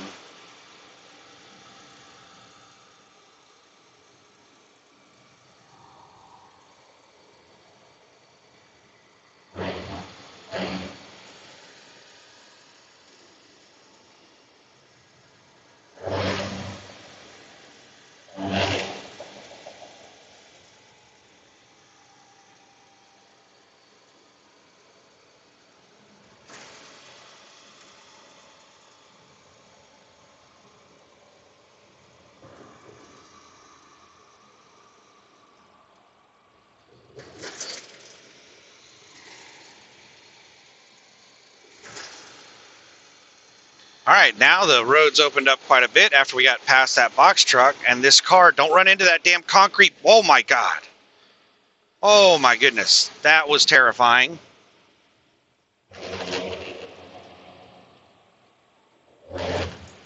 That car almost ran into the concrete wall, and if they would have hit that wall, they would have spun out and likely hit me.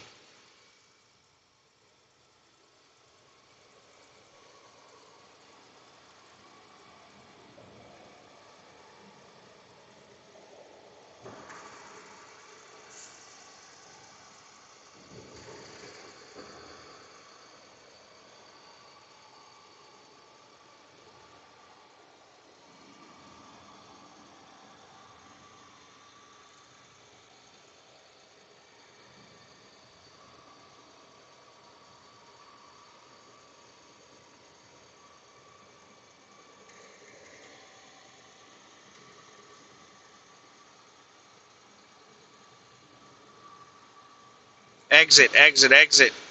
Damn it, why are you not exiting, Walmart? Right there's the Walmart distribution center.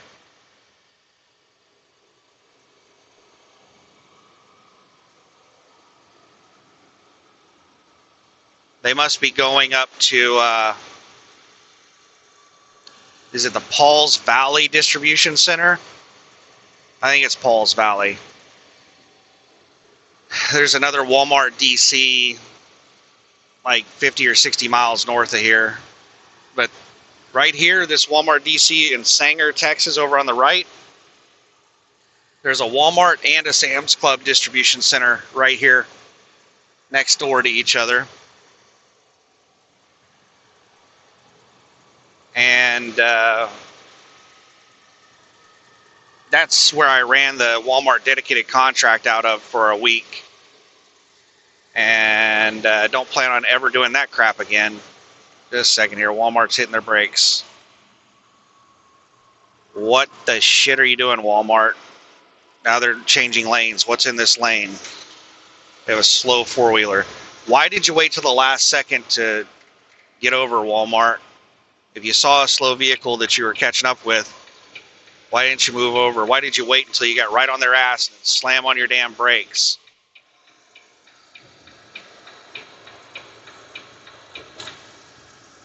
Not paying attention. Or they could have just been jammed into the lane, couldn't get over to the left.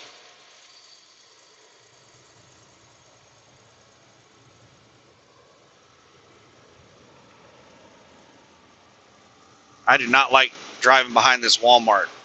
I would like to pass them, but they're going really close to the same speed I'm going.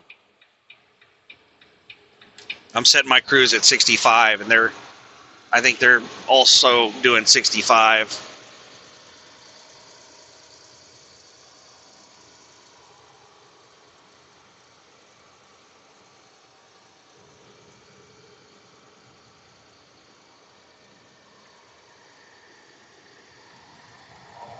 Oh, buddy, that van passing me didn't turn. Almost went straight into that concrete wall. Oh, they still, like, people don't learn. They're in there playing on their phone or something, and they almost ran into that concrete wall, and they're still, like, swerving all over the road, keep drifting off over to the left, sending their text message or whatever they're doing. Usually, when a human being has a near-death experience, it's kind of traumatizing. They learn from it, and they stop doing that. But behind the wheel of a vehicle, I don't think that it registers that it was a near-death experience. People drift off onto the shoulder and almost wreck their vehicle, and then they get back onto the roadway, and it just does not register how close they came to dying.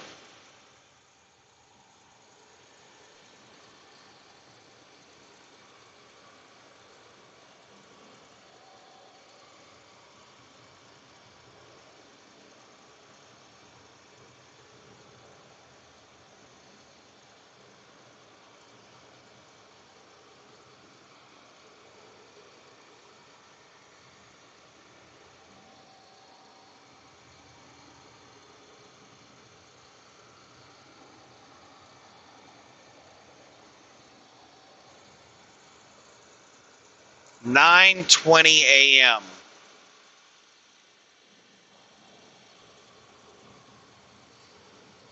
And if I remember correctly, it's only 9 miles from that Walmart distribution center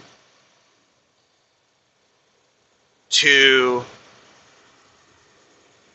the casinos in southern Oklahoma. So we should only be like maybe 5 miles away from the Oklahoma border.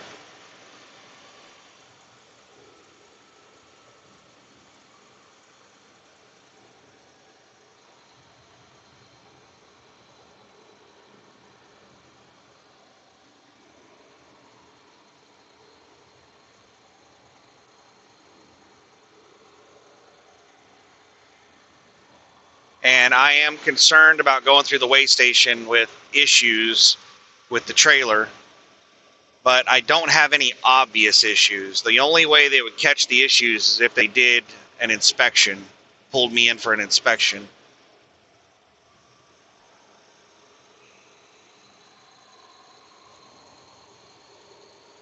And even then, they might not catch the issues because a lot of these inspectors are not very good.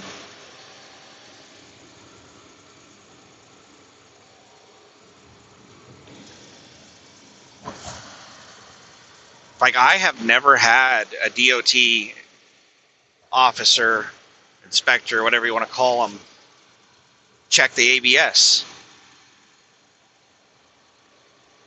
So I doubt they would catch the ABS.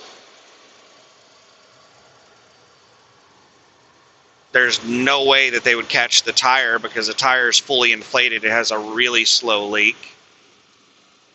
The one thing that to me looks really obvious but may not seem obvious to them is the mud flap rail.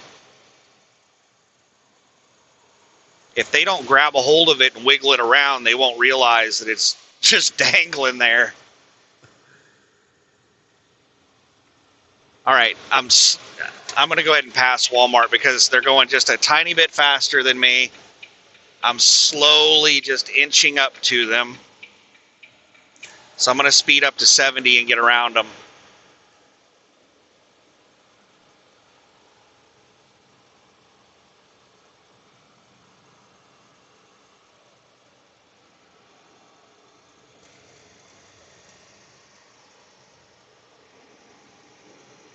Speed limit is 75. And it's an actual Walmart. It's not a contractor. Oh, that reminds me of something. When I was sitting there looking at that, Walmart truck, I was thinking maybe they don't need as many contractors. Maybe they've cut back on a lot of their contracts. Because I haven't seen, like I used to see a lot of Walmart trailers being pulled by non-Walmart trucks. And I don't see that as much anymore. So I think they might have cut back on their contracts. Maybe they don't have as much freight, or maybe they were able to hire more drivers. I remember when I did the dedicated run during orientation, the guy that was doing the orientation said, the managers are not allowed to do this, but since I'm a driver and I'm not a manager, I'm allowed to recruit you. So he made a sales pitch trying to get us to apply for Walmart. And I'm like, you realize we're not company drivers, right? We're owner operators. Like, you're asking us to shut down our business and apply for your company. I didn't say that. That's what I was thinking. The reason I didn't say that, there's several reasons I didn't say that. One of them is because I wasn't sure if everybody in there was an owner-operator. I knew that, like, most of us that were in that orientation were Landstar drivers, but there were a couple of people that were not Landstar drivers in that orientation. In half a mile, slight left. But yeah, they said that they had, I think, 70 positions to fill at that one terminal.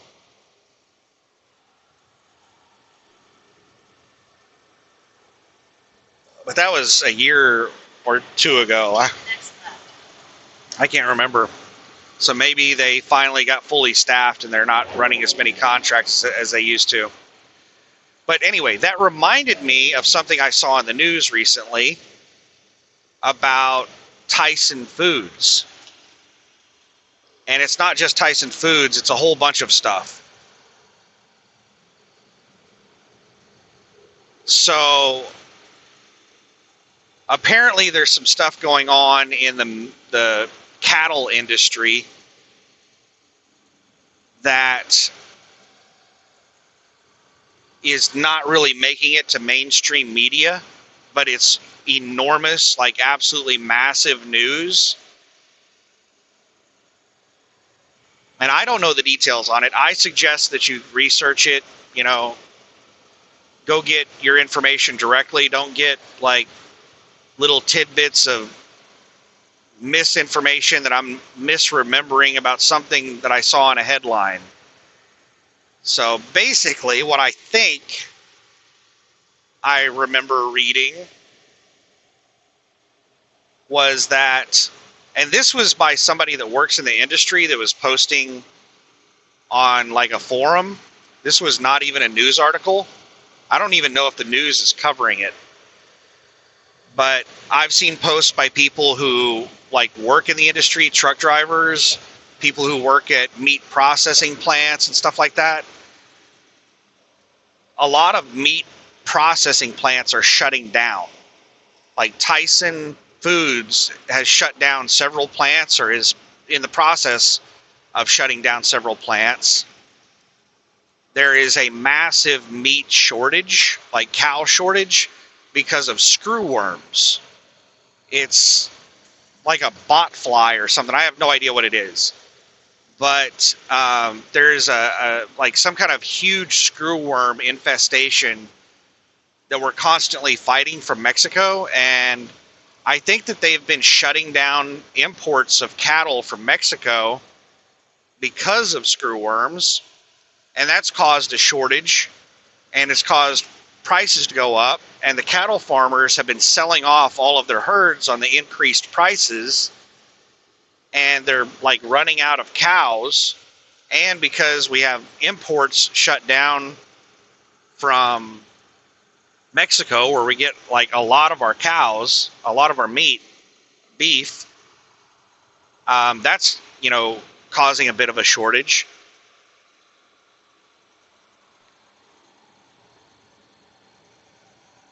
And that's the reason they're shutting down meat processing plants, is because of the beef shortage.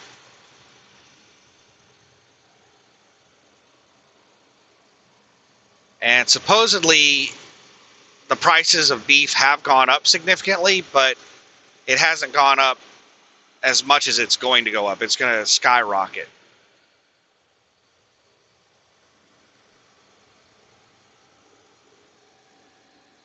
That's the rumors, at least. That's the scuttlebutt that I've been hearing,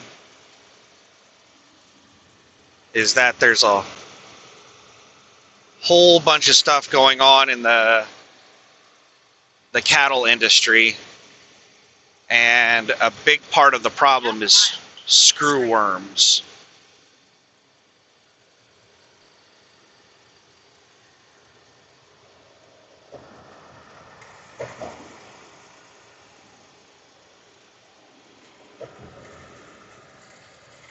And there was also some stuff not really sure how accurate it is because it's political crap, and when people start talking about politics, they just tend to make shit up. Continue for 131 miles.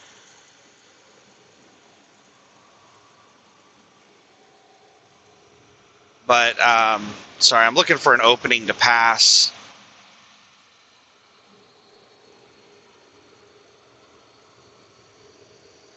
We have, I don't know how long we've been doing it,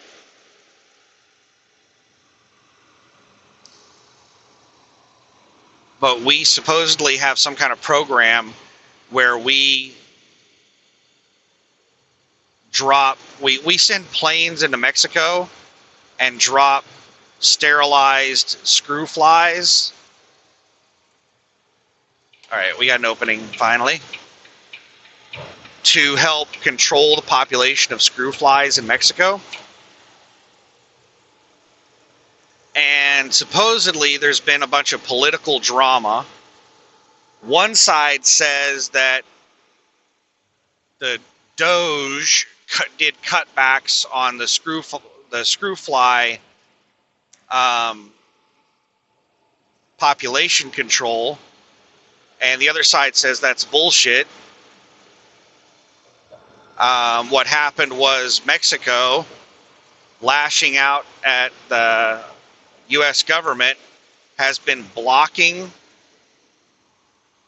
the flights from entering Mexico. They've been blocking them from being able to land and stuff at Mexican airports. Sorry, we're in construction with narrow lanes, and I'm passing a truck, and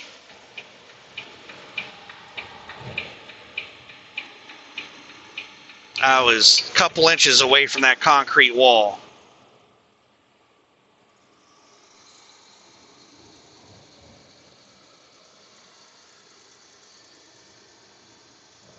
Taco Casa. That sounds so good.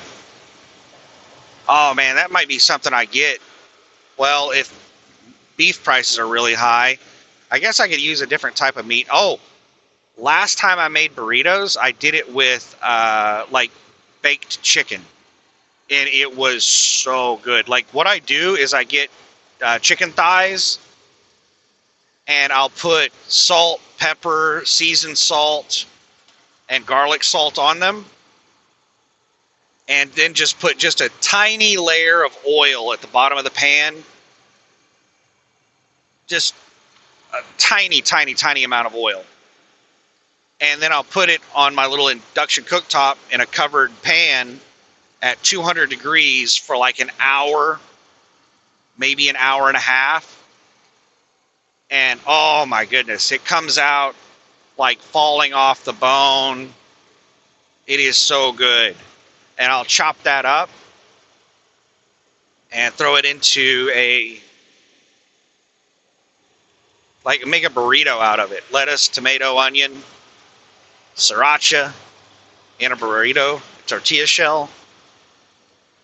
Oh my goodness. Making my mouth water just thinking about it.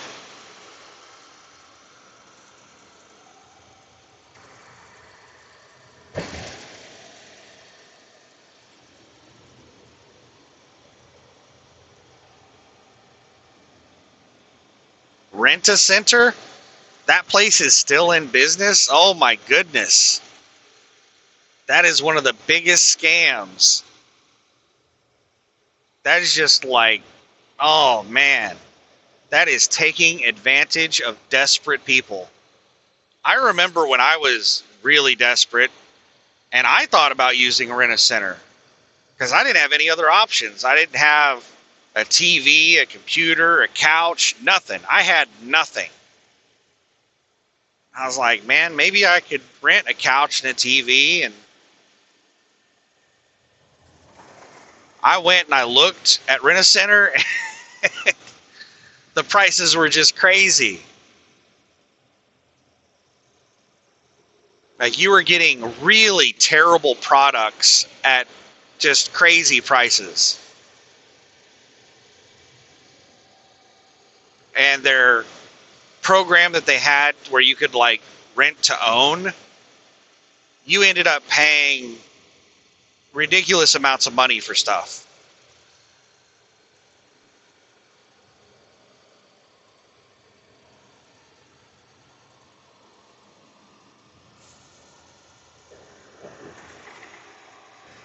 A second here.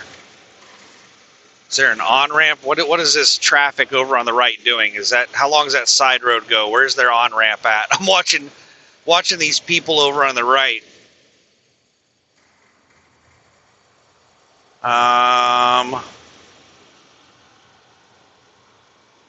Oh, there's the on-ramp. Whoa, that's a short on-ramp.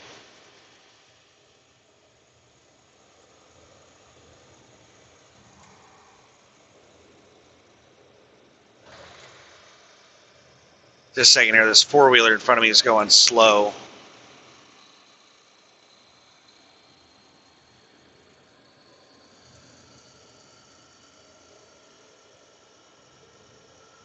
They've sped up to the point where they're like speed matching me now. I'm going to go ahead and grab the left lane. They might try to stop me from passing. They seem like that kind of person. But let's see.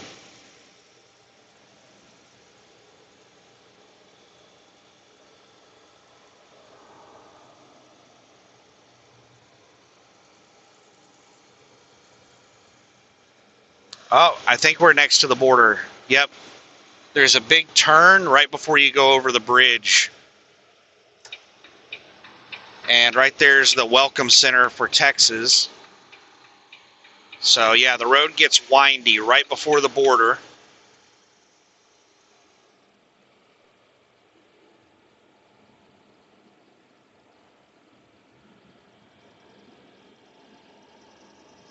Oh wow, that's not a good sign.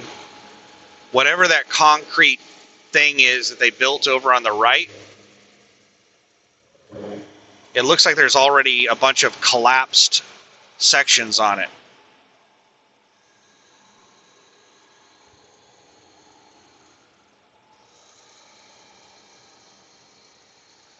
Maybe they intentionally ripped out those sections. But the little like curb, there's sections of it ripped out, and you can tell it's been ripped out because there's like rebar sticking out. Maybe they intentionally ripped those sections out. But it's a bad sign, and it looks like maybe they might have to redo all that.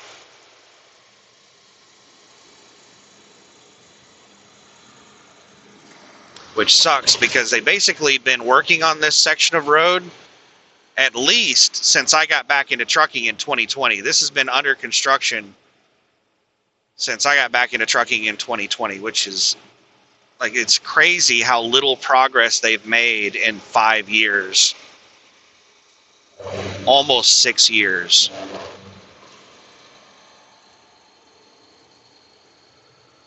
And I never see them out here working. That might be part of the problem.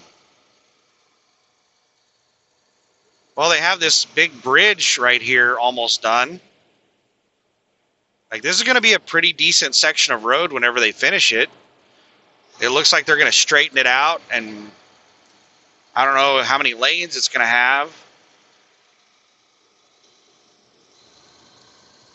All right, here's the bridge.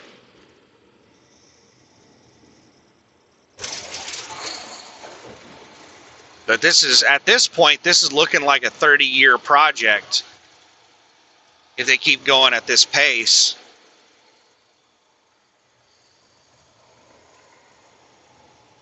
All right, now we're in Oklahoma.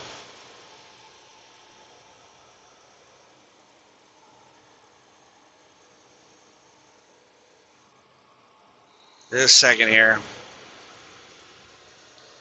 Waiting for an opening to get over. I don't know why this Trucks for You is going so slow.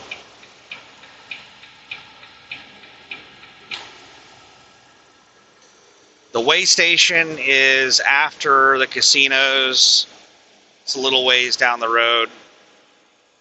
Not too far.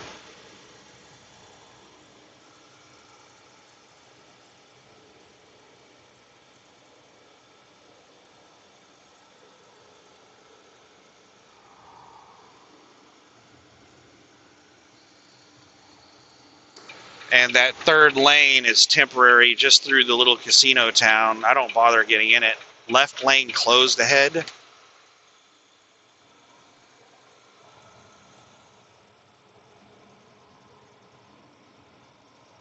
All right, I'm going to grab a soda while we're in the nice stretch of road. All right, what do we get? What do we get? What do we get? Oh, a grape.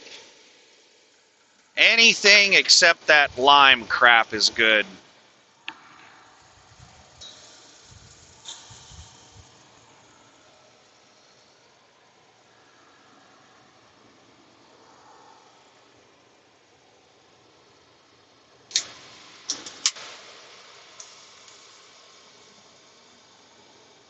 Wonder what kind of construction they're doing.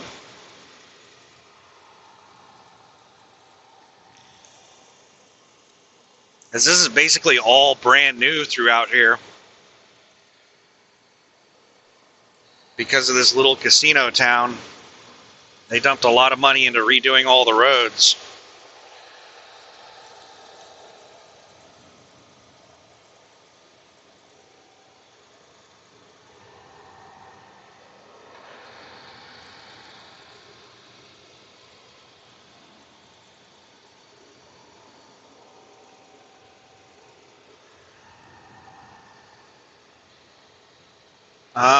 It looks like that right lane may not end. They have the arrows. I don't know if you can see. I don't know. I don't know whether to get over that right lane or not. Because that lane normally ends. Let's go ahead and get over. But they have rubbed off the arrows about that lane ending. And right here you can see, like, normally this is the median that we're driving on.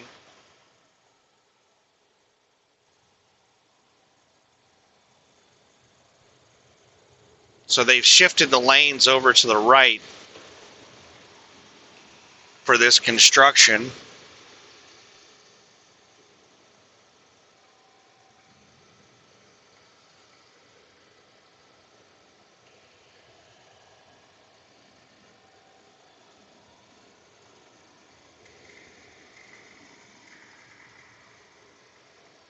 Looks like they're gonna do some more brand new road. Be nice if they widened it to 3 lanes and did all brand new road all the way to Oklahoma City. King RV Park coming soon.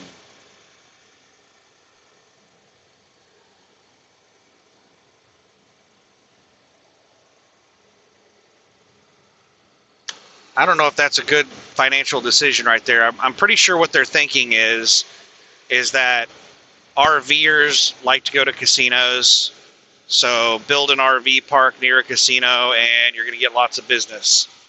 The problem with that is that that's a couple of miles away from the casinos. If it were right up against the casinos where people could like walk from the RV park to the casinos, then that would be really awesome. But the casinos have RV parking. Why would somebody pay to park their RV like a couple miles away from the casino?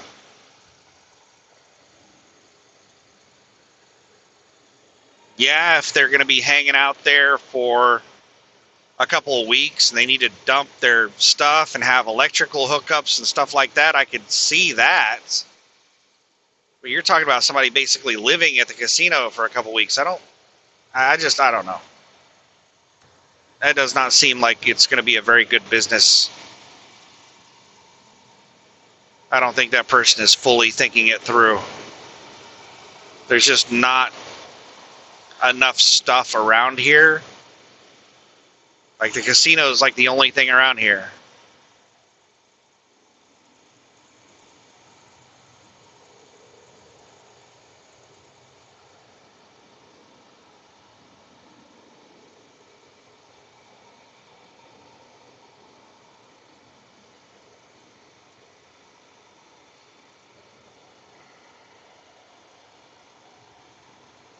They could offer a shuttle service. And the casinos themselves usually do free shuttle services. to places around the casino to get people into the casinos. So the casino might be willing to do a free shuttle service back and forth between the RV park. That would be nice because you could have your RV there with water, sewage, electrical hookups, and just shuttle back and forth between the casinos. That could be nice. I don't know. Maybe it might be profitable.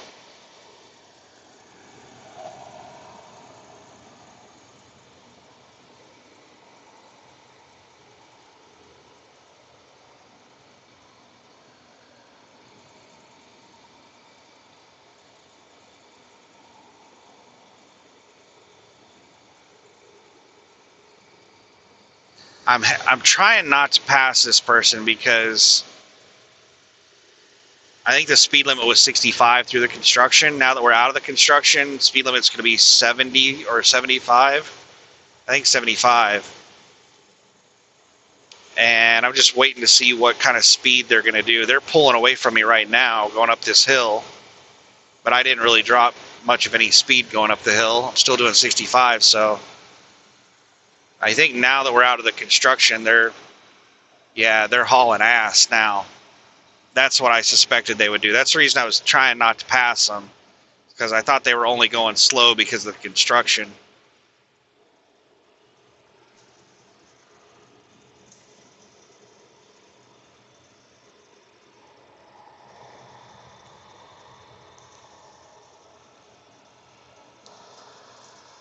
But now you see how wide open this is.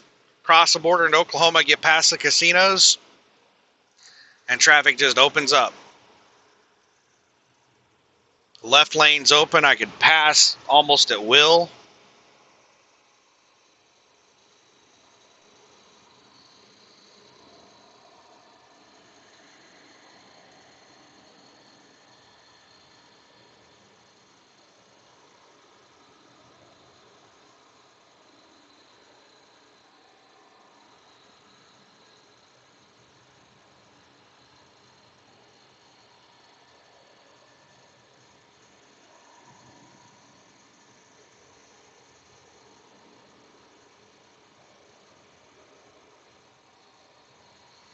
And it should be like this most of the drive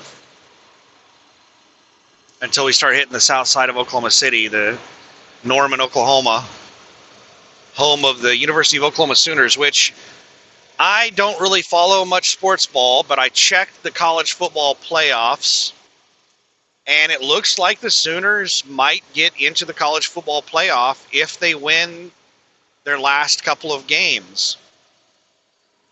So it looks like they do not have a chance of getting into the SEC championship game. So they don't have to worry about losing that. They just need to win their last game of the season, which I don't know when that is or if they've already played it, because I checked the college football playoff bracket prediction a few days ago, and it looked like every team had one more game to play plus conference championships. It looked like all the teams were like 11 games, and 12 games is a normal season plus a conference championship. All right, 2 miles to the way station. Oklahoma runs pretty much everyone across the scales.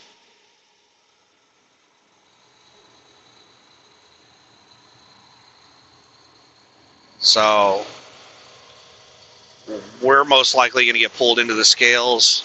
We might get lucky and get a bypass.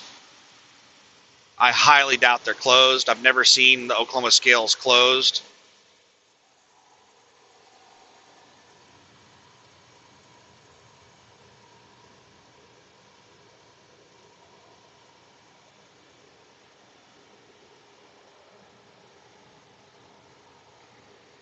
They are open. Damn, Enterprise. All right, the truck in front of me is slowing down, so I'm going to have to turn off my cruise so I can maintain distance on them. Follow road signs is what it says, and they've got the the signs out here that they're all right. The truck in front of me has to pull in. Everyone, they're pulling in everyone. Truck must exit to way station. Oh my goodness. Truck must exit to way station. So that truck in front of me got the damn bypass. Ooh, ooh, ooh. There's somebody on the shoulder here. That's not cool. Is that somebody like trying to avoid getting? That's a Hobby Lobby. That's a Hobby Lobby truck pulling a container. And it looked like there was somebody out there changing a tire. So they're trying to avoid a ticket at the way station. Continue for half a mile. Getting a tire changed on the off-ramp to the way station. What the hell? Give me the left lane. Come on, I'm empty. They're running everyone across the scale.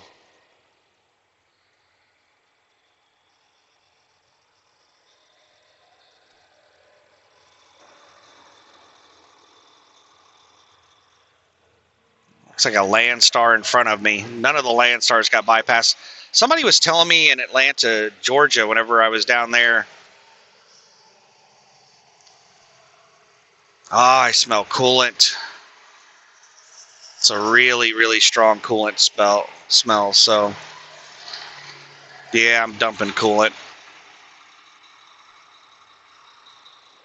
Somebody was telling me when I was down in Atlanta delivering a load that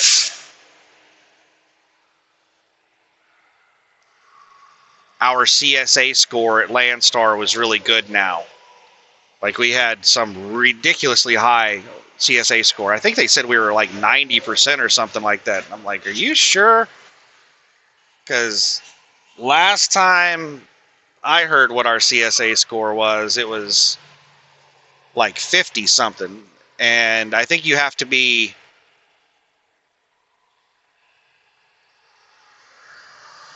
I forget what satisfactory is. I think satisfactory is 60%. I think you have to be 60% or higher to be satisfactory. If you're anything below 60%, oh my God, they're bypassing Amazon Prime. Some of the worst trucks on the road. Are you... Oklahoma, pull your head out of your ass. You're running Landstar across the scale, and you're bypassing Amazon Prime?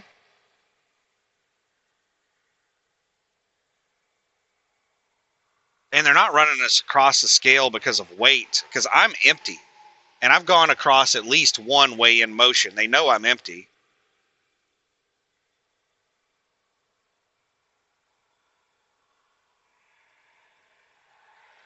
Like, there is no rhyme or reason to how Oklahoma does anything at their weigh stations. They just try to run as many trucks as possible across the scale.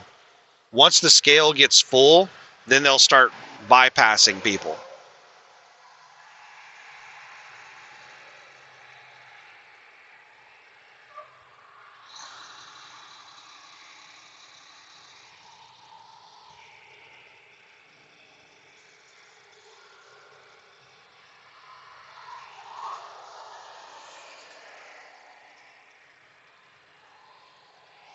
And people are taking forever to scale.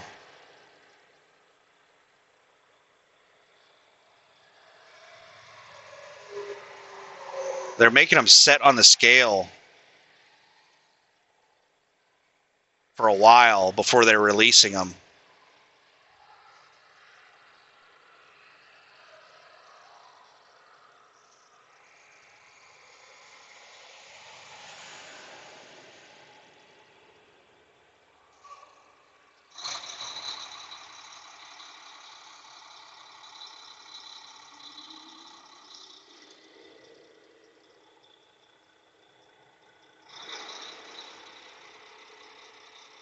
This is just a massive waste of time. They have the weigh-in motion out there. so that they can like get a prediction of roughly what the weight is. They shouldn't be pulling trucks into the scale to get a more accurate weight on trucks like me that are empty. This is just absurd. Like, this is just them trying to make money, trying to give out tickets. This is just a revenue stream for them. They're just running people across the scales, trying to find something wrong with their truck so they can give them a ticket.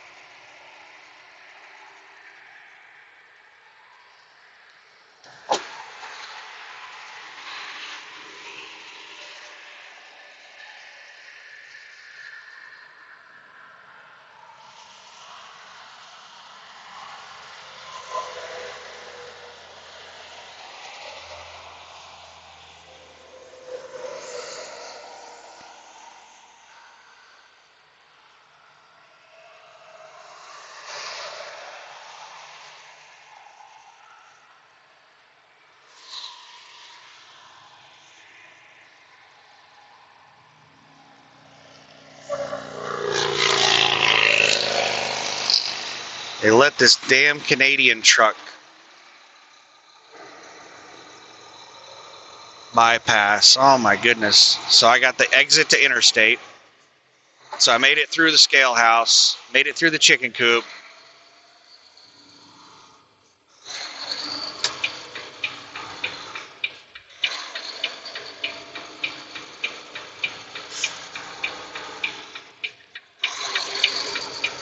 And they made me sit on the scale for a long time while they checked all my information.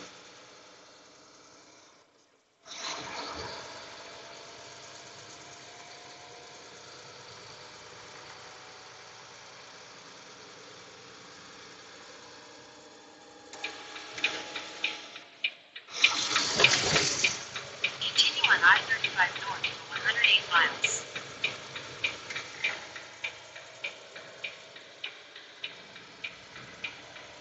Just a big waste of time. I hate that way stations are revenue streams for states. Law enforcement being used as a revenue stream should be illegal.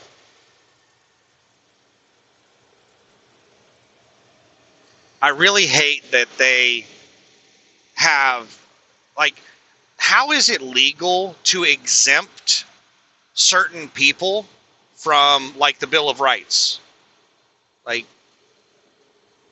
we, our Constitution, our Bill of Rights protect us against things like, you have to have some kind of reason to perform a search. Like, you can't just randomly search people because you want to. You have to have some type of justification for searching someone. Like, you have to have, they have to have done something.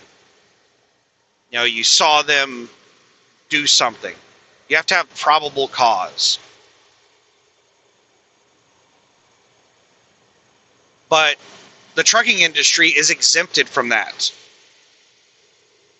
Because we work in this specific industry, we are exempted from our, Bill of Rights, our constitutional protections from, being searched. They can search us or our trucks anytime they want with no reason at all. And that's what pulling into those way stations are. That's a search. Every time we go across those scales and they run all of our numbers and everything, we're being searched. That's illegal. But they exempt the trucking industry from that. I don't even think that's legal. I don't think exemptions from things like the Bill of Rights are legal. And trucking is also exempted from things like labor laws. We don't have a minimum wage law in trucking. You can pay less than a minimum wage in trucking. Overtime laws. We're exempted from overtime laws. We're exempted from tons of stuff.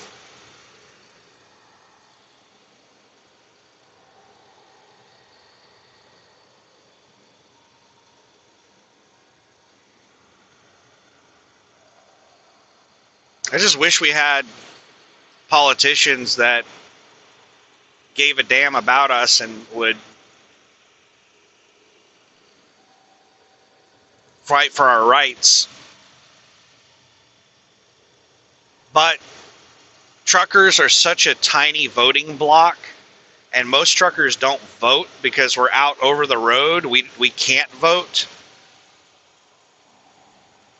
because we have so little home time that, and a lot of the people who are non-truckers really hate truck drivers. They see them as a nuisance on the road. It's just something slowing down traffic. So politicians use us as a whipping boy to get votes. It's like, yeah, we're going to punish those evil truckers.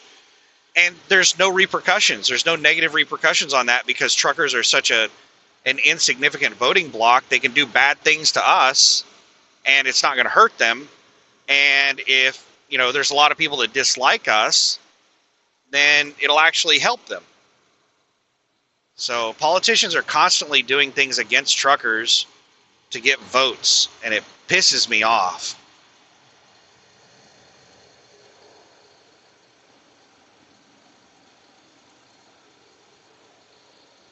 It looks like there's a lot of truck drivers because you see us all over the road all the time, but most truck drivers are out over the road all the time. That's all of us out here. The last number I heard was that there's somewhere around like 3 to 4 million truck drivers in the United States.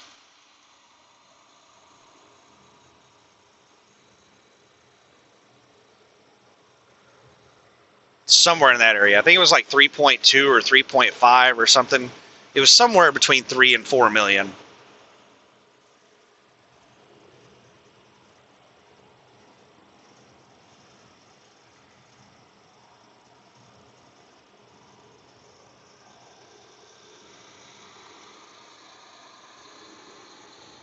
And with all these regulations and all the enforcement and all the inspections, we still have a huge problem of really bad drivers and really bad equipment on the road. So none of these regulations, none of this enforcement really helps. It has very little positive. It's just a revenue stream for states.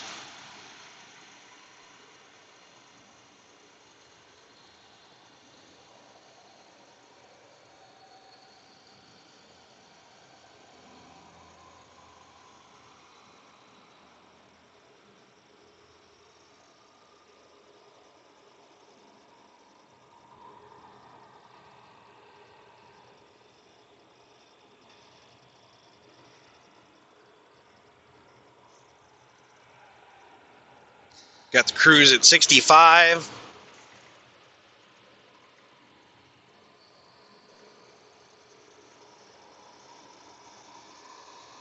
Speed limit is 75, so people are flying by me.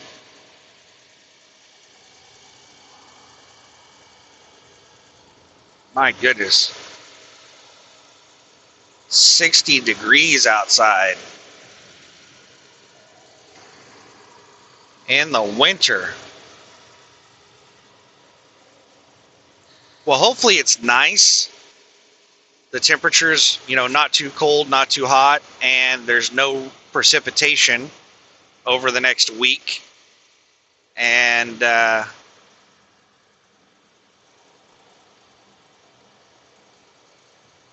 can work on the truck and hopefully find and fix that coolant leak.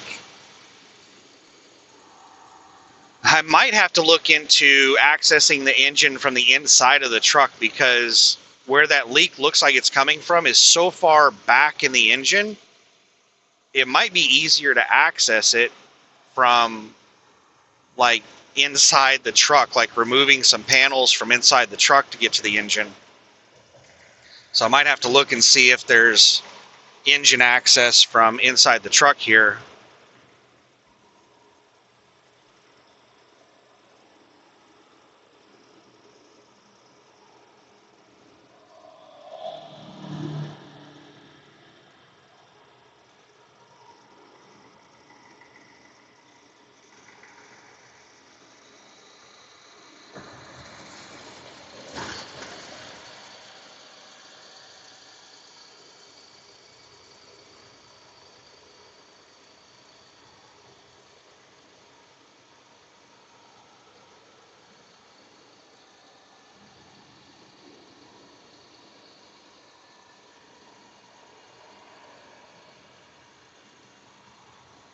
And on this load, something I was just thinking about,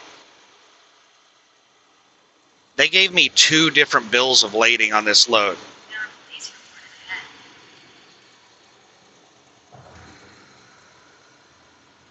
And they said that one of the bills of lading is the one that the Landstar agent sent over to them, and they weren't really sure what to do, so they just filled out both bills of lading.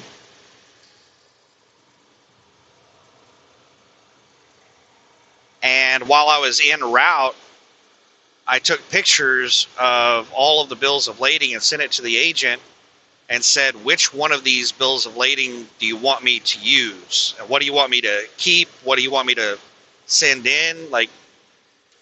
And last I checked, he still hadn't replied to that email.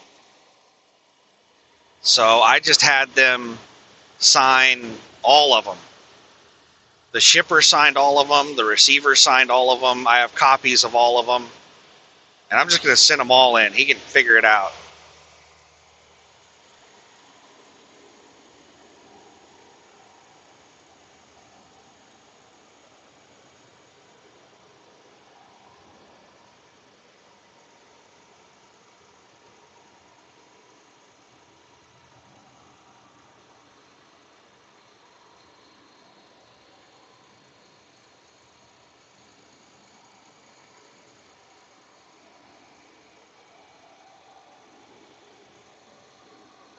Oh my goodness, got a hot shot haul in a container.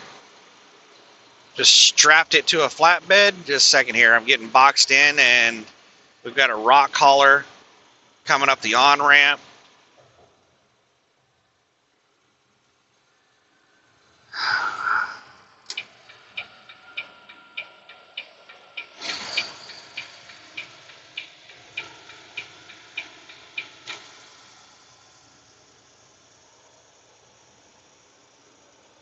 People just manage to make it dangerous, even when there's hardly any traffic on the road. People still get aggressive and make it dangerous.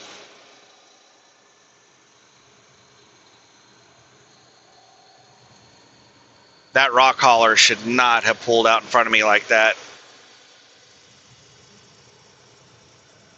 That was extremely stupid and dangerous. Like, if you see a pack of cars in both lanes and you're merging on in the on-ramp, like, why would you pull out in front, like, merge right into that pack of cars? That's just somebody that's just has too much faith in everyone else. Like, I'm going to do really stupid stuff and expect everyone around me to make better decisions than me. That's what they're doing whenever they do something that dumb.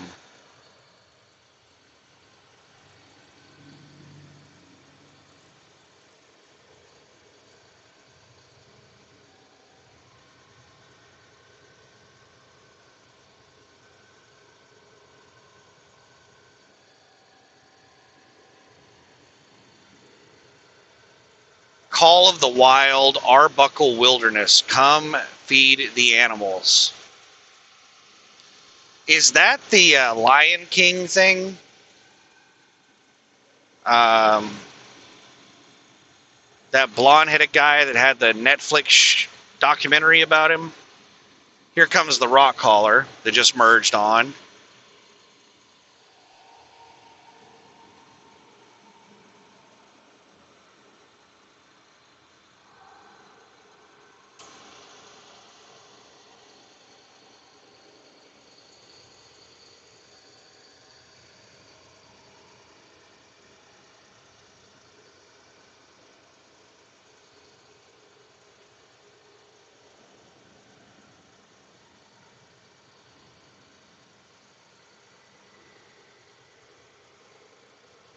I'm not sure how true that documentary was. I don't really trust a lot of what I see from Hollywood because they can spin stuff and make it look however they want by editing and, you know, all kinds of little tricks that they do.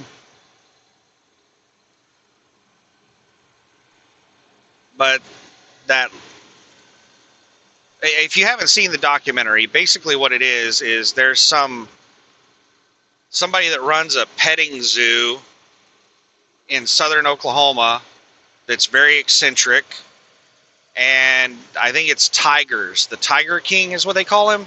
He has a bunch of tigers, and that's kind of his big thing, is a tiger petting zoo where he has a bunch of baby tigers all the time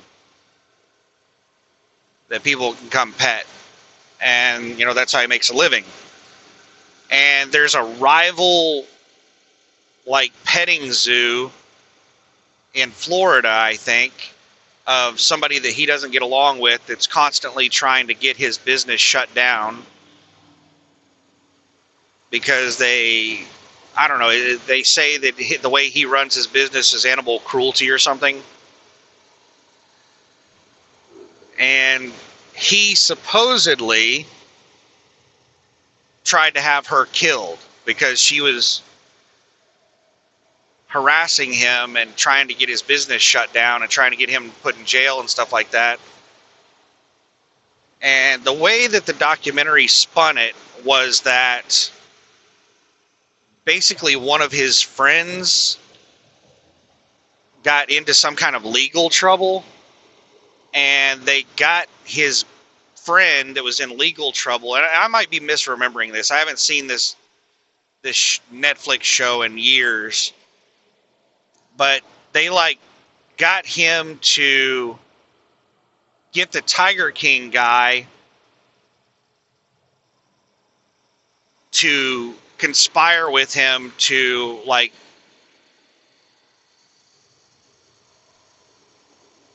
to kill her. It was basically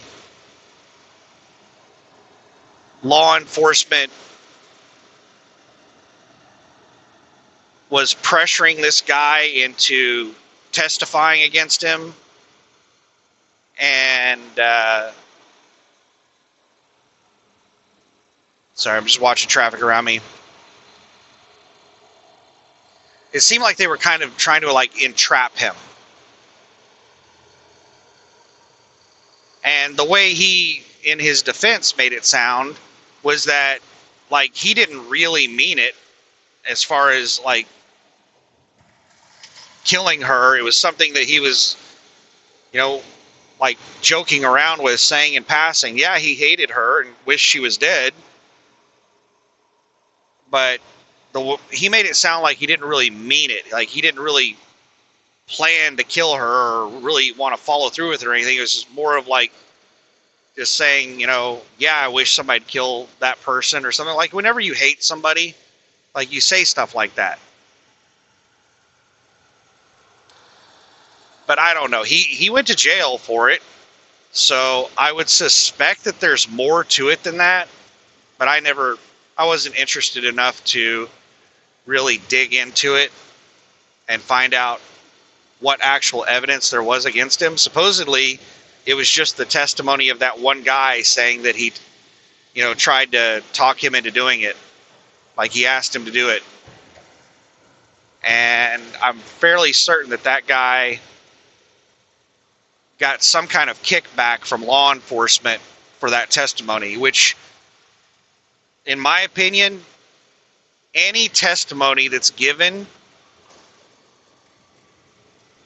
because of some kind of gift should not be admissible testimony. If somebody is receiving something for their testimony, it should not be admissible.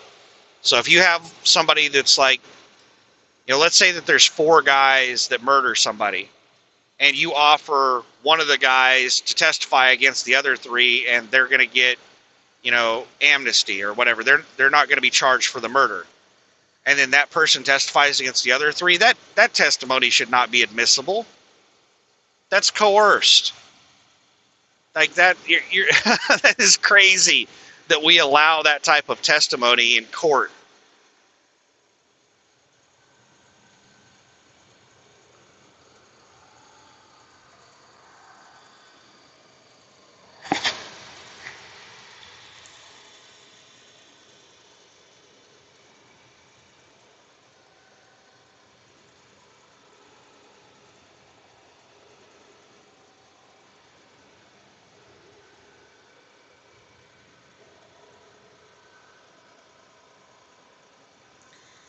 Got some clouds, and the road looks like maybe it might have been wet recently, so maybe the rain happened and the clouds are going away.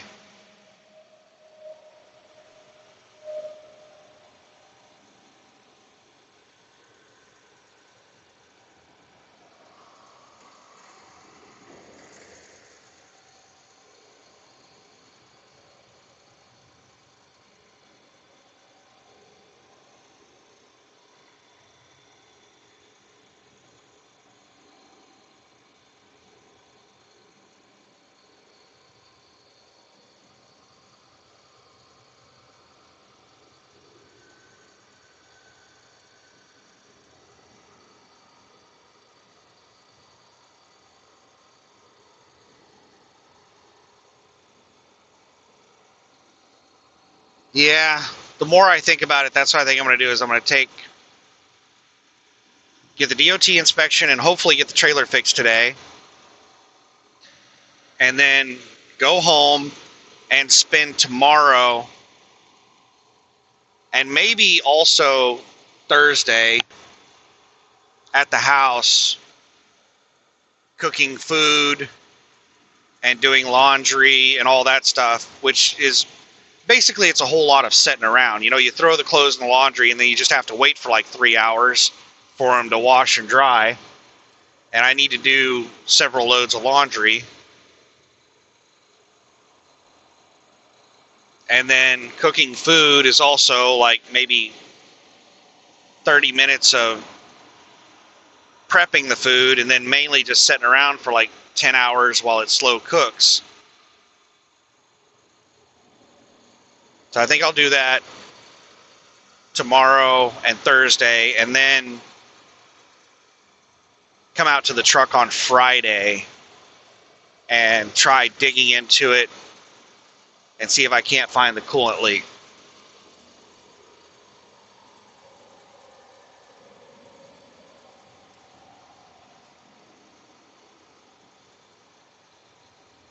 Yeah, just come over real close.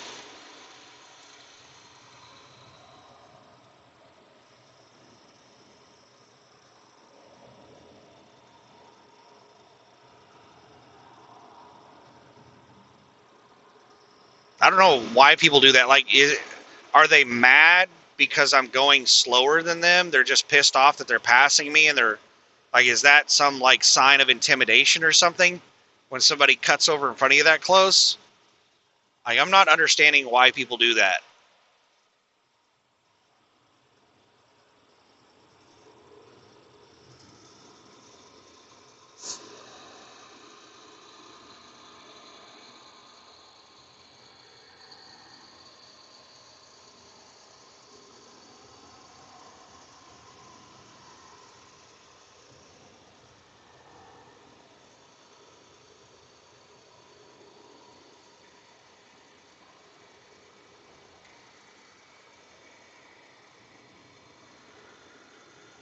Got some four-wheeler on the shoulder. I think I just saw somebody get into the driver's side door. And they're pretty far off the shoulder. I'm going to stay in my lane. They're over in the grass. I'm going so far below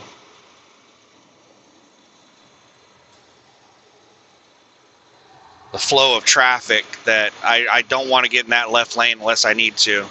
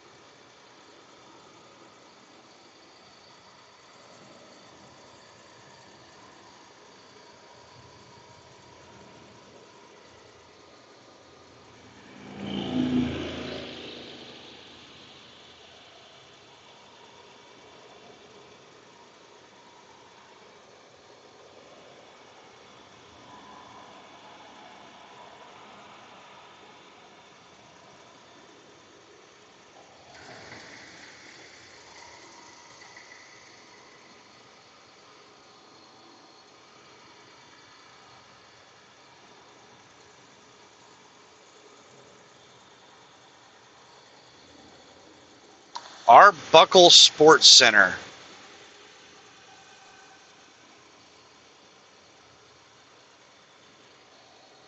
Where is this Arbuckle place at?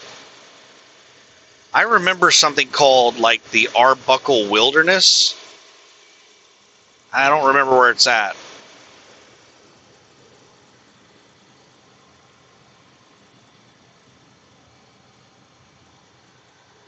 Man, could you imagine? This is something I think about all the time when I'm driving down the road is, could you imagine traversing this terrain without roads?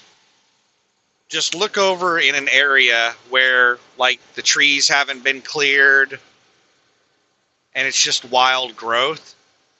Imagine all of this like that and trying to walk across Oklahoma without any roads. Just wilderness.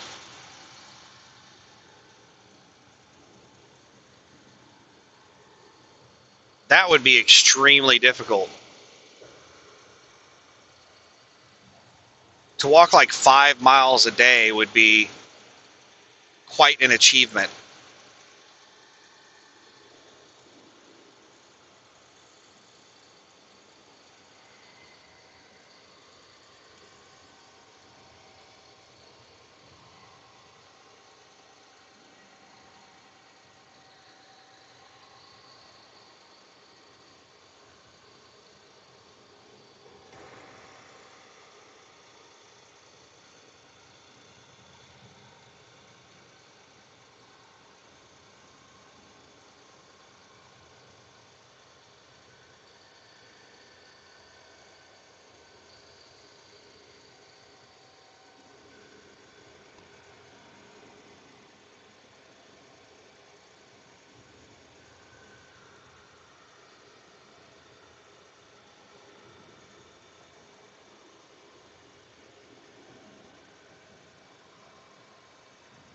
"82 miles away. Still got an hour and 20 minutes to go."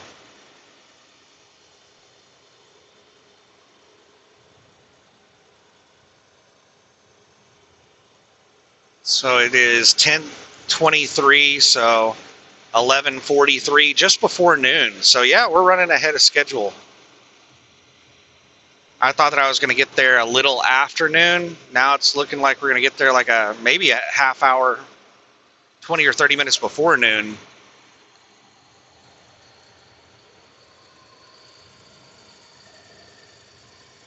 I'm just hoping that they're fully staffed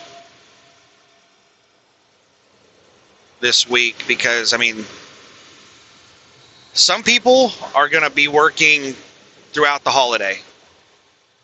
Some people are going to take just Thursday off. Some people are going to take Thursday and Friday off. Some people are going to take Thursday, Friday, Saturday, Sunday off. And some people are going to take the entire week off.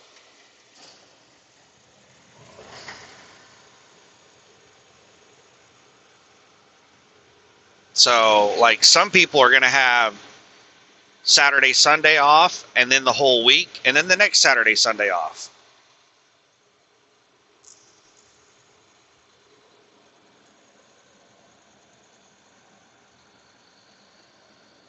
So it's just going to be a crapshoot on what exactly is going to be available this week. I don't really like holidays because of everything closing on holidays. It's just annoying.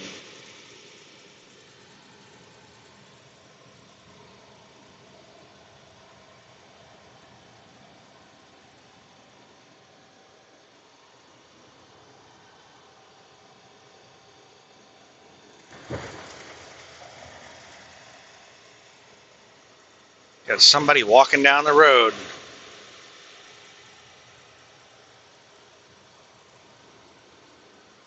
Young boy. Looked like a teenager.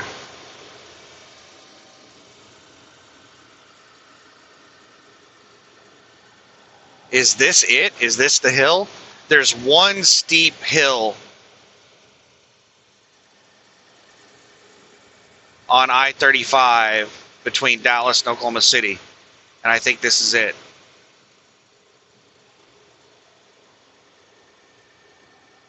Yep, there's the truck lane.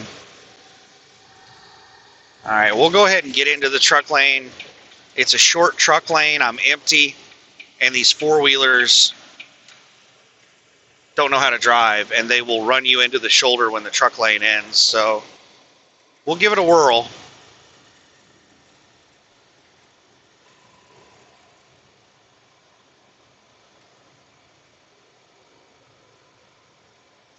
Turner Falls area, 2 miles. Looks like there's somebody on the shoulder at the top of the hill. All right, we got dumbass four-wheelers coming up on me. And the lane is about to end, and we got somebody on the shoulder, so I'm just going to move over anyway. What in the hell is going on with this RV?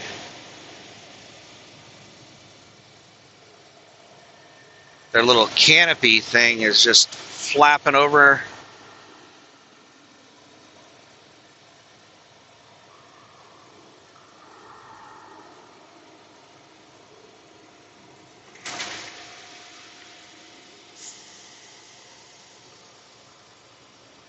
So when I was a kid,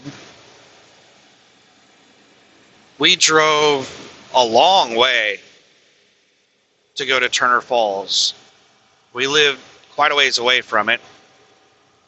I want to say it was like a 4 or 5 hour drive. Long drive. And I grew up with idiots. And I tried to explain to them, like, by the time we get there, like, they made the decision to go to Turner Falls that morning. And it took us until like 1 o'clock in the afternoon to load everything into the car. And I tried to explain to them, like, we're not going to get there until tonight. Like, are we staying the night? And they're like, no, we're going to come back. There's a sheriff hauling butt through here.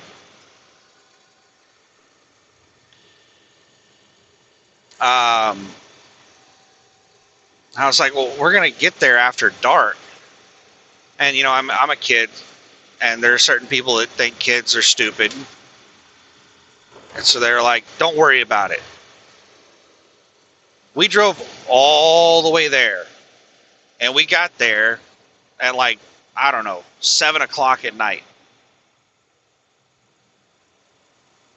And I don't think that they even knew that you had to pay admission to get into Turner Falls.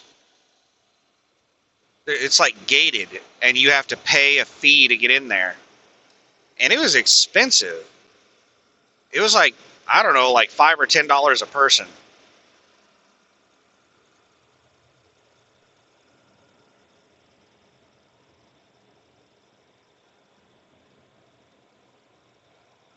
And they were about to close, so even if we would have paid the fee to go in, we would only been able to swim for like 1 hour, and then we'd had to leave.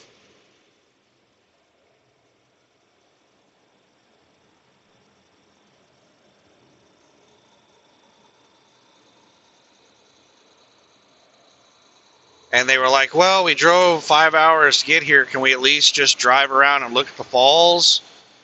And the person at the gate was nice and said, yeah, you can drive around and then come back out. So we just drove around, looked at it, and left and drove back home. Like,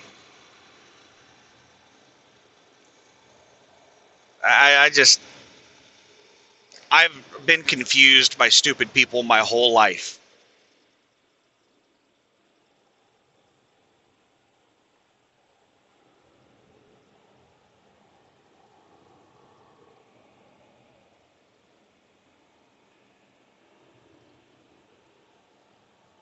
Arbuckle Lake area next to exits.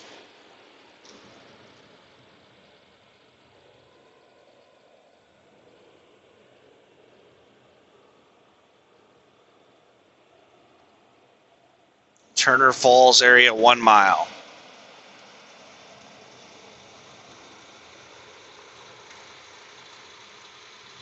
But yeah, a lot of the, oh, we got somebody on the shoulder. A lot of the spots in Oklahoma, the scenic spots, the tourist destinations, are not really much to look at. Turner Falls wasn't that amazing. Yeah, it was a waterfall, a small waterfall. And they had, I don't know what it looks like now, but like 30 years ago, they had poured concrete in a lot of the area and turned it into like a concrete pool underneath the falls. So it was kind of nice, but like they kind of destroyed the nature aspect of it and turned it into a pool by pouring concrete everywhere. I think that's really messed up, to come into some like scenic area and just pour concrete over everything. But who knows what it looked like before the concrete. Maybe the concrete was an improvement.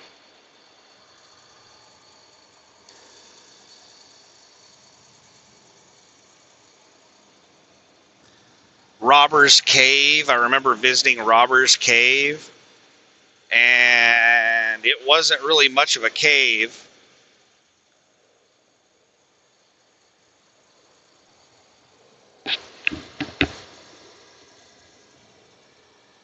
I don't remember any scenic place that I've ever been in Oklahoma that was just like, wow, this is awesome.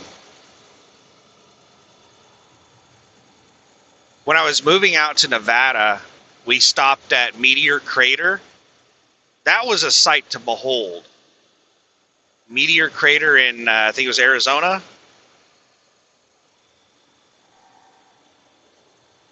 Just a really big hole in the ground.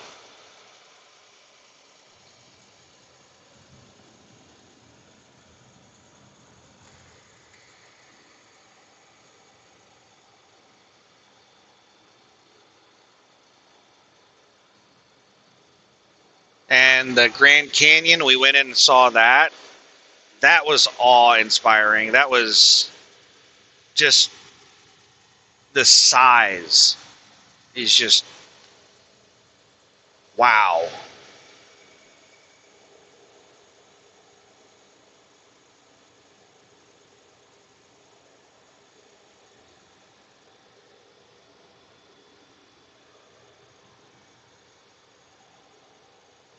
But we didn't get to enjoy that very much because we were 3 young guys, and some park ranger thought that we were gonna, like, I don't know what she thought we were gonna do, but she came over there and like started talking to us like she was, I don't know, I think she was trying to, I don't know, keep us from doing something stupid. But yeah, she just came over and started talking to us. We were sitting there laughing and joking and looking around and like, wow, this is amazing. And then she comes over there and interrupts us and starts,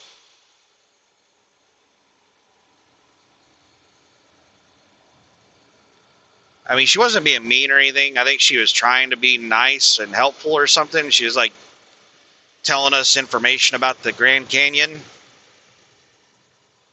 But if I wanted to like learn a bunch of information about the Grand Canyon, I'd go read about it. I wanted to look at it, and she was taking my focus away from the Grand Canyon, having to sit there and talk to her. And we only had like an hour that we could stay there because we were on a pretty tight schedule.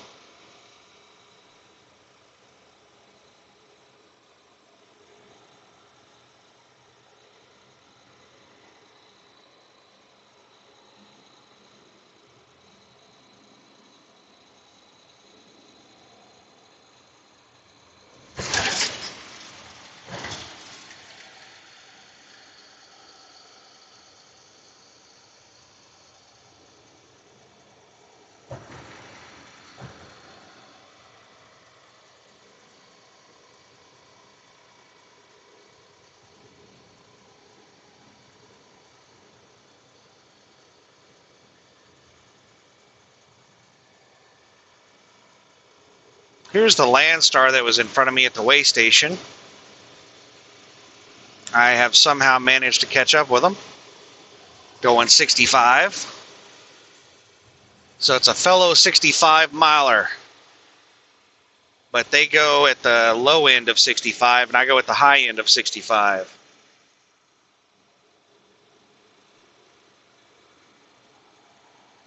Now, it looks like it's somebody that might own their own trailer. It's got a Landstar sticker on it, but it's got something else, some other company on it.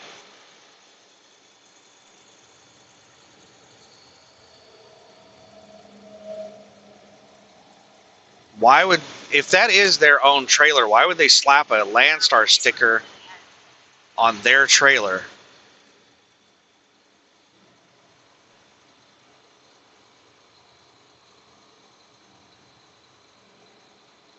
What do we got going on the other side of the road?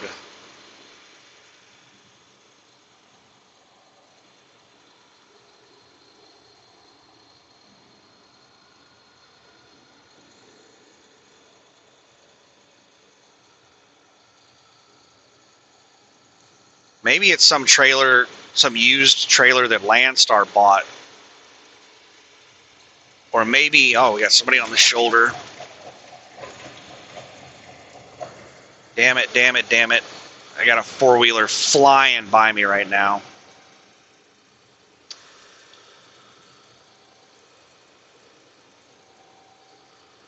And the four-wheeler just slowed down alongside me so they could rubberneck.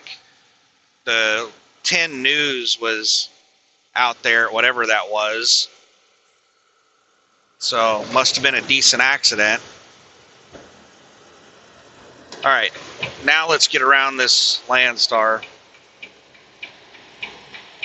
and see what in the hell is going on with this trailer. Harper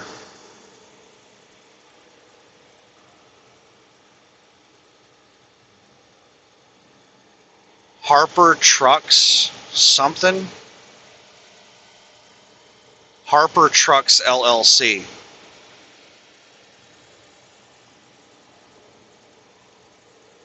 Yeah, they got Landstar stickers on their truck. So they're leased to Landstar. And looks like they own their own trailer. And they just slapped a Landstar sticker on their trailer.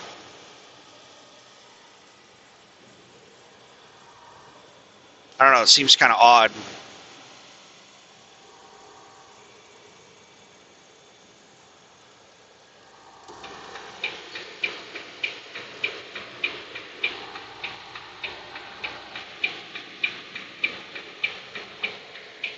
I'm thinking that maybe Harper Trucks is not their trucking company.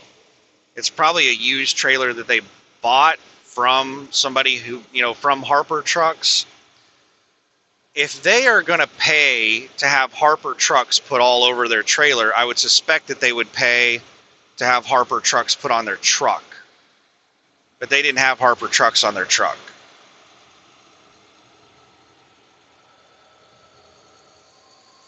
So I think it's just a used trailer that some Landstar driver bought, and they didn't pay or they didn't bother with removing the old company information off the trailer. And they just slapped a Landstar sticker on it.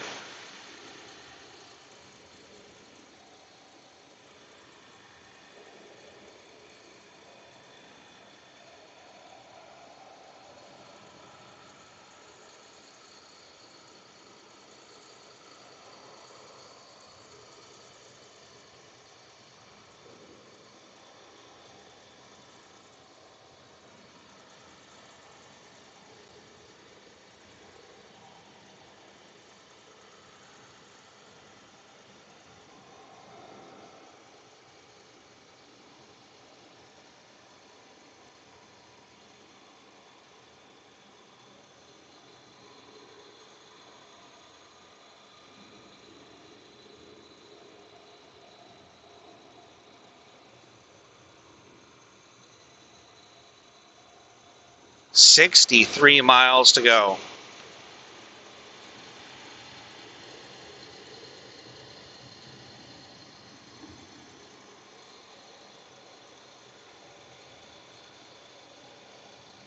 That is a huge shoulder on the left.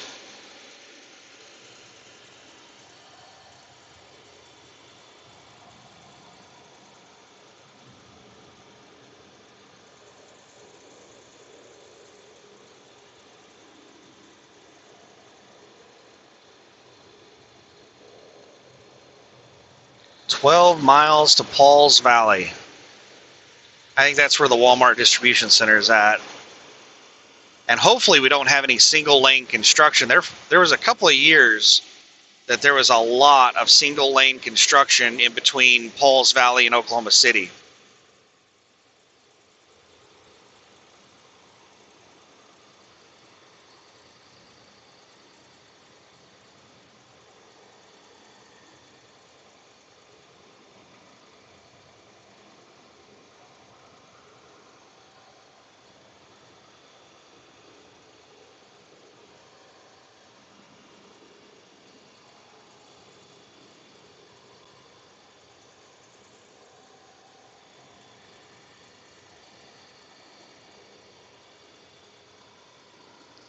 Pecan pie.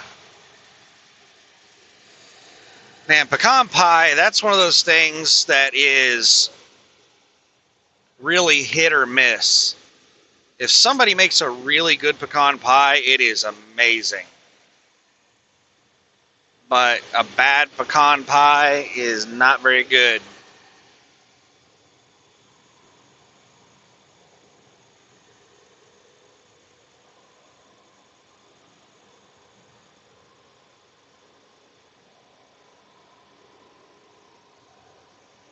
I remember my aunt during holidays, she would cook all kinds of stuff. But her thing that she cooked on holidays that everybody looked forward to were chocolate pies.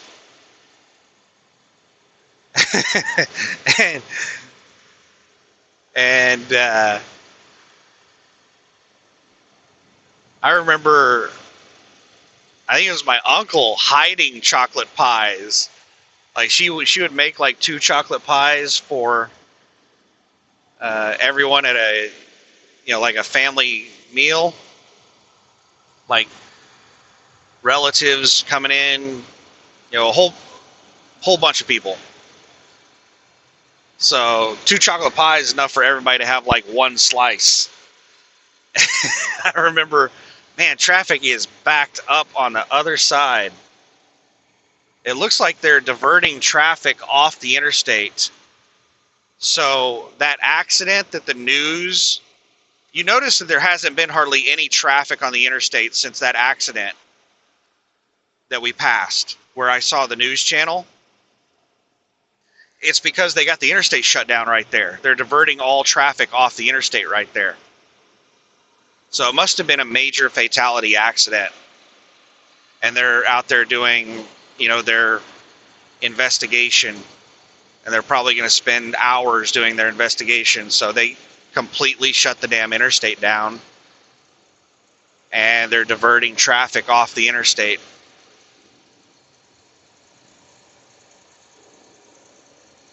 Wow, I'm glad I'm not stuck in some crap like that. That's gotta suck.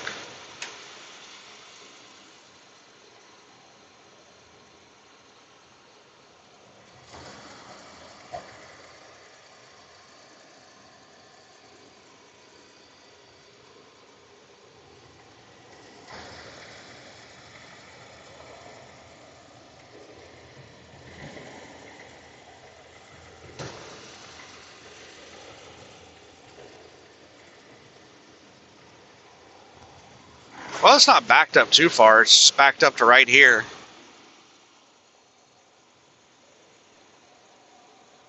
That was only like a couple of miles of backup.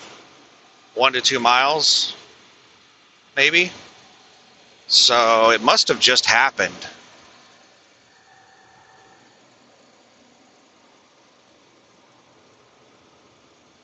Because if that's something that had been going on for 3 or 4 hours, I would suspect that traffic would be backed up for 10 plus miles.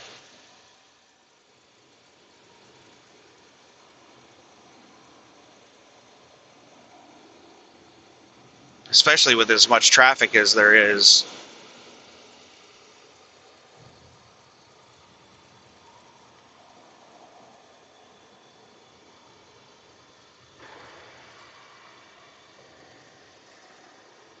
This is a railroad. BNSF Railway.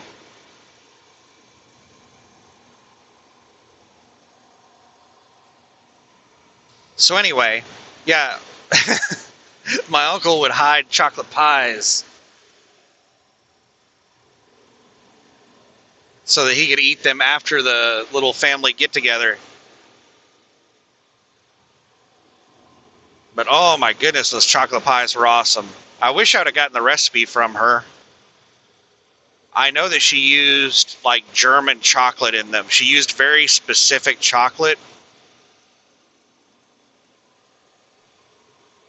I remember the chocolate she'd buy for it came in a, like a, I don't know how to describe it. It's like a little cardboard box. I want to say it was blue. Can't remember. Somebody on the shoulder. But I'm pretty sure it was like some European chocolate. German or Dutch or something chocolate.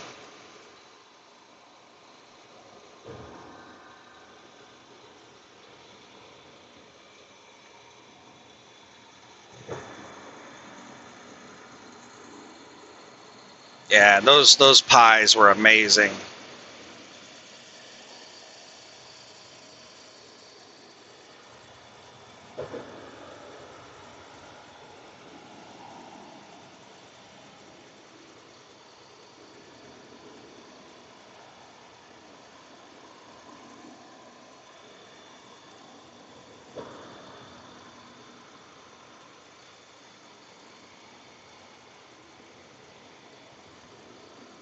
That is one recipe that, so there's a few recipes that I wish I would have learned.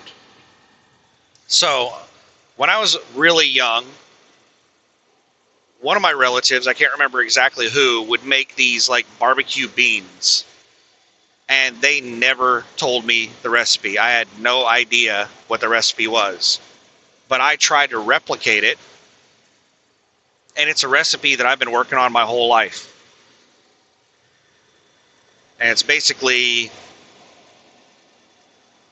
garlic, onions, brown sugar, bacon, jalapenos, barbecue sauce, and beans.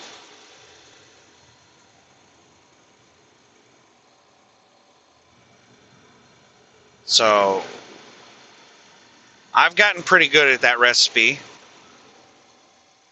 And I can make some really amazing barbecue beans.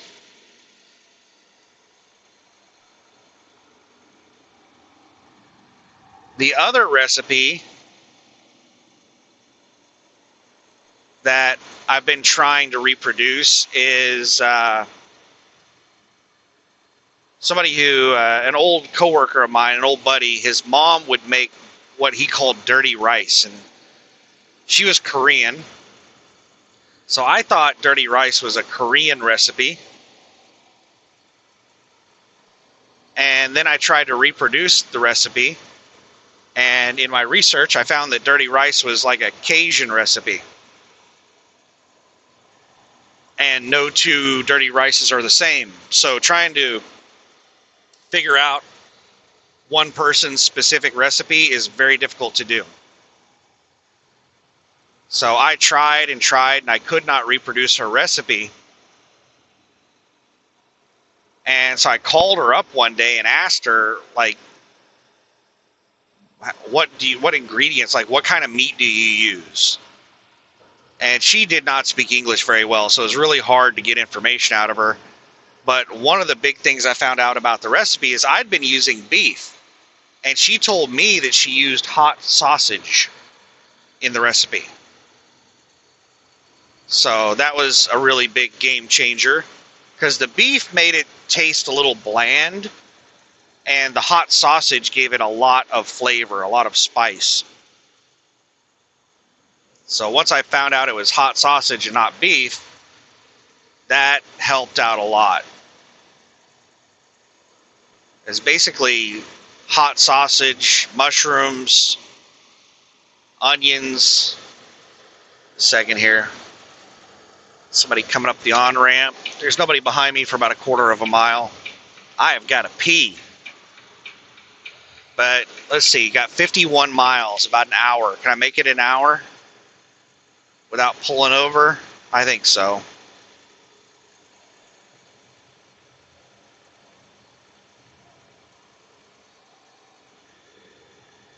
Big 5 feeds. How fast are you going to go? All right, they're almost up to my speed. All right, now they're up to my speed. Now they're pulling away from me. Good deal. Be gone with you.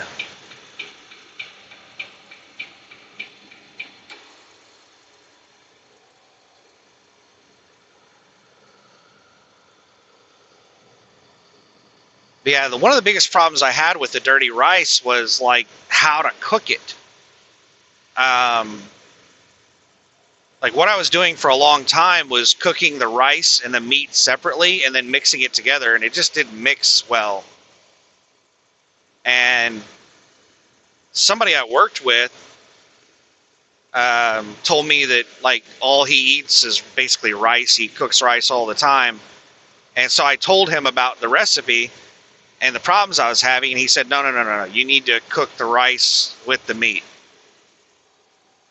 And I started doing that, and everything started coming out a lot better. So basically I cook the meat first, and then I throw the rice in there, and then cook the rice with the meat. And it's really hard to get the moisture like right, the right amount of water. It's because it's hard to measure exactly how much liquid is in there because you have the grease from the sausage and all that stuff. So it's really hard to get the right consistency. Still working on it. Still working on all my recipes. And so those are the two that I'm still working on. And two of them that I wish I had. One is my aunt's chocolate pie recipe. And the other one is there's a barbecue place in Sallisaw, Oklahoma called Wild Horse Mountain Barbecue. And they make the best barbecue I've ever had in my life. It's owned, locally owned and operated, and I actually went to school with one of the family members. He probably owns the restaurant now. And I wish, here comes a cop coming by me. I wish I had state trooper. I wish I had that. Here comes another one.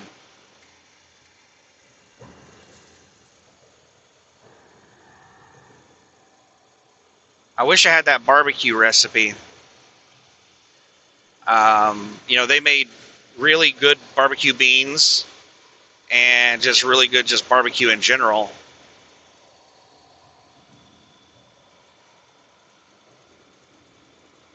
There's something that they use in their barbecue that I have not been able to figure out what it is. There's a very specific flavor in their barbecue, and I want to say it's horseradish.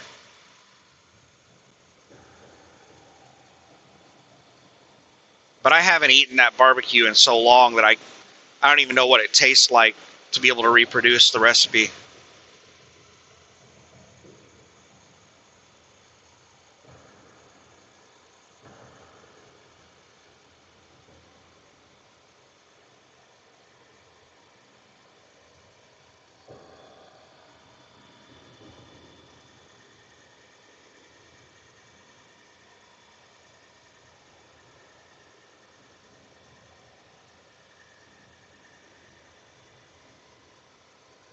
46 miles. Now I'm starting to think I can't make it. I'm gonna have to stop and use the restroom. It just hit me all of a sudden. I normally don't have issues with having to stop while I'm driving. Usually the only thing that makes me stop while I'm driving is the 30-minute break rule. It's very, very rare that I have to stop to use the restroom while I'm driving.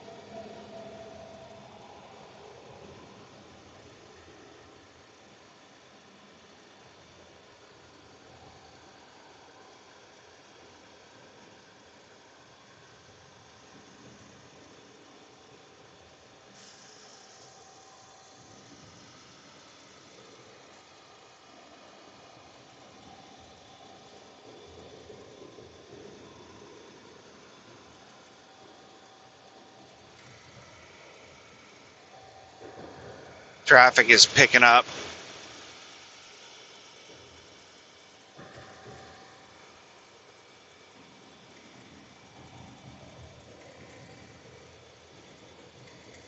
We should still be like 20 miles away from the south side of the metro. Let's see. That sign says Purcell 14, Norman 29. So yeah, we should be. The south side of Norman is the south side of the metro, so yeah, we should still be like 20 plus miles away.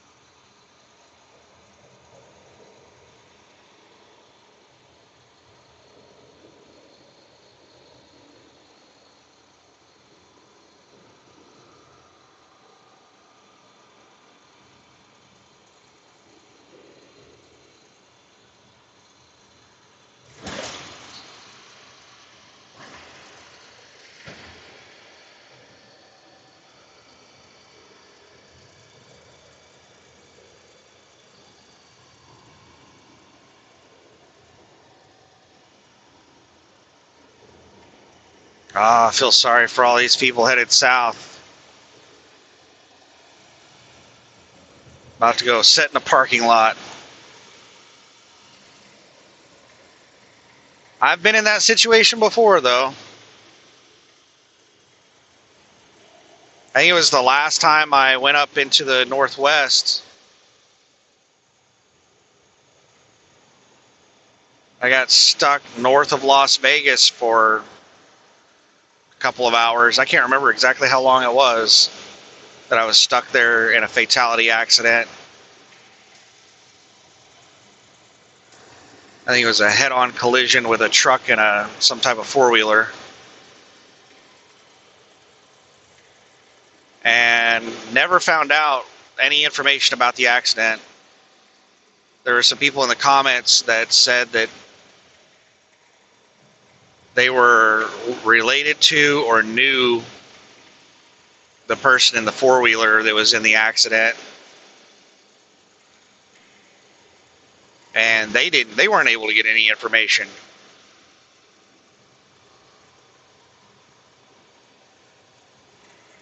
there was very little information that came out about that.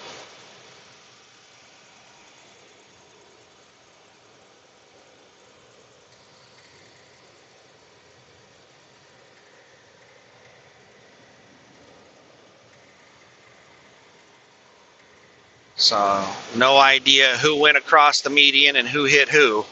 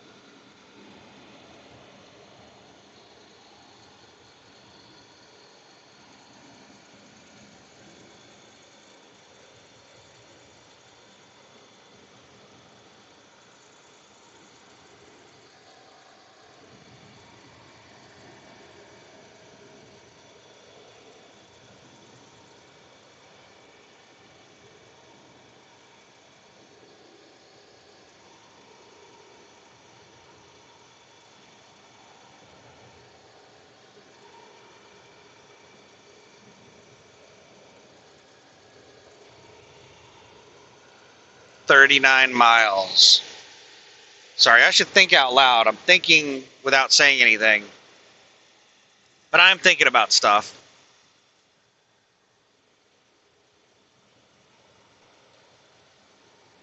Thinking about what food to make to bring back out over the road. Should I do my barbecue beans?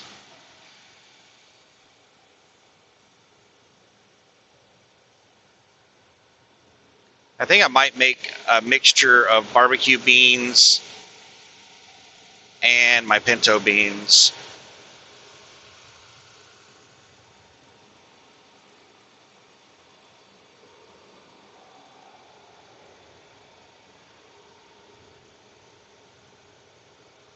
I would make other stuff, but I haven't found anything that stores well frozen.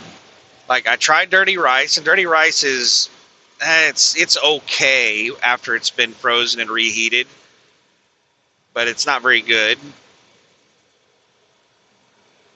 Macaroni and cheese is okay once it's been frozen and reheated.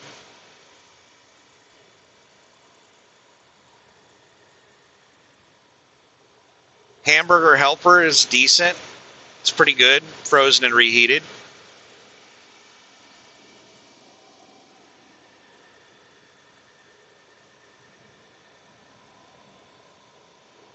Chicken is decent, not very good, frozen and reheated. It becomes kind of rubbery.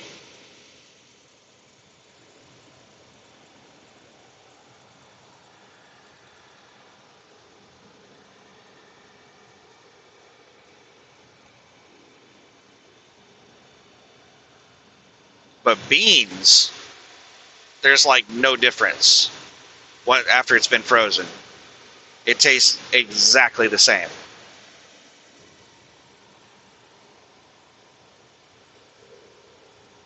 So I think I'm just going to stick with beans and like frozen burritos and frozen corn dogs.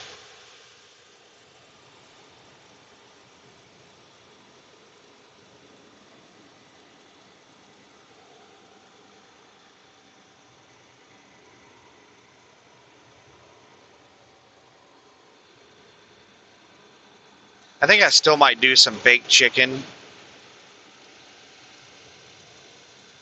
and bring some tortilla shells back out with me next time. And what I can do is, I did this, like, not this time that I was out over the road, but the time before this one. I brought tortilla shells and lettuce, tomato, and onion. And I basically reheated some baked chicken. And I also reheated beans. And I made burritos with lettuce, tomato, onion, and beans and chicken, and they were really, really good.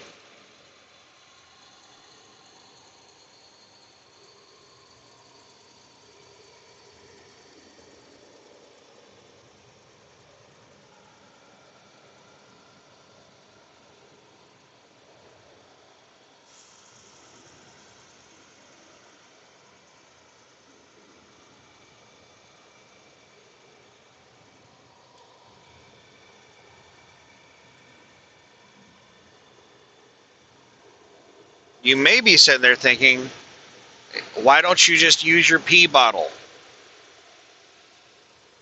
Every truck driver has a pee bottle, don't they? I do have a pee bottle. I have never peed in a bottle while driving down the road. I just, no, I don't do that.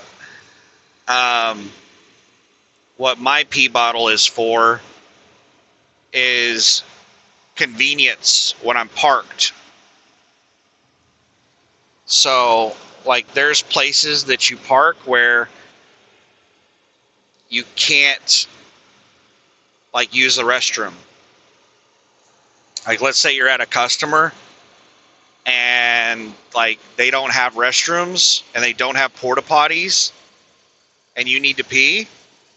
What are you going to do? Are you just going to go and, like, try peeing beside the trailer or something? They have cameras all over the place. You don't want to get caught peeing in their lot. So that's one of the situations where I'll use my pee bottle. Parked at the truck stop. You wake up in the middle of the night and need to go to the bathroom. Do you get dressed and walk all the way into the truck stop, or get dressed and walk to the back of the trailer to pee? No, I pee in a bottle.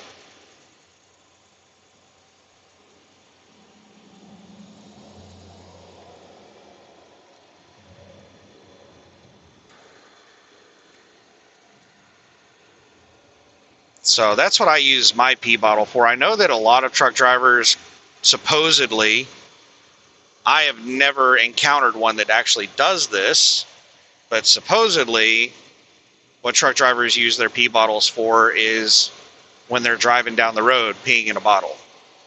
I've never ran into anybody that actually does that.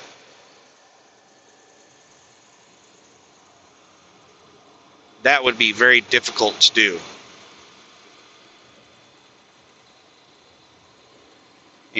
I would have to, like, maybe if you wore pants that you could unzip, but I wear shorts with elastic bands.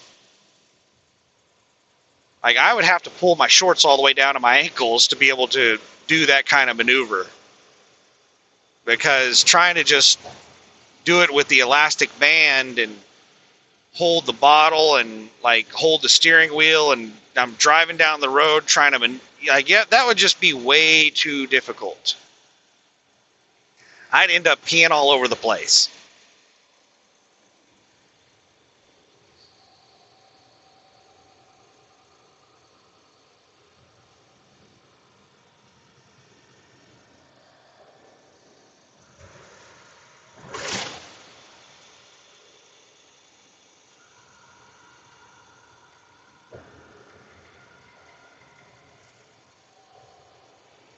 That would be a terrible way to die.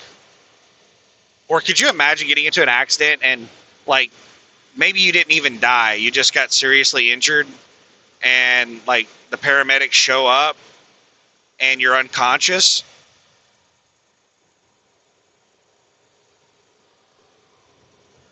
Your shorts and underwear are at your ankles.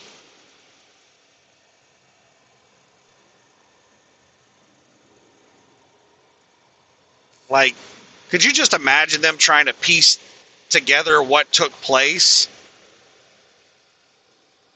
Like, what in the hell was this guy doing driving down the road with his pants pulled down?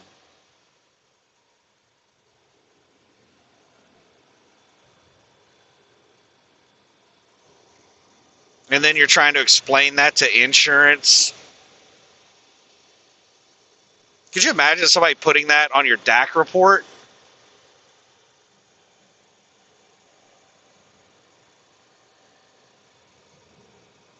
Companies calling and checking on you. Like in trucking, companies are required to check with your previous employers and verify information, and they're required to give information about you. Could you imagine one of them like trying to tell that story?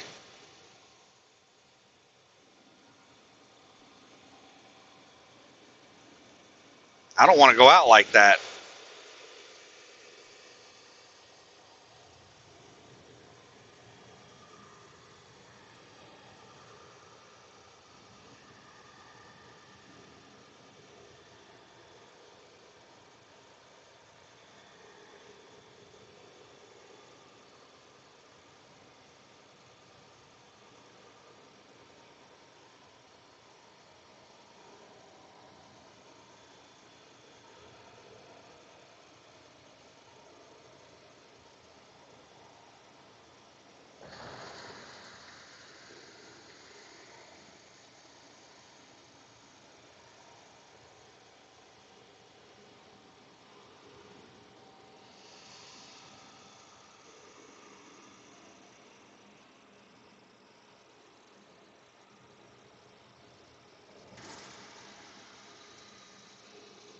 All right, we should be hitting the south side of Oklahoma City any time now.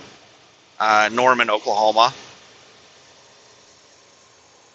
28 miles away from Conlin Tire. Conlin Tire is right across the street from where I pay to park the truck. It works out really well that they do DOT inspections. They just started doing DOT inspections for Landstar like a year or so ago at this particular location. I don't know like if they did them somewhere else prior to that.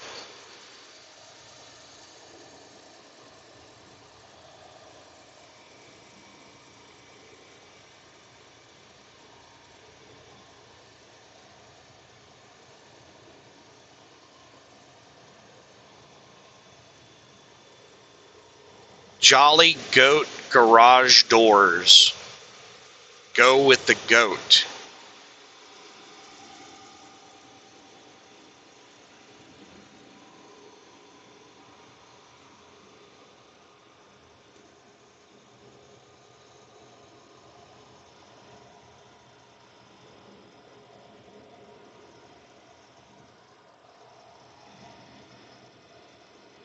I don't think that's a very good name for a company.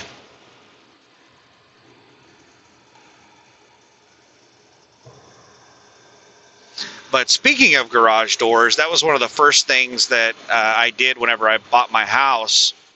That was one of the things I was so excited about with owning my own home, because I had rented apartments my whole life. I never even rented a house.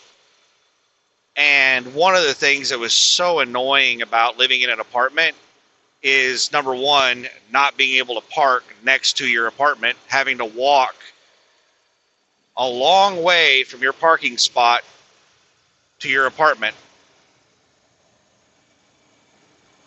Like the last place that I lived in was all, they had a section of the apartments that were all studio, another section of the apartments that were all one bedroom, and then they had a small section of the apartments that were two bedroom in the back. And this was back right after the economic, the market crash, the housing market, and the stock market, and just a big crash that we had around 2008, 2009. And we had way more people than should have been living inside a one-bedroom apartment, living in a one-bedroom apartment. So there were not many parking spots in front of these apartments because they were only one-bedroom apartments. And we had people living in the apartments that had like 4, 5, 6 cars for a single apartment because there were so many people living in a single one-bedroom apartment. And it got to the point where I couldn't find a parking spot at my building. I was having to park, a couple hundred yards away from my building. And that really sucked for like carrying in groceries and stuff like that.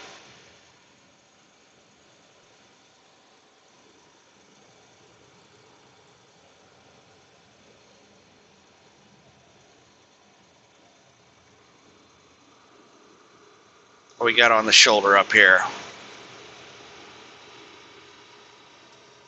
They're parked over in the grass.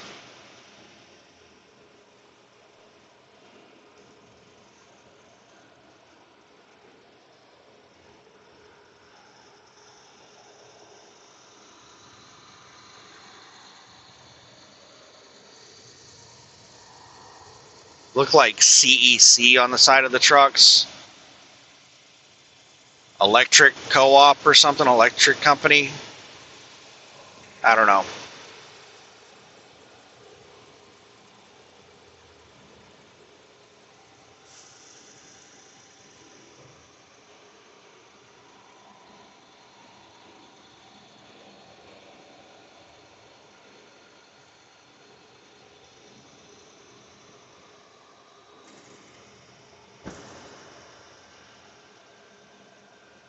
"23 miles to go." I thought we would be at the edge of Norman by now. It's pretty abrupt. You just kind of like come around a turn and then you get a new lane and bam, you're in the Oklahoma City Metro.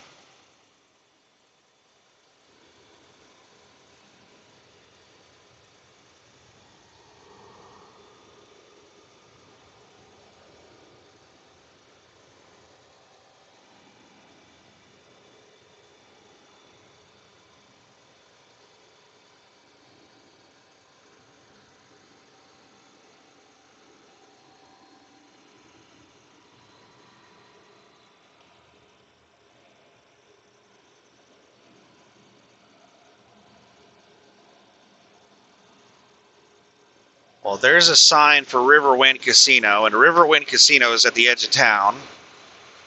It doesn't say what exit it's at. But right there where the Riverwind Casino exit is at is basically where the Oklahoma City Metro starts.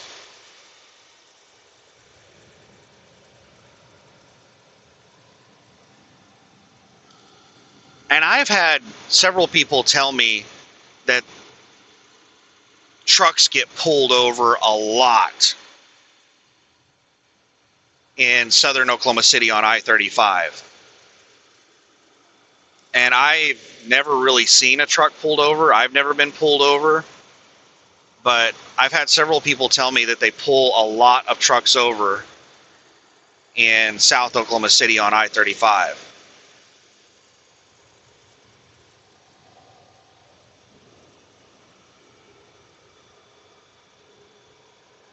Just doing like random inspections or something.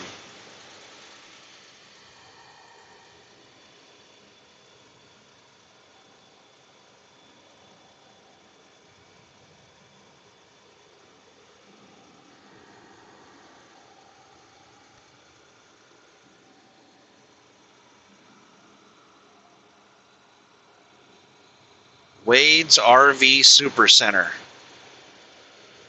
That's a lot of RVs.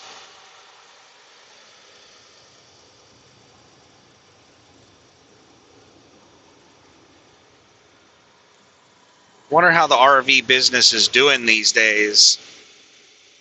I know during the lockdowns, RVs became really big.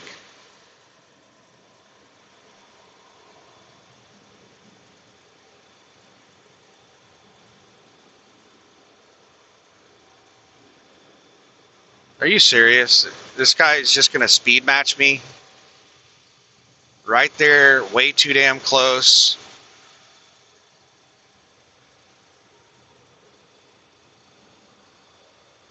I don't want somebody that close in front of me. Why the hell do people pass me just to be in front of me to speed match me or go slower. He's actually going slower than me right now. I'm catching up with him. Yay, somebody ran him out of the lane. All right, did we just get our new lane? Oh, here comes the jackass back over.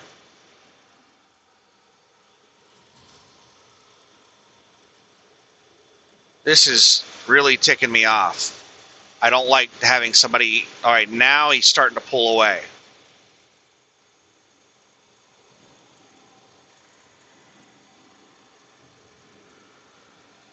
We're getting our third lane earlier than normal.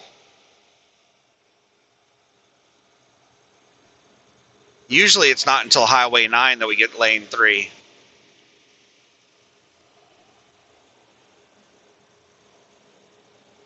Which is in half a mile.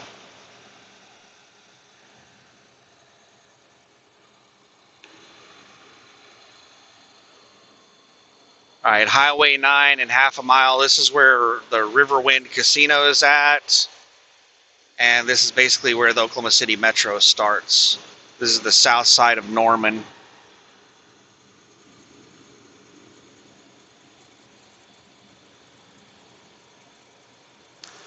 Uncle Kracker, December 27th.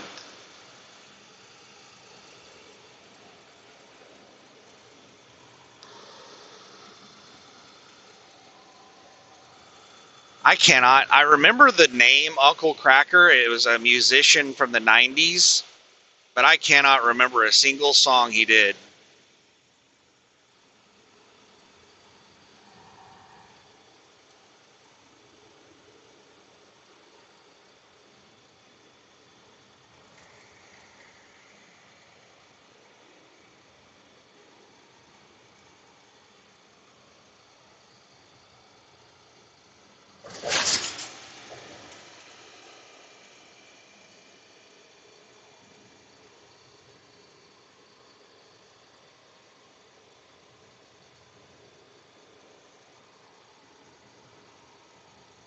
Traffic is pretty light.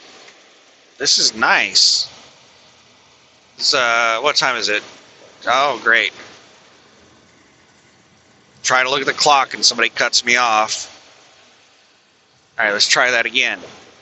It's 11 going across this bridge. There's just too much bouncing. I can't read it.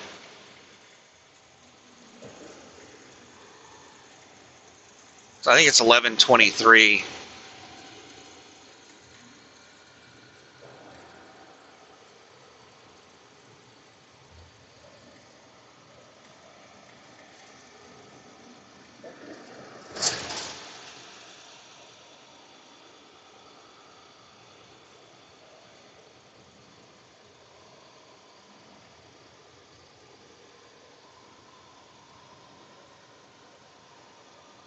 Traffic will just build up and build up as we get closer and closer to Interstate 240.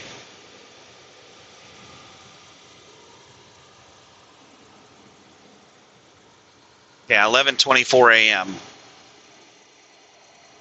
Yeah, this is pretty nice.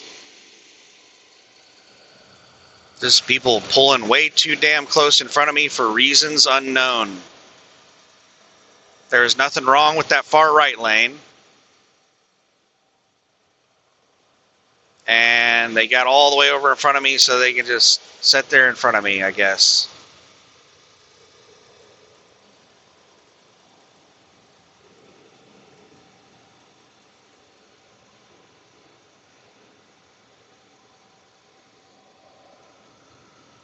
Doesn't matter how many people there are on the road. Stupid is, stupid does.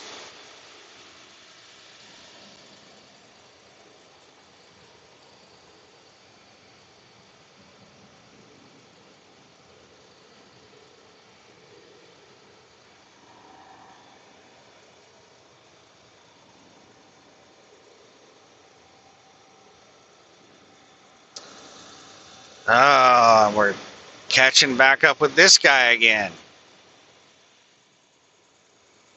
Just can't figure out how fast he wants to go. Or she, I don't know which it is. I hate to leave the women out of it, because women are just as dumb as men. So I don't want people to think that it's only guys that are idiots out here on the road. There's a lot of really stupid women as well.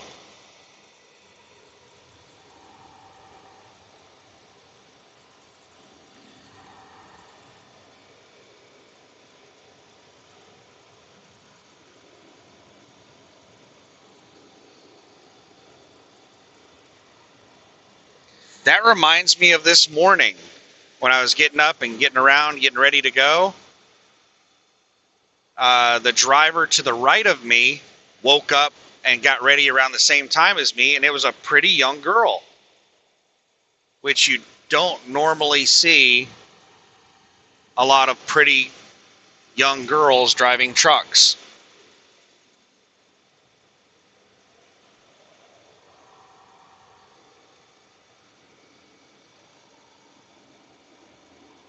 So I was like, wow,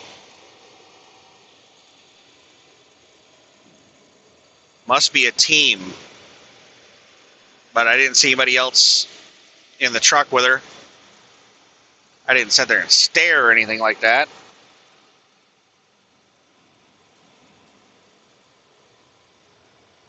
But they ended up taking off before me.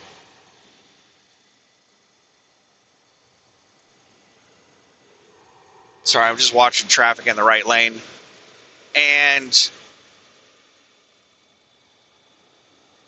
3 trucks all pulled out at the same time. I think it was Belladonna was the company name. I can't remember. But there were 3 of the same trucks, same company, that all left at the same time out of the truck stop. And she was leading the pack.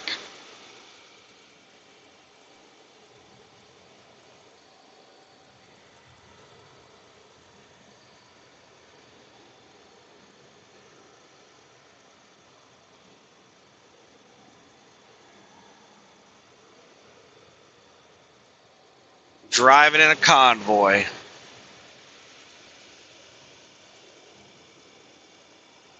That sounds like fun. Drive around the country with a couple other truck drivers.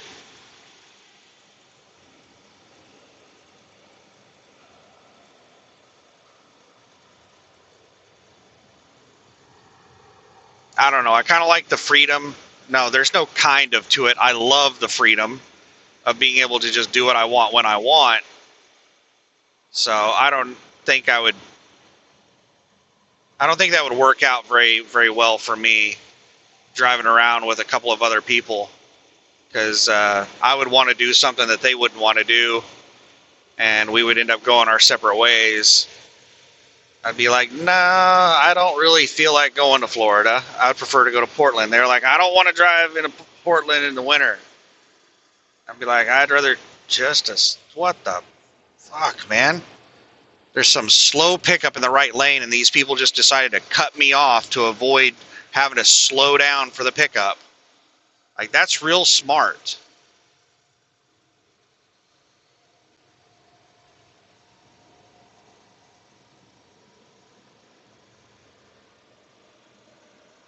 Yeah, what is with people cutting me off?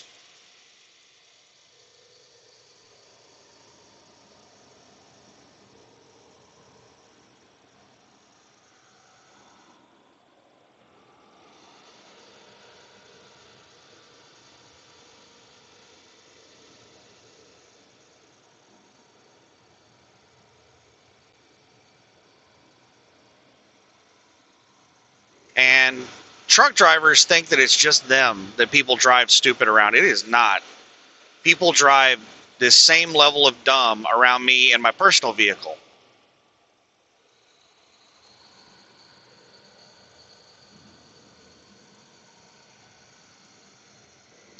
.3 miles until Interstate 240. Traffic is really light.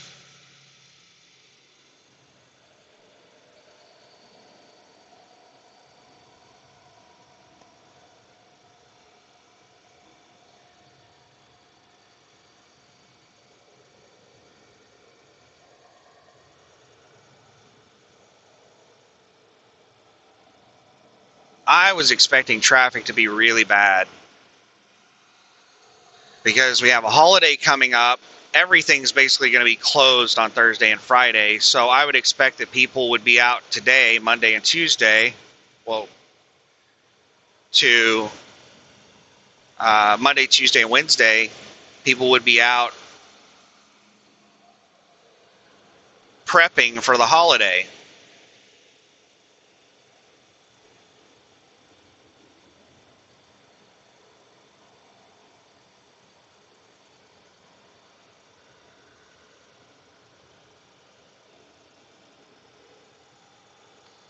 Right here is where I used to do security, this shopping center over on the right. It's a lot nicer now than it was when I was there. I did security there almost 20 years ago. Man, time flies. It doesn't feel like it's been that long.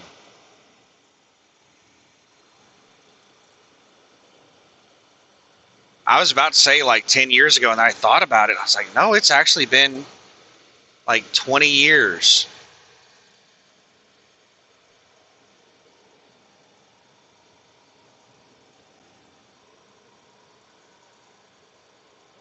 But yeah, when I just a second, this van's gonna cut me off.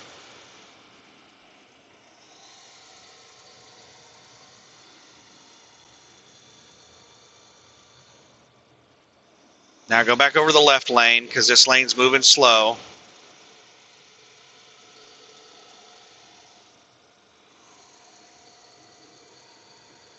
There's some kid walking around in the van.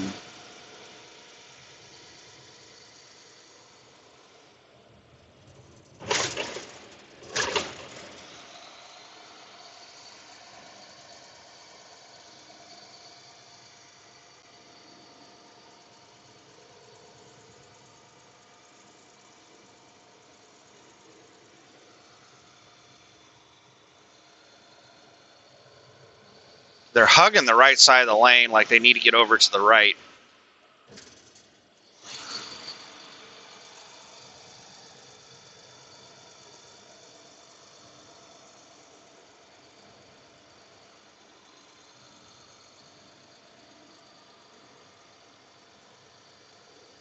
All right, now traffic's starting to get thick. We're still 3 miles away from the I-240 exit.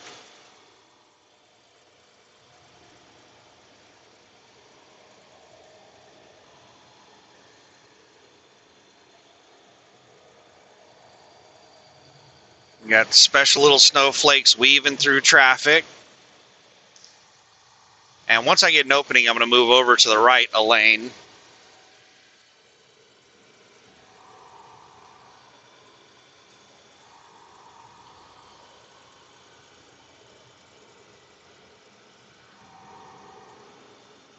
All right, I'm going for it.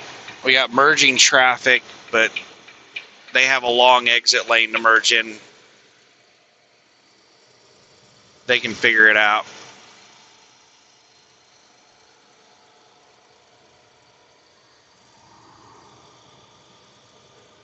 In 2 miles, take exit 121B, ride toward US 62 toward Bonneville Smith.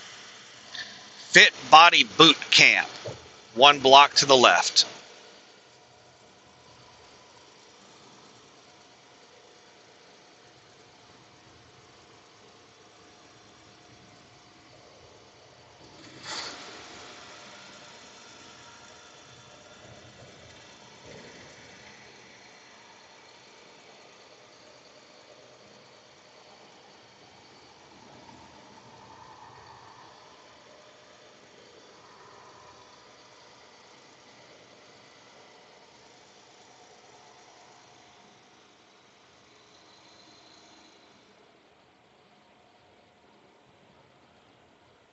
Just a second here. This car that just merged on is just still driving slow. A lot of people that merge onto the interstate off these city streets, they drive like they're still on city streets. They'll drive like 10, 15 under the speed limit.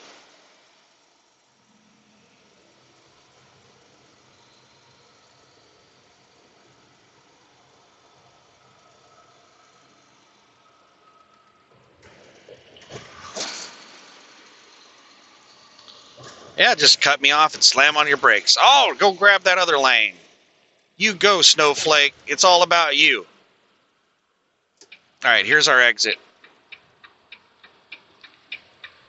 In a quarter mile, take exit 121E, ride 240, US 62 for Longwood Fort Smith.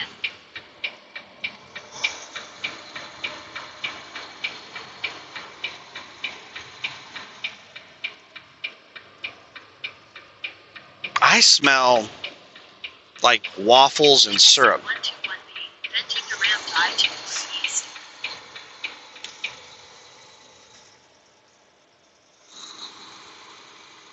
Take the ramp to I-240 East. Continue on I-240 East for 2 miles. In 2 miles, take exit 6 for Ryan Avenue.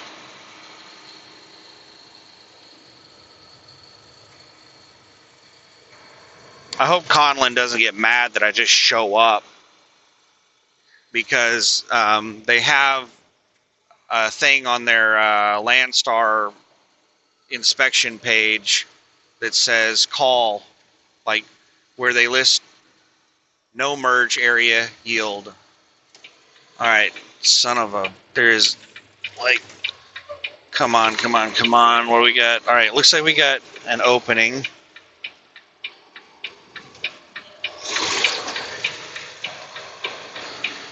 Yeah, that is not a fun place right there. This is narrow lane construction. But it ends pretty soon. But yeah, where some places on the Landstar inspection where it says hours available, they'll put call, because they only have like one inspector, and you need to call and find out what are they working today or not. So call. But instead of calling, I didn't know when I was going to be here. I didn't want to call and schedule something in advance, and I had no idea when they were going to unload me or anything. And it's right across the street from where I, pay to park the truck, so it's not that big of a deal for me to just swing in there right before I go over and park the truck.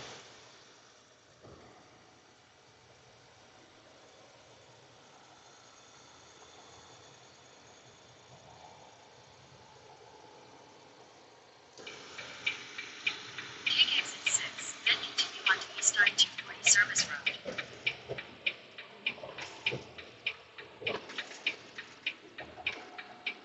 So yeah, since I didn't know when I was going to be here, I just found out when I was going to be here like a couple hours ago. It's like, I'll swing in. East I-240 Service Road, then turn right onto East 1 to 240 Service Road. And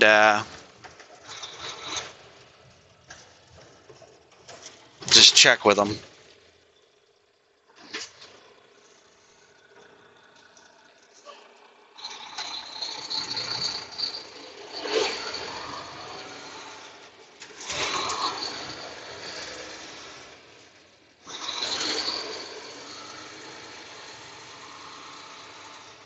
All right, here's Central Transport and Conlon Tire.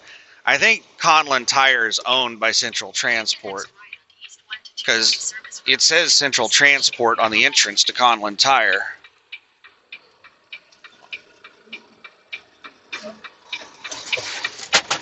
Uh-oh. My fan fell over on that turn.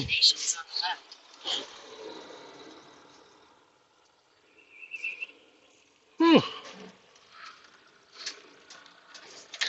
Okay, so now I'm going to switch over to on duty and go chat with them. I'll pause, be back in a minute. All right, we got bad news. Their Landstar DOT inspector quit. So they no longer have a Landstar certified DOT inspector. So I'm still haven't made a decision. I'm thinking right now, still haven't made a decision. I have 4.5 hours left on my clock. I'm thinking.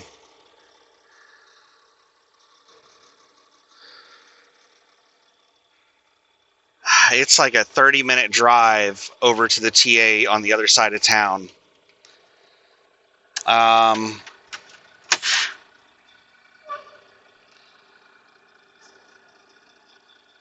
Let me call them. That'll help with the decision. Let me pause this while I call. All right, we're going to go ahead and drive over to the TA on the other side of town. It's a 17-mile drive according to Google.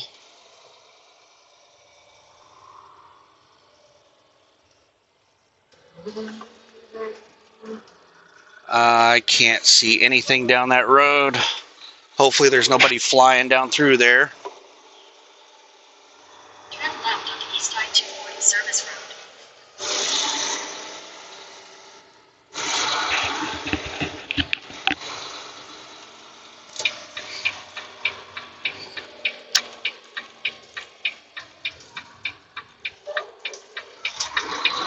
So, yeah, I'll just figure out the hours of service later. Like if I have to camp out the night at the TA because I run out of hours, then that's just what I'm going to have to do. I've got to get this done, and I need to get it done before the holiday.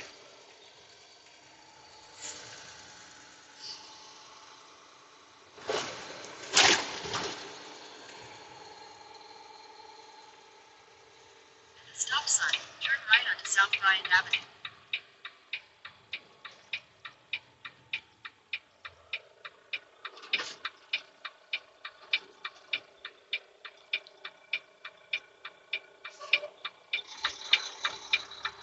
Oh, shit.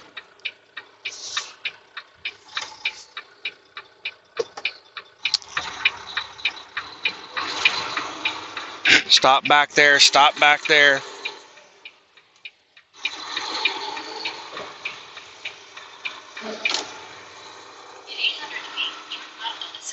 I still went over the curb even doing all that because that guy didn't stop back far enough.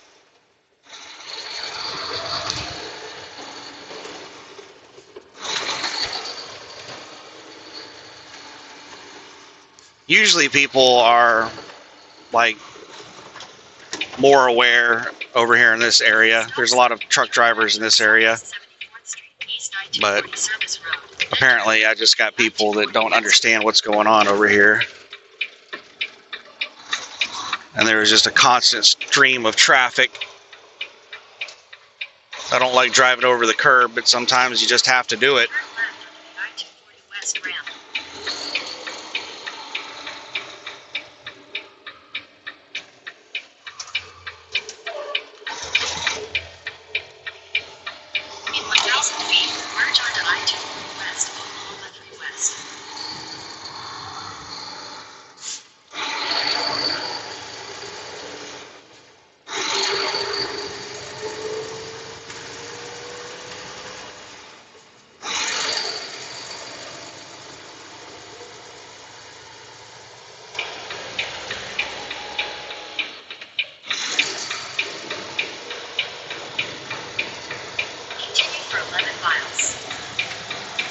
All right, now we're back on the road again.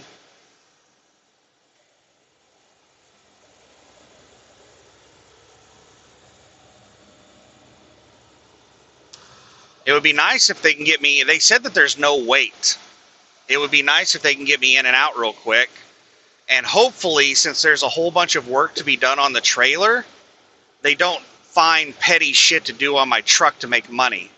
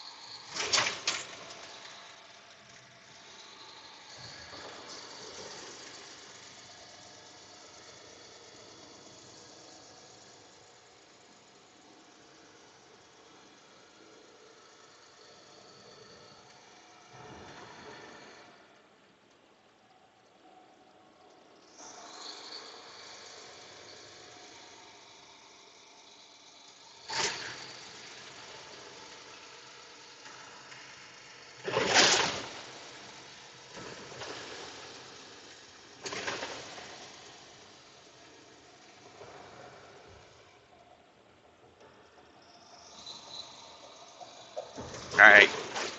This is a very dangerous interchange right here. This is the I-35, I-240. These people don't realize the lane continues. And they will aggressively try to move over. And then you have people trying to move over. It's a shared lane for on and off ramp. Very, very dangerous. Just extremely poorly designed.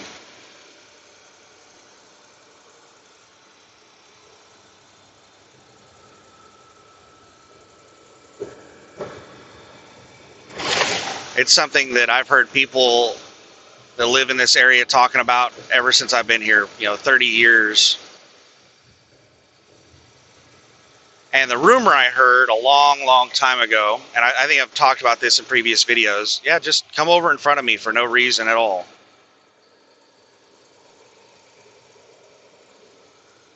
Yeah, go back over to the other lane. Maybe do one or two more lane changes unnecessarily.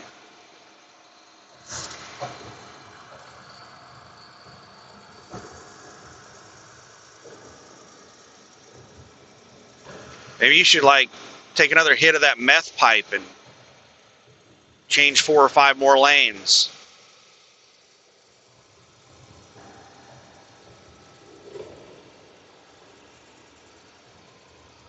But anyway, the rumor I heard 30 years ago was that they let the University of Oklahoma, some engineering class, design that interchange.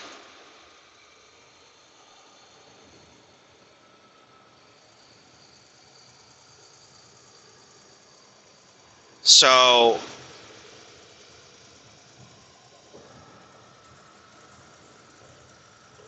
in theory, that should be a very efficient interchange. But theory and reality are two completely different things. Human beings do not know how to drive. They're aggressive. And they're dumb.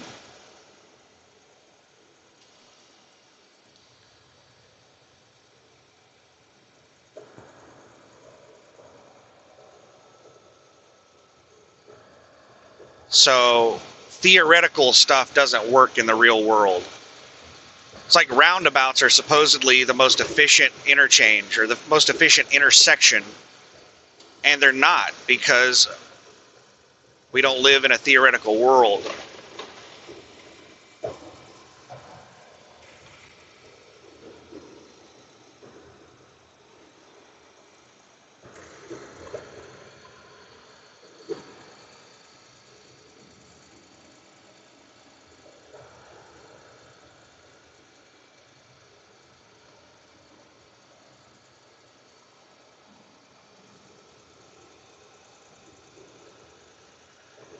So that right lane is going to end in a minute, and we're going to merge onto Interstate 44, and I'm going to need to move over. Well, I don't technically need to move lanes, but I'm going to move one lane to the right. Awesome. Coming back, looks like they've got it down to single lane coming back the other direction, and it's just a parking lot. Who is the idiot that thought that up? What are they doing that they've got? Oh my goodness. I'm going to have to find another way. I'll just take I-40 all the way back over when I come back. Take I-40 to I-35. This is going to be an absolute nightmare to drive through. So anyway, merge onto I-44 here in a second, and then take that for a couple of miles, and then it's going to be a left lane exit to get onto I-40. Oh my goodness. They've got that down to single lane, and that is Interstate 44, Interstate 240, and all coming together in that one spot. and they've got it down to single lane, 2 interstates intersecting, and then they bring it down to single lane. That is just crazy. I hope they have a really good justification for bringing that down to single lane, because this is not even rush hour and traffic is backed up for miles.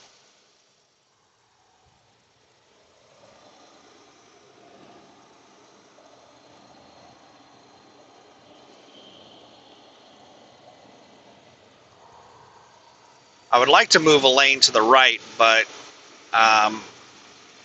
I can't.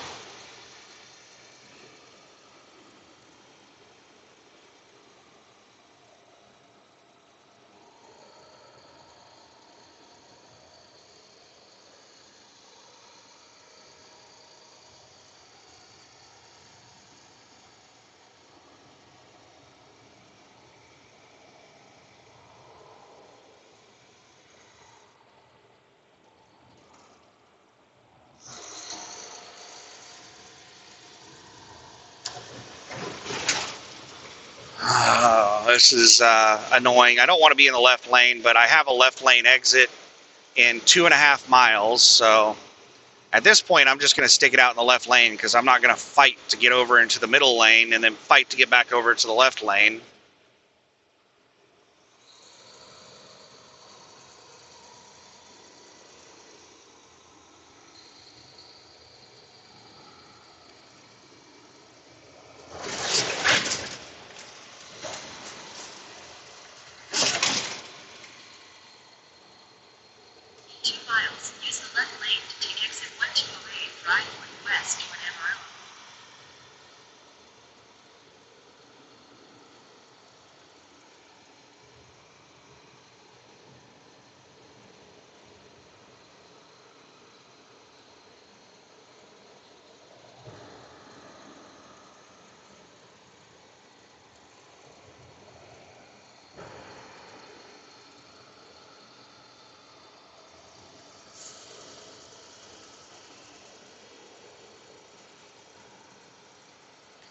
Wow, that was smart.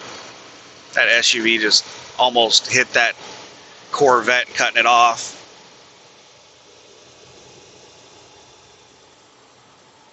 Wouldn't you just love that? You know, you're driving around this expensive, nice sports car, and then somebody in some ratty-ass, cheap SUV almost hits you, swerving around in traffic.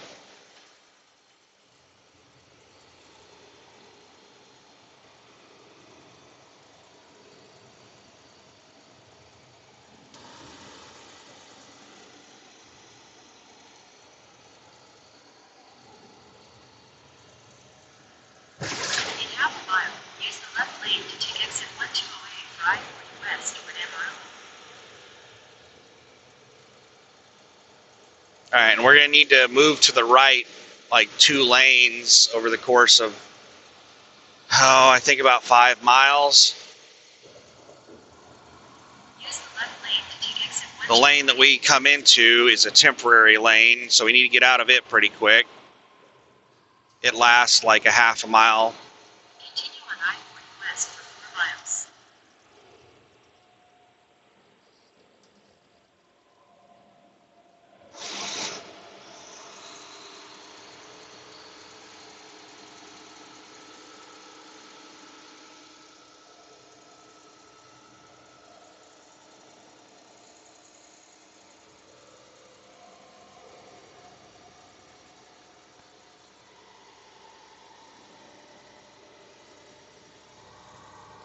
All right, we've got room to move over so we can get out of this temporary lane.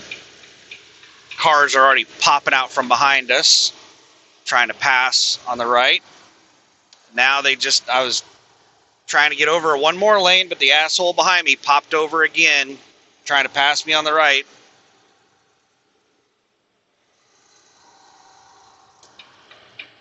All right, looks like they're going for the exit. So now I've got an opening to get over here.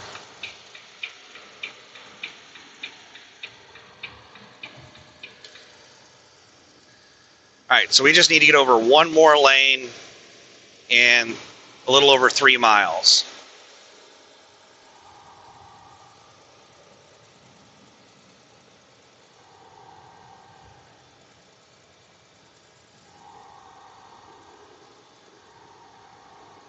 and there's just one four-wheeler passing me on the right now.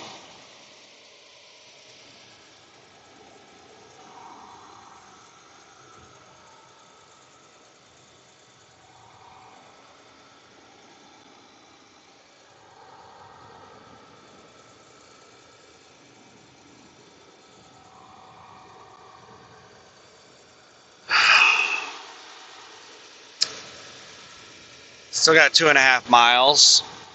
Now there's a line of four-wheelers passing me on the right from all the merged traffic.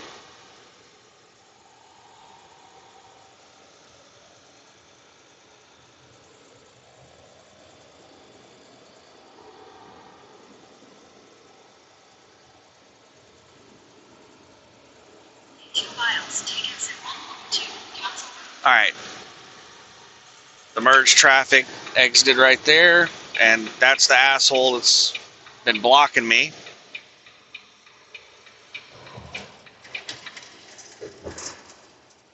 We have 1.5 miles to go. Let's slow down, let this merged traffic on.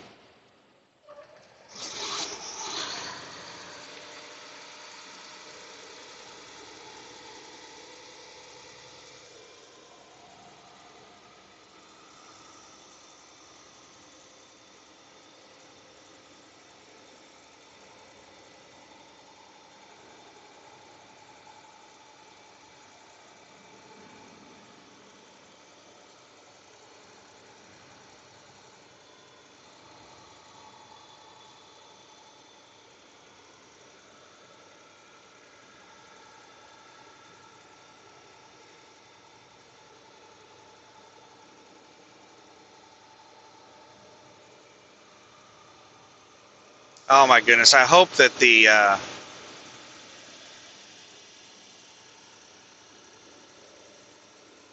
that's a cop? That motorcyclist was a cop. Oklahoma City's got some new motorcycle bikes. That looked like some type of all-terrain bike. That was that did not look like a police motorcycle. Take exit 142 for Council Road. It looked like one of those like long distance all-terrain bikes that you know, like bike across country on.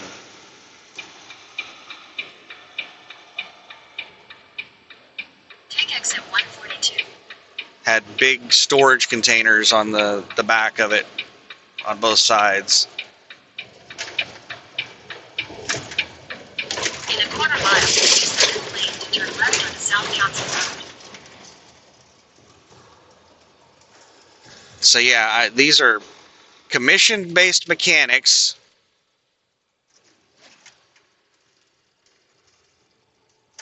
At the light, use the middle lane to turn left onto South Council Road. No, you do not use the middle lane to turn left because the middle lane does not go left, according to the signs on the street, Google. West I-40 Service Road.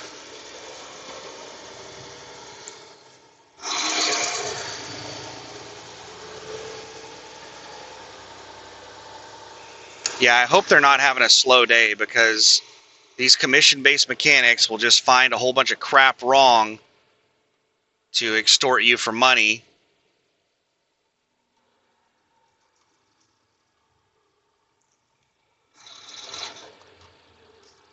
At the light, turn right onto West I-40 Service Road, then turn left. And I am gonna lose my damn mind if they try to fail me over some stupid crap. I will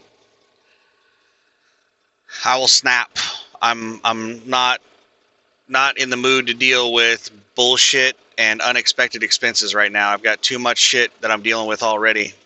I will just lose it.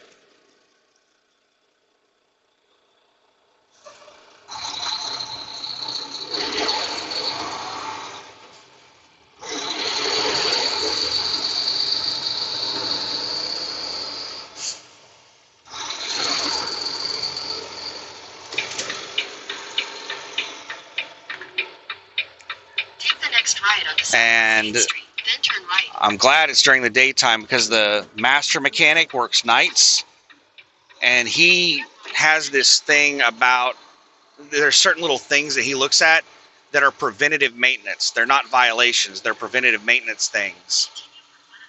And he's told me like a couple of times that he, is not going to fail me on this, but I should get it checked out. And it really pisses me off when he does that, because Landstar gives these mechanics way too much power over us by putting us out of service if they fail us on something, and they know it. They go through a training class where they're taught all that stuff.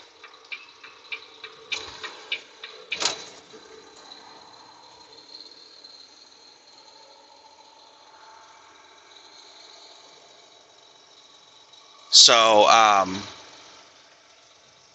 yeah, it can get pretty rough in there if they try to fail you over some stupid crap and you push back on them. Like, they'll get defensive, and they know they have you by the balls on that kind of crap.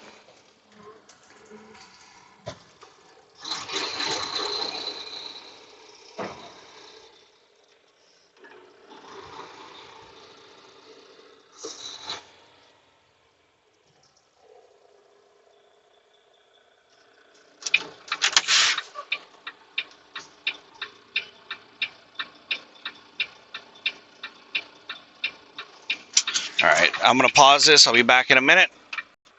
All right, they got us in a door already. So hopefully we can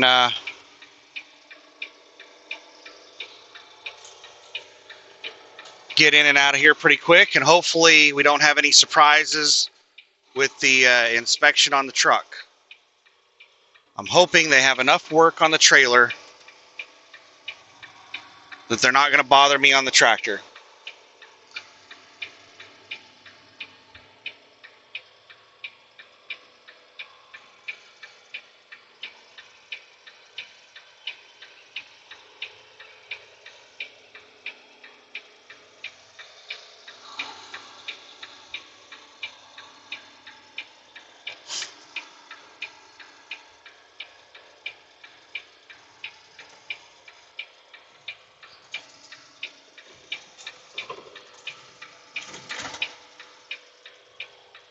All right, we're going to try to avoid going through that water puddle right before we pull in here.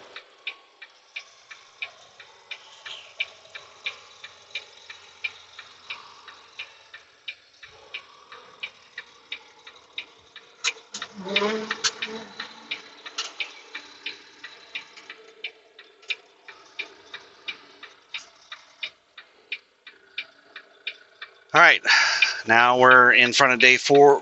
We're just waiting on the mechanic to come out here and guide us in. And let's see what's the hours of service. So I have 6 hours left on my 14-hour clock, and that's the only thing I'm really worried about is my 14-hour clock. So 6 hours and 12 minutes. That gives us until 6 p.m., 6:39 p.m., because it's 12:27 right now. So I have until 6:39 until I run out of 14. So hopefully this doesn't take too terribly long. Oh, sweet. This is the guy that I like. I'm glad this is the guy that's doing it. The overnight guy, this is one of the master mechanics, and this guy is really good. He's reasonable. I like him.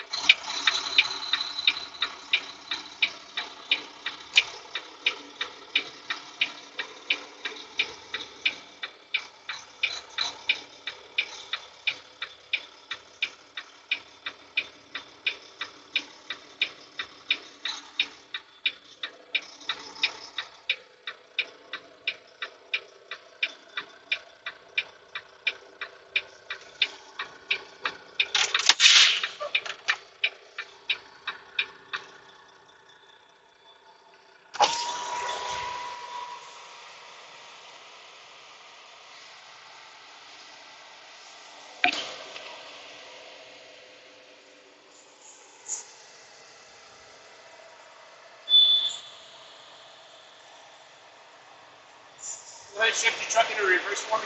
Okay.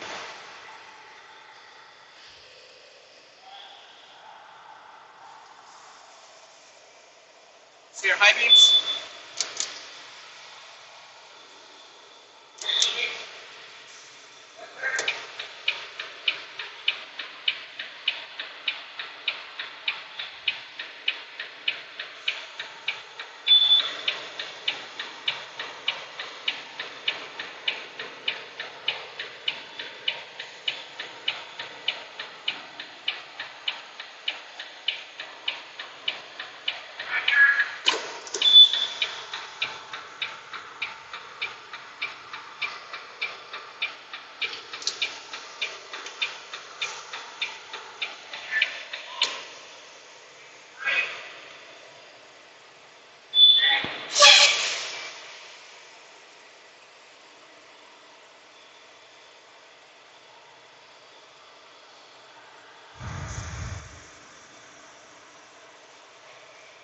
Would you pop your hood for me?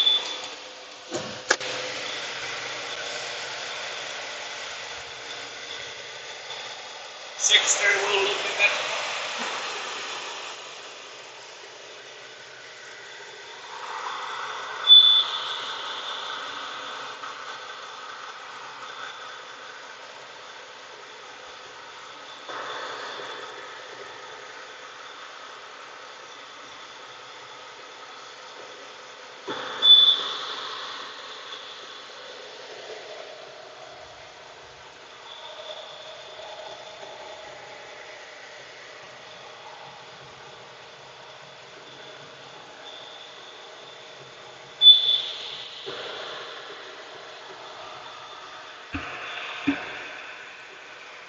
We're going through the inspection right now. He's doing a much more thorough than normal.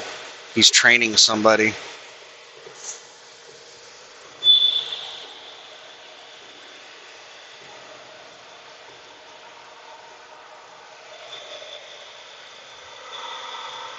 Does he still want me swinging it back and forth? Yeah. What? You want to start? You're good. Okay.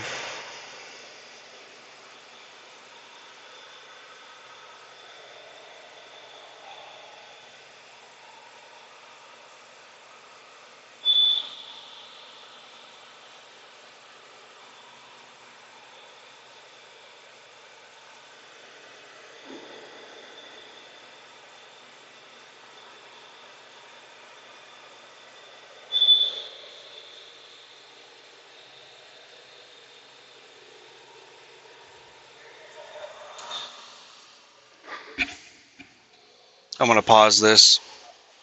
All right.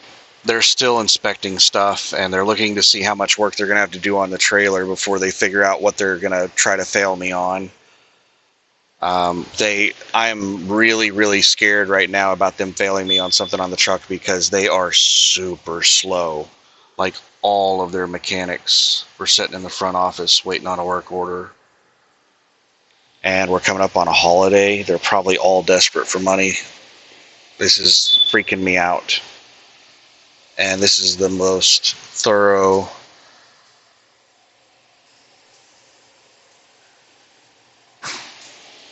Sorry, they're walking around my truck right now. I don't want them to hear me. This is the most thorough inspection I've ever had anybody do on my truck. I'm going to pause again. Be back in a minute. All right, I'm going to need to wrap this video up. Maybe I'll make a second video afterward. So yeah, this has turned into an absolute shit show, drama fest. So let me try to explain everything. The mechanic's supposed to be back in about 10 minutes. He's on lunch right now. Whole bunch of drama happened. I'm probably going to make a separate video just about the drama.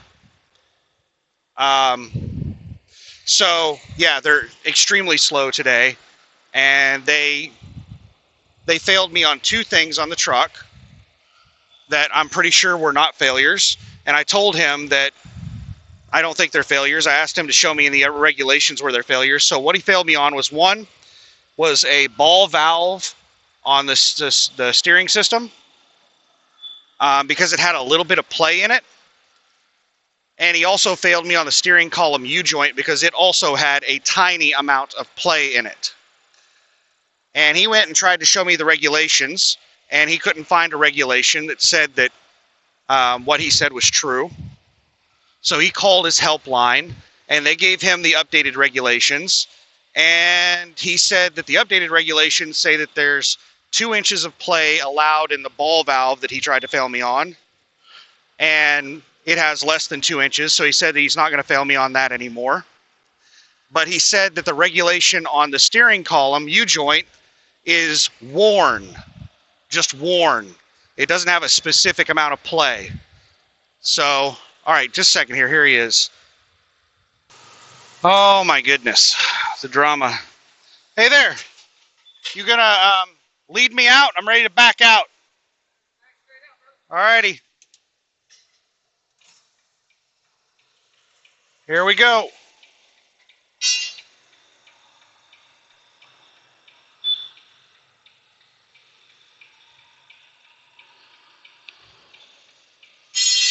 Well, I guess he's not going to watch me. You're not supposed to pull in or out unescorted.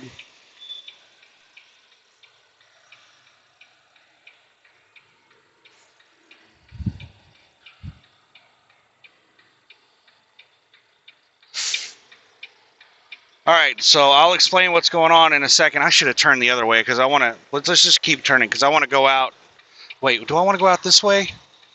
I think there's a light if I go out this way. If I go out the other way, there's no light. So we're going to go out this way. Let me get the windows rolled up because the wind is blowing really hard. And let me actually plot in my GPS. I know where I'm going, but I need to plot it in just in case there's delays or drama of any kind.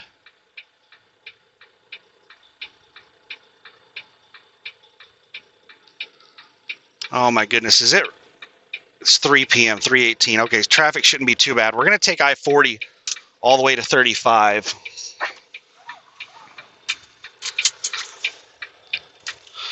All right, so let me give you an update as to what in the hell is going on.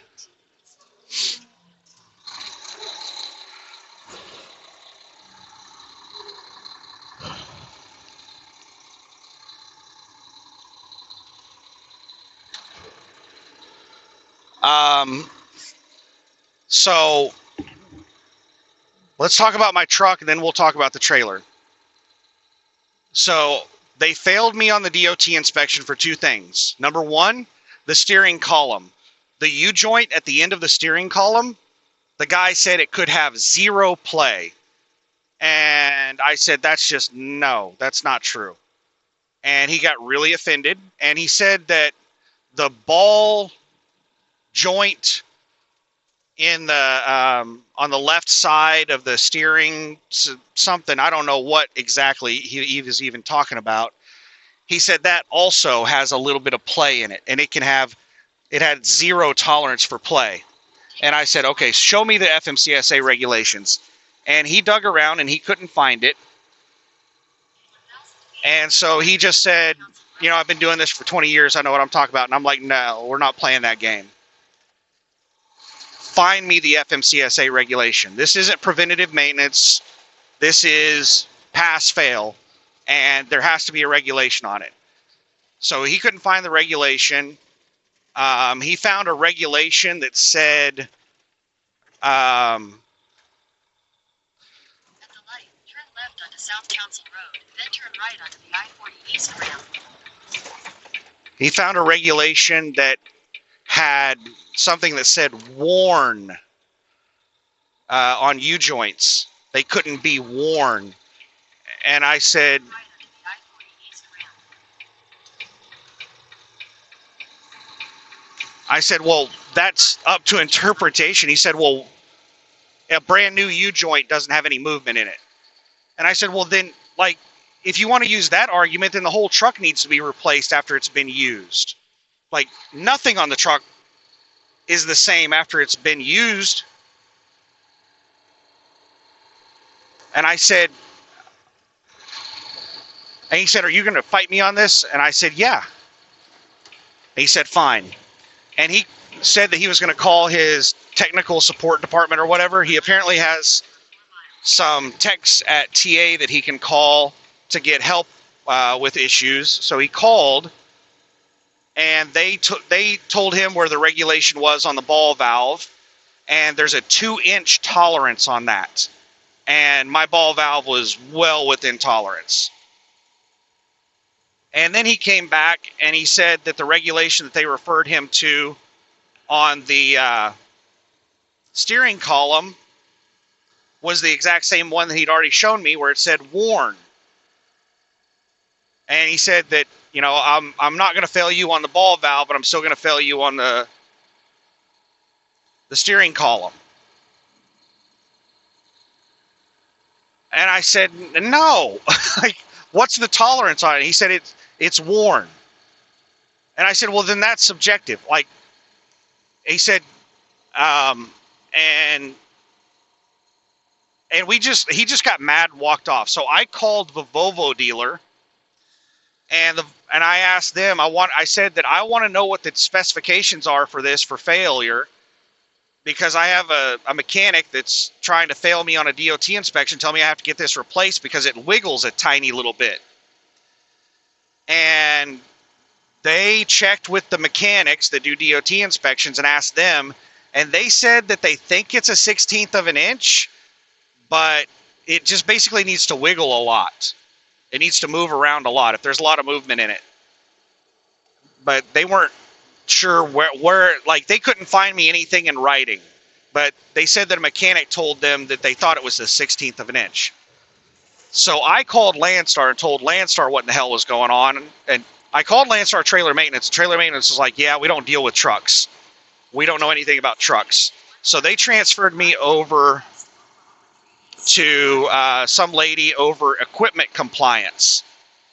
And I told her what was going on, and she looked up the regulation, and she said the regulation is a 1/16 of an inch. And I said, is that a Landstar thing? Or no, she said that's the actual FMCSA regulation.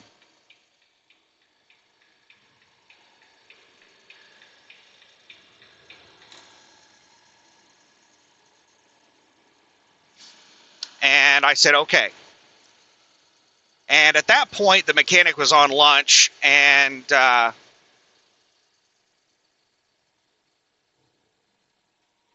didn't know that. So I was looking for the mechanic, and I walked up to the front office, and the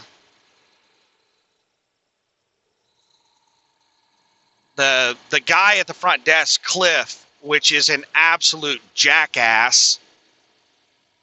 He's one of those super truckers. He's been a trucker before, and he's worked at utility trailer before, and he's a mechanic, so he's a know-it-all. He knows everything.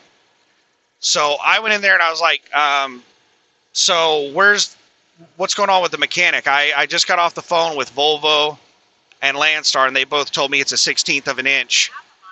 It's not any movement. And they said the mechanic's on lunch. And the Cliff guy at the front desk started arguing with me and telling me this guy's been a mechanic for 20 years. And what Cliff was using as his basis for everything he said was they've been doing this for a long time. And that's super trucker talk right there. Whenever a super trucker is trying to justify their actions, they don't use like regulations and fact and stuff like that.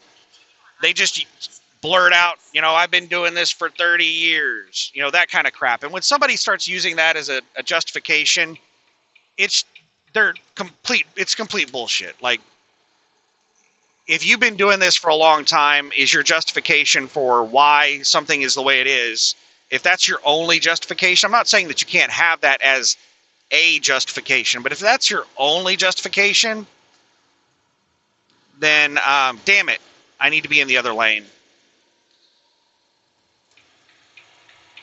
This lane goes exit only in a couple of miles. I thought I needed to be in that other lane, then I was like, nah, it's this lane. Now we're good.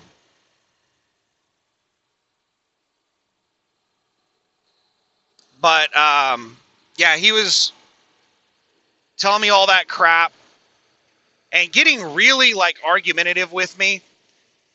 And he started telling me that at this point it's failed and you can't move the truck. And I said, well, that's Landstar policy, but I'm dealing with Landstar and Landstar. And he said, you have no recourse at this point. And he was just telling me that, you know, they can do whatever they want and I can't move the truck. And I said, that's not true. I've already talked with Landstar, and Landstar told me that if you guys won't prove that it's over a 16th of an inch, then they're going to deal with it. And he said, well, I'm not talking about Landstar. I'm talking about federal regulations. You can't move the truck after we fail you on a DOT inspection. I said, that's bullshit. I didn't say that. I didn't curse. I said, that's not true. And he said, sir, I am, and he started getting loud and obnoxious and telling me how much experience he has doing this and that, and telling me that it is federal law that I cannot move the truck after they've failed me on a DOT inspection. It's illegal. I said, that is not true. And he said, only the DOT inspector that failed you can pass you on your next DOT inspection. I said, that's not true.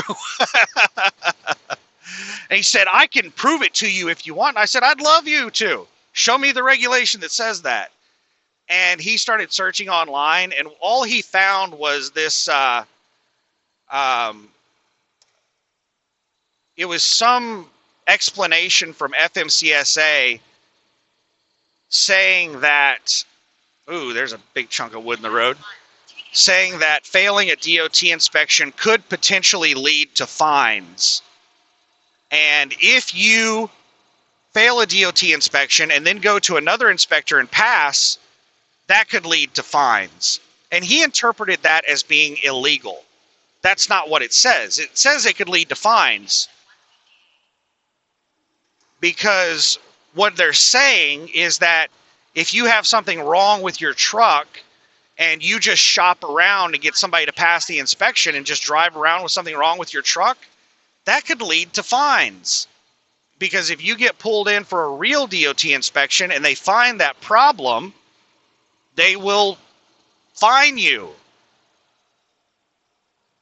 But he was interpreting that as illegal, and he couldn't find any actual regulation that said it was illegal. He was just finding something and misinterpreting it and using that as justification to say it's illegal.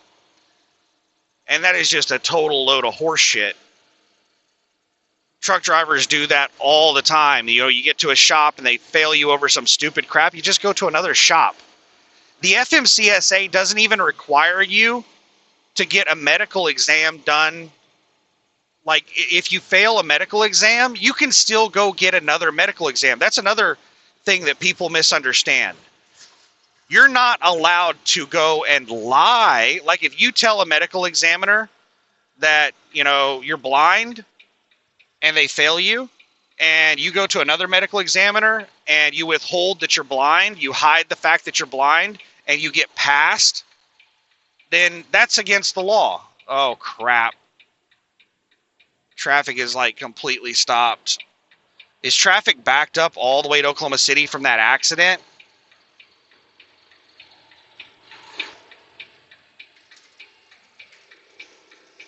I guess everybody's driving around this side of town because of the single lane traffic on the other side of town. Everybody's doing the same thing I was doing. They're avoiding the other side of town.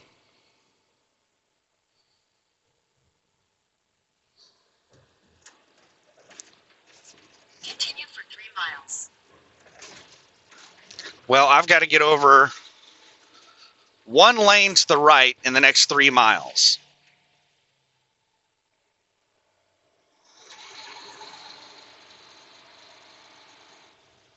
So yeah, Cliff and I went round and round until we got to the, like, he was just being so, like, such an asshole and just telling me, like, this is the way it is and there's nothing you can do about it.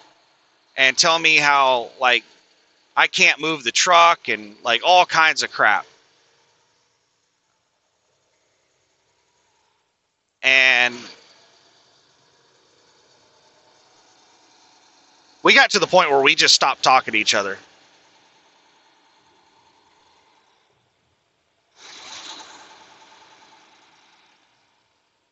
That guy is an absolute jackass. So then the mechanic got back from lunch, and he went and told the mechanic, you know, the 16th of an inch thing. I'm not sure what exactly he told the mechanic, but the mechanic just, as soon as he told him that, he went over and grabbed some equipment and went over and measured, and it was a 32nd of an inch. That's how little movement there was in the U-joint. Like, it is just the tiniest amount of movement in the U-joint. He measured it, and it was a 32nd of an inch, twice the tolerance level of a 16th of an inch.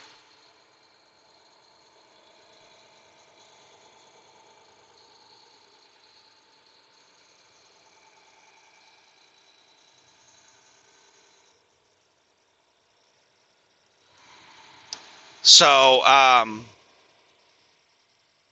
the mechanic was kind of an ass. He got really offended whenever I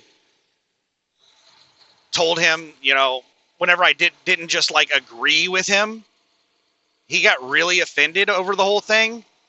But at the end of it, like, he was willing to listen to reason, and he tested it, and it was, you know, a 32nd inch. He's like, okay, I'll go redo your form and pass you then. He was misinformed as to what the regulations were.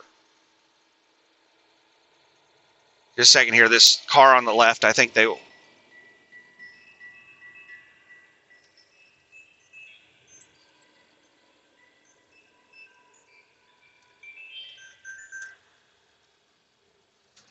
from Landstar is being recorded for quality assurance purposes.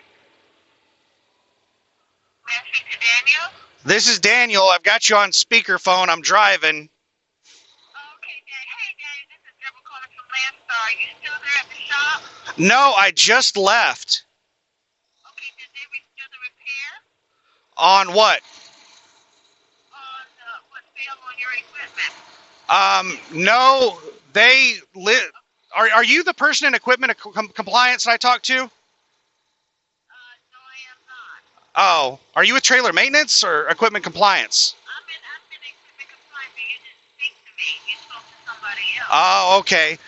No, when the mechanic got back from lunch, I told him about the 16th of an inch, and he went and looked at the regulations and found it, and he went back and measured it, and it was within tolerance. It was only a 32nd of an inch. It was like twice the tolerance level, and he passed my DOT inspection. They passed it. Oh, okay. Hold on. Let me go ahead and check it then. Yeah, he said he went back and modified it or something, and he gave me the new form that's passed and all that stuff. Okay. Hold on. Let me go ahead.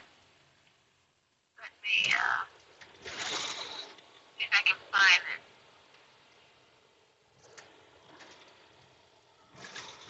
Bear with me for just a moment here.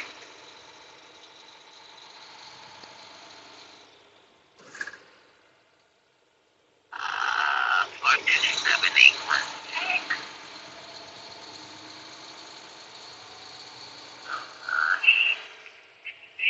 In 1,000 feet, take exit 123B towards southeast 44th Street. All right, it's over. I don't have a patching yet. Hold on. Check.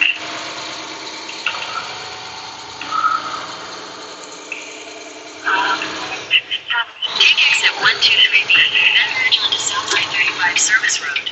Trailer maintenance told me that whatever system that... I have it here. Oh, you have it? Okay. Okay, I have it here, Daniel. I'll get it updated, okay? All right, I appreciate it, Deborah. Thank you. You take care. Sure, you take care of your day. Take exit All right, thank you. towards southeast 51st Street. Bye.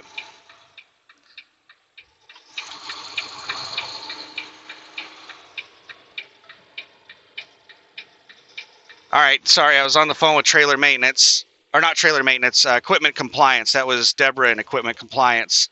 And I was trying to get over to the right, getting ready for my exit, and these four-wheelers kept not letting me over. There was room for me to move over, but as soon as I put on my signal, they sped up and blocked me. And then I had one that I think there's actually somebody in my lane behind me that moved over into the right lane and blocked traffic for me. Like, there are some heroes out there like that help people out.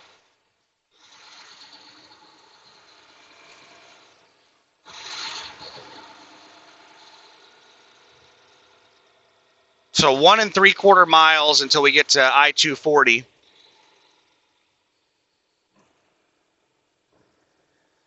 Take exit 123, then merge onto 5 service road. So yeah, I think you just heard me tell Deborah. So yeah, I told him about the 1/16 of an inch, and he went in and found it, verified it, he tested it. It was well within specs.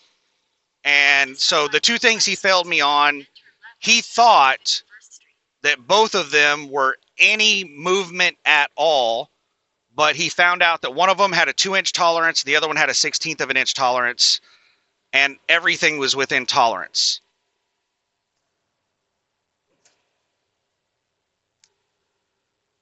So passed my inspection, good to go.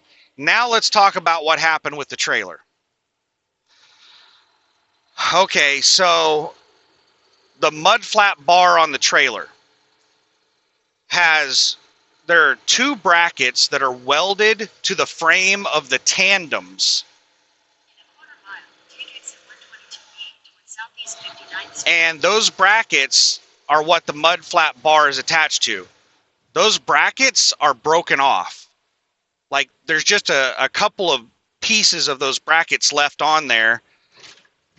Like, half the brackets are missing. So those brackets basically need to be cut off, and new brackets need to be welded on. And that part is technically considered a frame, according to the mechanic. And they said that they can't weld frames. Only the dealer can weld frames.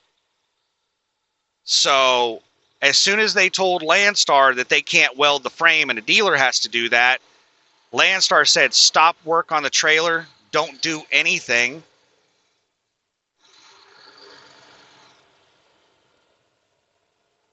Turn left onto South High Avenue, then turn left onto Southeast 59th. And we're going to have utility trailer come pick the trailer up. I-35 south for 3/4 of a mile. And I asked TA, I said, are you guys going to do any of the work on it? And they said, no, they told us to stop doing anything on it. And utility's going to do everything on it. They're going to do the DOT inspection and everything.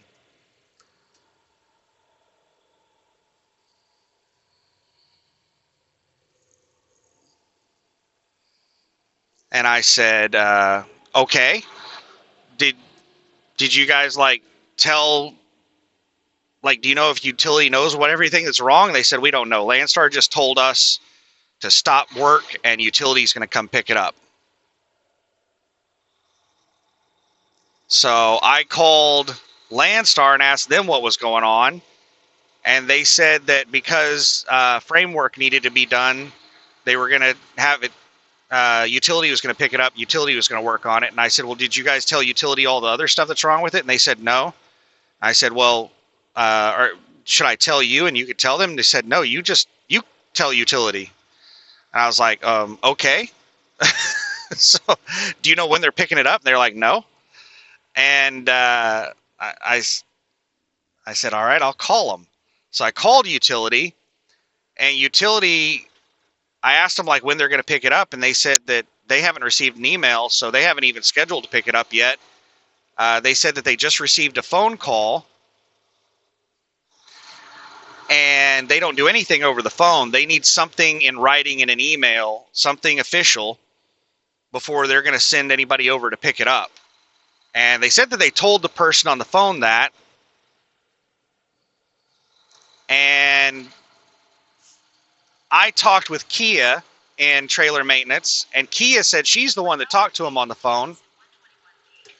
And she said that they didn't tell her that, and that they do stuff over the phone all the time. But she said she'll call them and get it sorted out.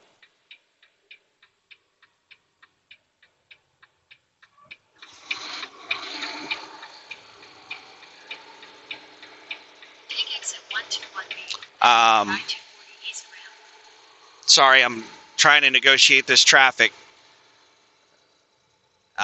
So she said she'd call and get it sorted out and Right lane to take the I-240. make sure it gets picked up. And this guy does not look like he's going to yield, even though he has a yield sign. Use the right lane to take the I-240 East And ramp. indeed, he did not yield. He just hauled ass to cut me off. Continue on I-240 East for 2 miles. Or she, I don't know. Like I said earlier, women are just as stupid as men. I just default to male. So I called utility. Oh, I already told you that. Talked with utility. They didn't get the email. And while I was on the phone with utility, I told them all the issues. They said that, they would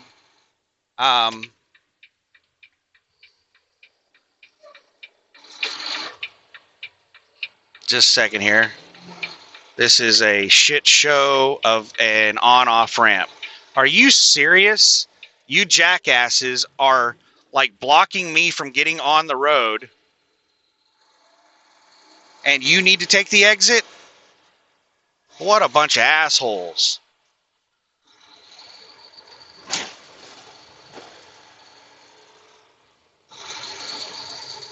1.5 miles, take exit 6 for Bryant Avenue.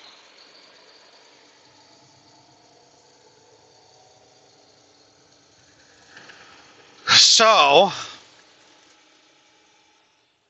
utility also told me while I was on the phone with them that they're not going to be able to pick up the trailer today. They'll pick it up tomorrow. And I asked them, like, how long is this going to take? And they said it'll take 1 to 2 days just to get a quote. And I said, well, what are your hours over the holiday? And they said, we're closed on Thursday and Friday. And they're closed on weekends normally. So they're open tomorrow. And that's the only day they're going to work on it until Monday. And they said that, I said, well, what kind of, like, how long is this going to take? So they said it's going to be like 1 to 2 days just to get a quote. And then they said that the mud flap issue alone is going to take approximately 16 hours of labor. 2 days. Just for the mud flap. That's why I hate dealing with dealers. They are crazy on their hourly. In a half mile, take exit 6 for Bryant Avenue. I should have just taken it to a utility dealer. But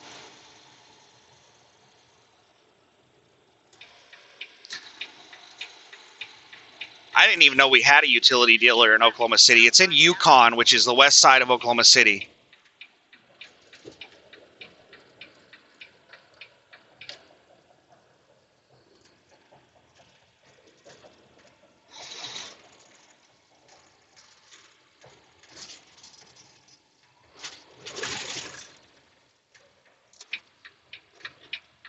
At the stop sign, turn left onto South Bryant Avenue.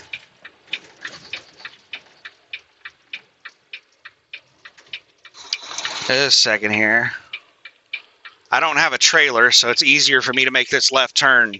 If I have a trailer, then there can't be any cars here 1/4 mile, turn right. on the left turn. All right, here we go.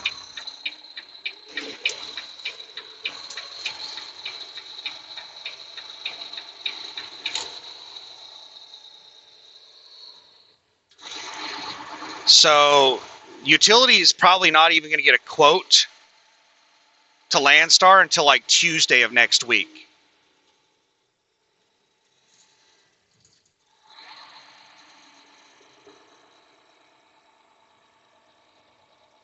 They're going to most likely pick the trailer up at some point tomorrow, and they probably won't get anybody to work on it until Monday, Tuesday of next week. And it'll take them Monday and Tuesday to get the quote done, and then it'll probably take them a few days to get the work completed. but it sounded like they didn't have any. The good thing is it sounded like they didn't have any. Sorry, let me check the railroad tracks here. These are rough tracks. They didn't have any like service delays, like a long time to wait until they can work on it. Like they're booked like 2 or 3 weeks out. It sounded like they were going to be able to get to it right away.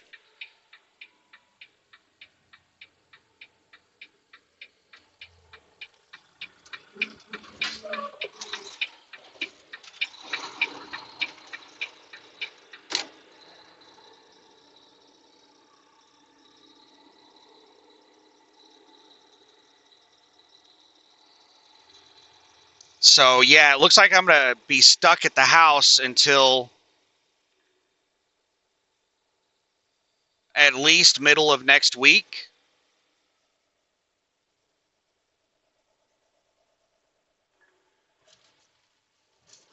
In 800 feet, turn right.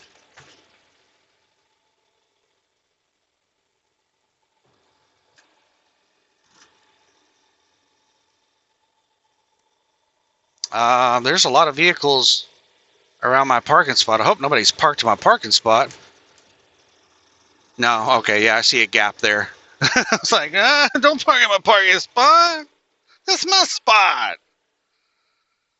I'm going to go ahead and back in. There should be enough room. The spot next to me is open. I've never seen anybody parked in the spot to the right of me since I've been there. So I think that might be a vacant spot. I think it's just not rented out. I could have done a better setup than this.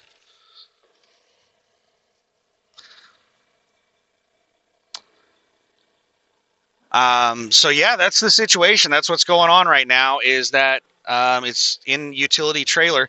And whenever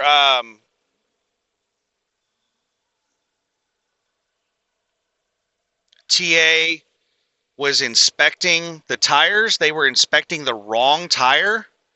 I told them it was the right rear inner, and they were inspecting the right rear outer for a leak.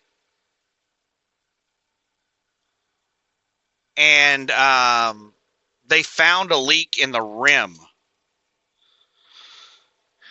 And I was like, yeah, that's not even the tire. I didn't even know there was a leak in that one. But there probably isn't a leak in the tire. They were going to replace the rim on that thing. They claimed that there was a leak in the rim. So I told utility trailer that, that the TA mechanics found a leak in the rim of that tire. But I don't really believe that there was a leak in that tire. I mean, it's commission-based mechanics. I hate dealing with them. They're going to find something wrong. If you tell them there's something wrong, they're definitely going to find something wrong. Even if you don't tell them there's something wrong, they're going to fish for something to make up, to try to make some money off of you.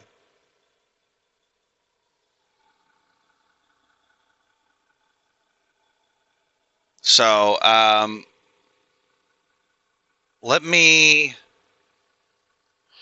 want to get out and see if I'm parked straight in a spot. There's no markings, and the people don't park straight.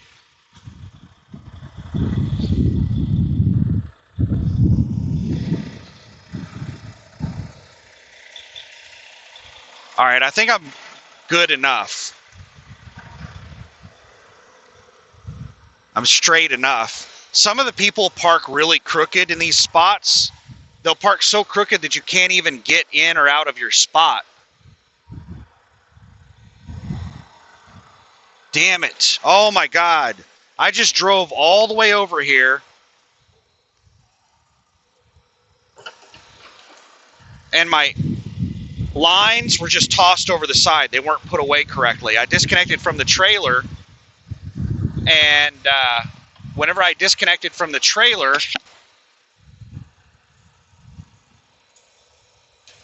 I just tossed my lines over to the side, not thinking about it. I didn't stow them properly, so I just drove across town with My line just dangling on the driver's side fuel tank.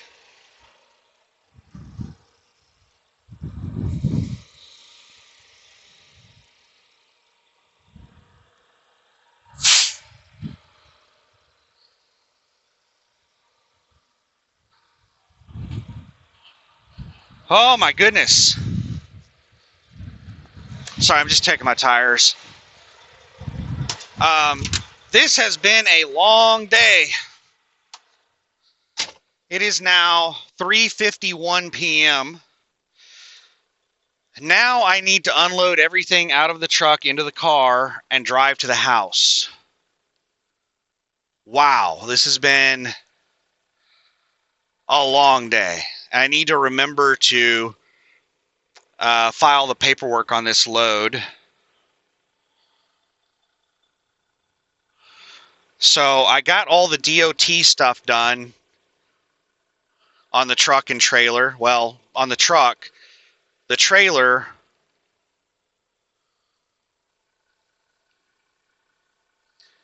is in the process of getting fixed. And I asked Utility if they would put a latch on the landing gear handle so I wouldn't have to use like zip ties on it. I asked Landstar if I could get that done, and they said just ask Utility to do it.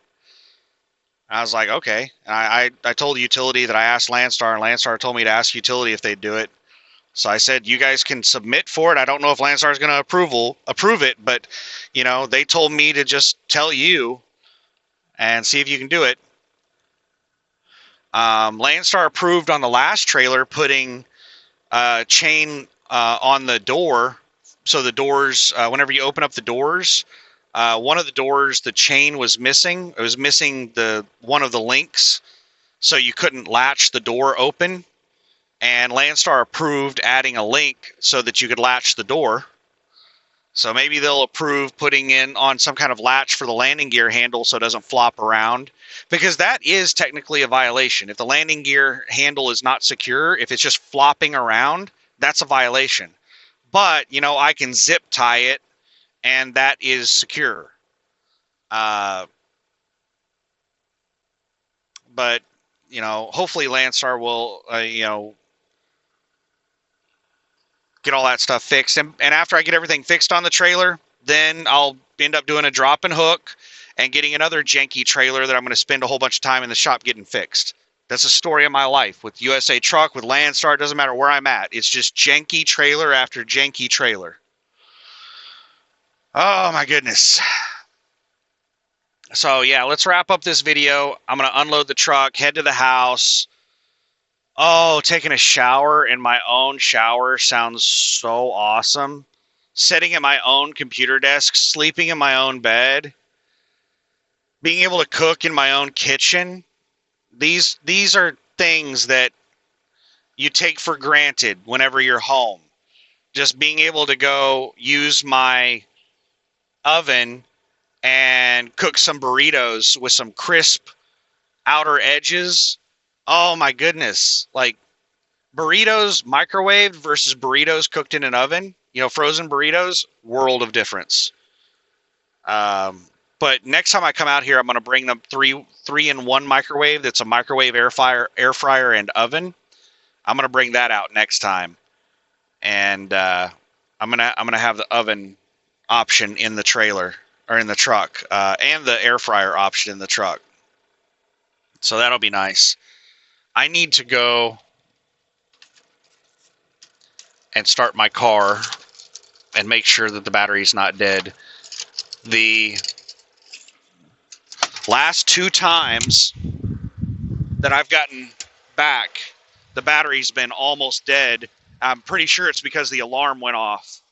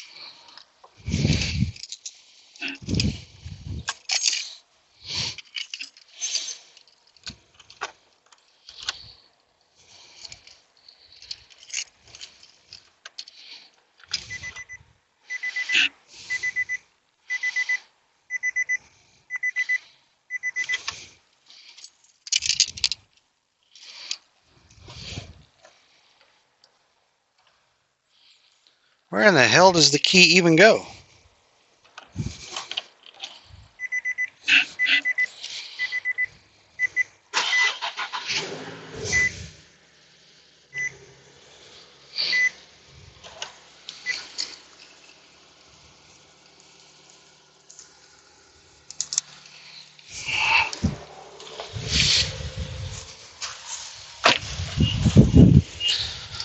All right, the battery, I don't know if you can hear me. Let me get closer. All right, the battery was not almost dead this time, but my battery is low on my key fob thing. I had to use the key, like manually use the key, and I had to put my fob into the ignition thing to start the car. I didn't even know how to do that. I just now had to figure that out. I've never done that before.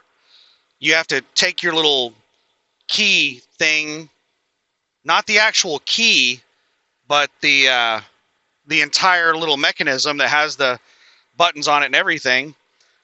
And there's a spot in the dash that you can plug it into, and then it registers as having a key. And then you can start the car. So I need to replace the battery on that thing. The battery's gone out on it. But, yeah.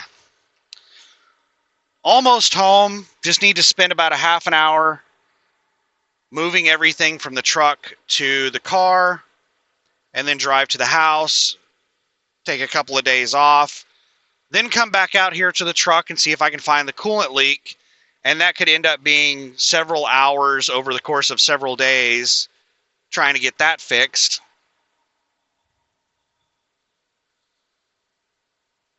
And then just have to wait until like next week to figure out what's going on with the trailer. If they tell me that the trailer is going to take a long time to get fixed, then I'll just have to find another trailer. I can't sit around waiting for like 3 weeks or something on the trailer.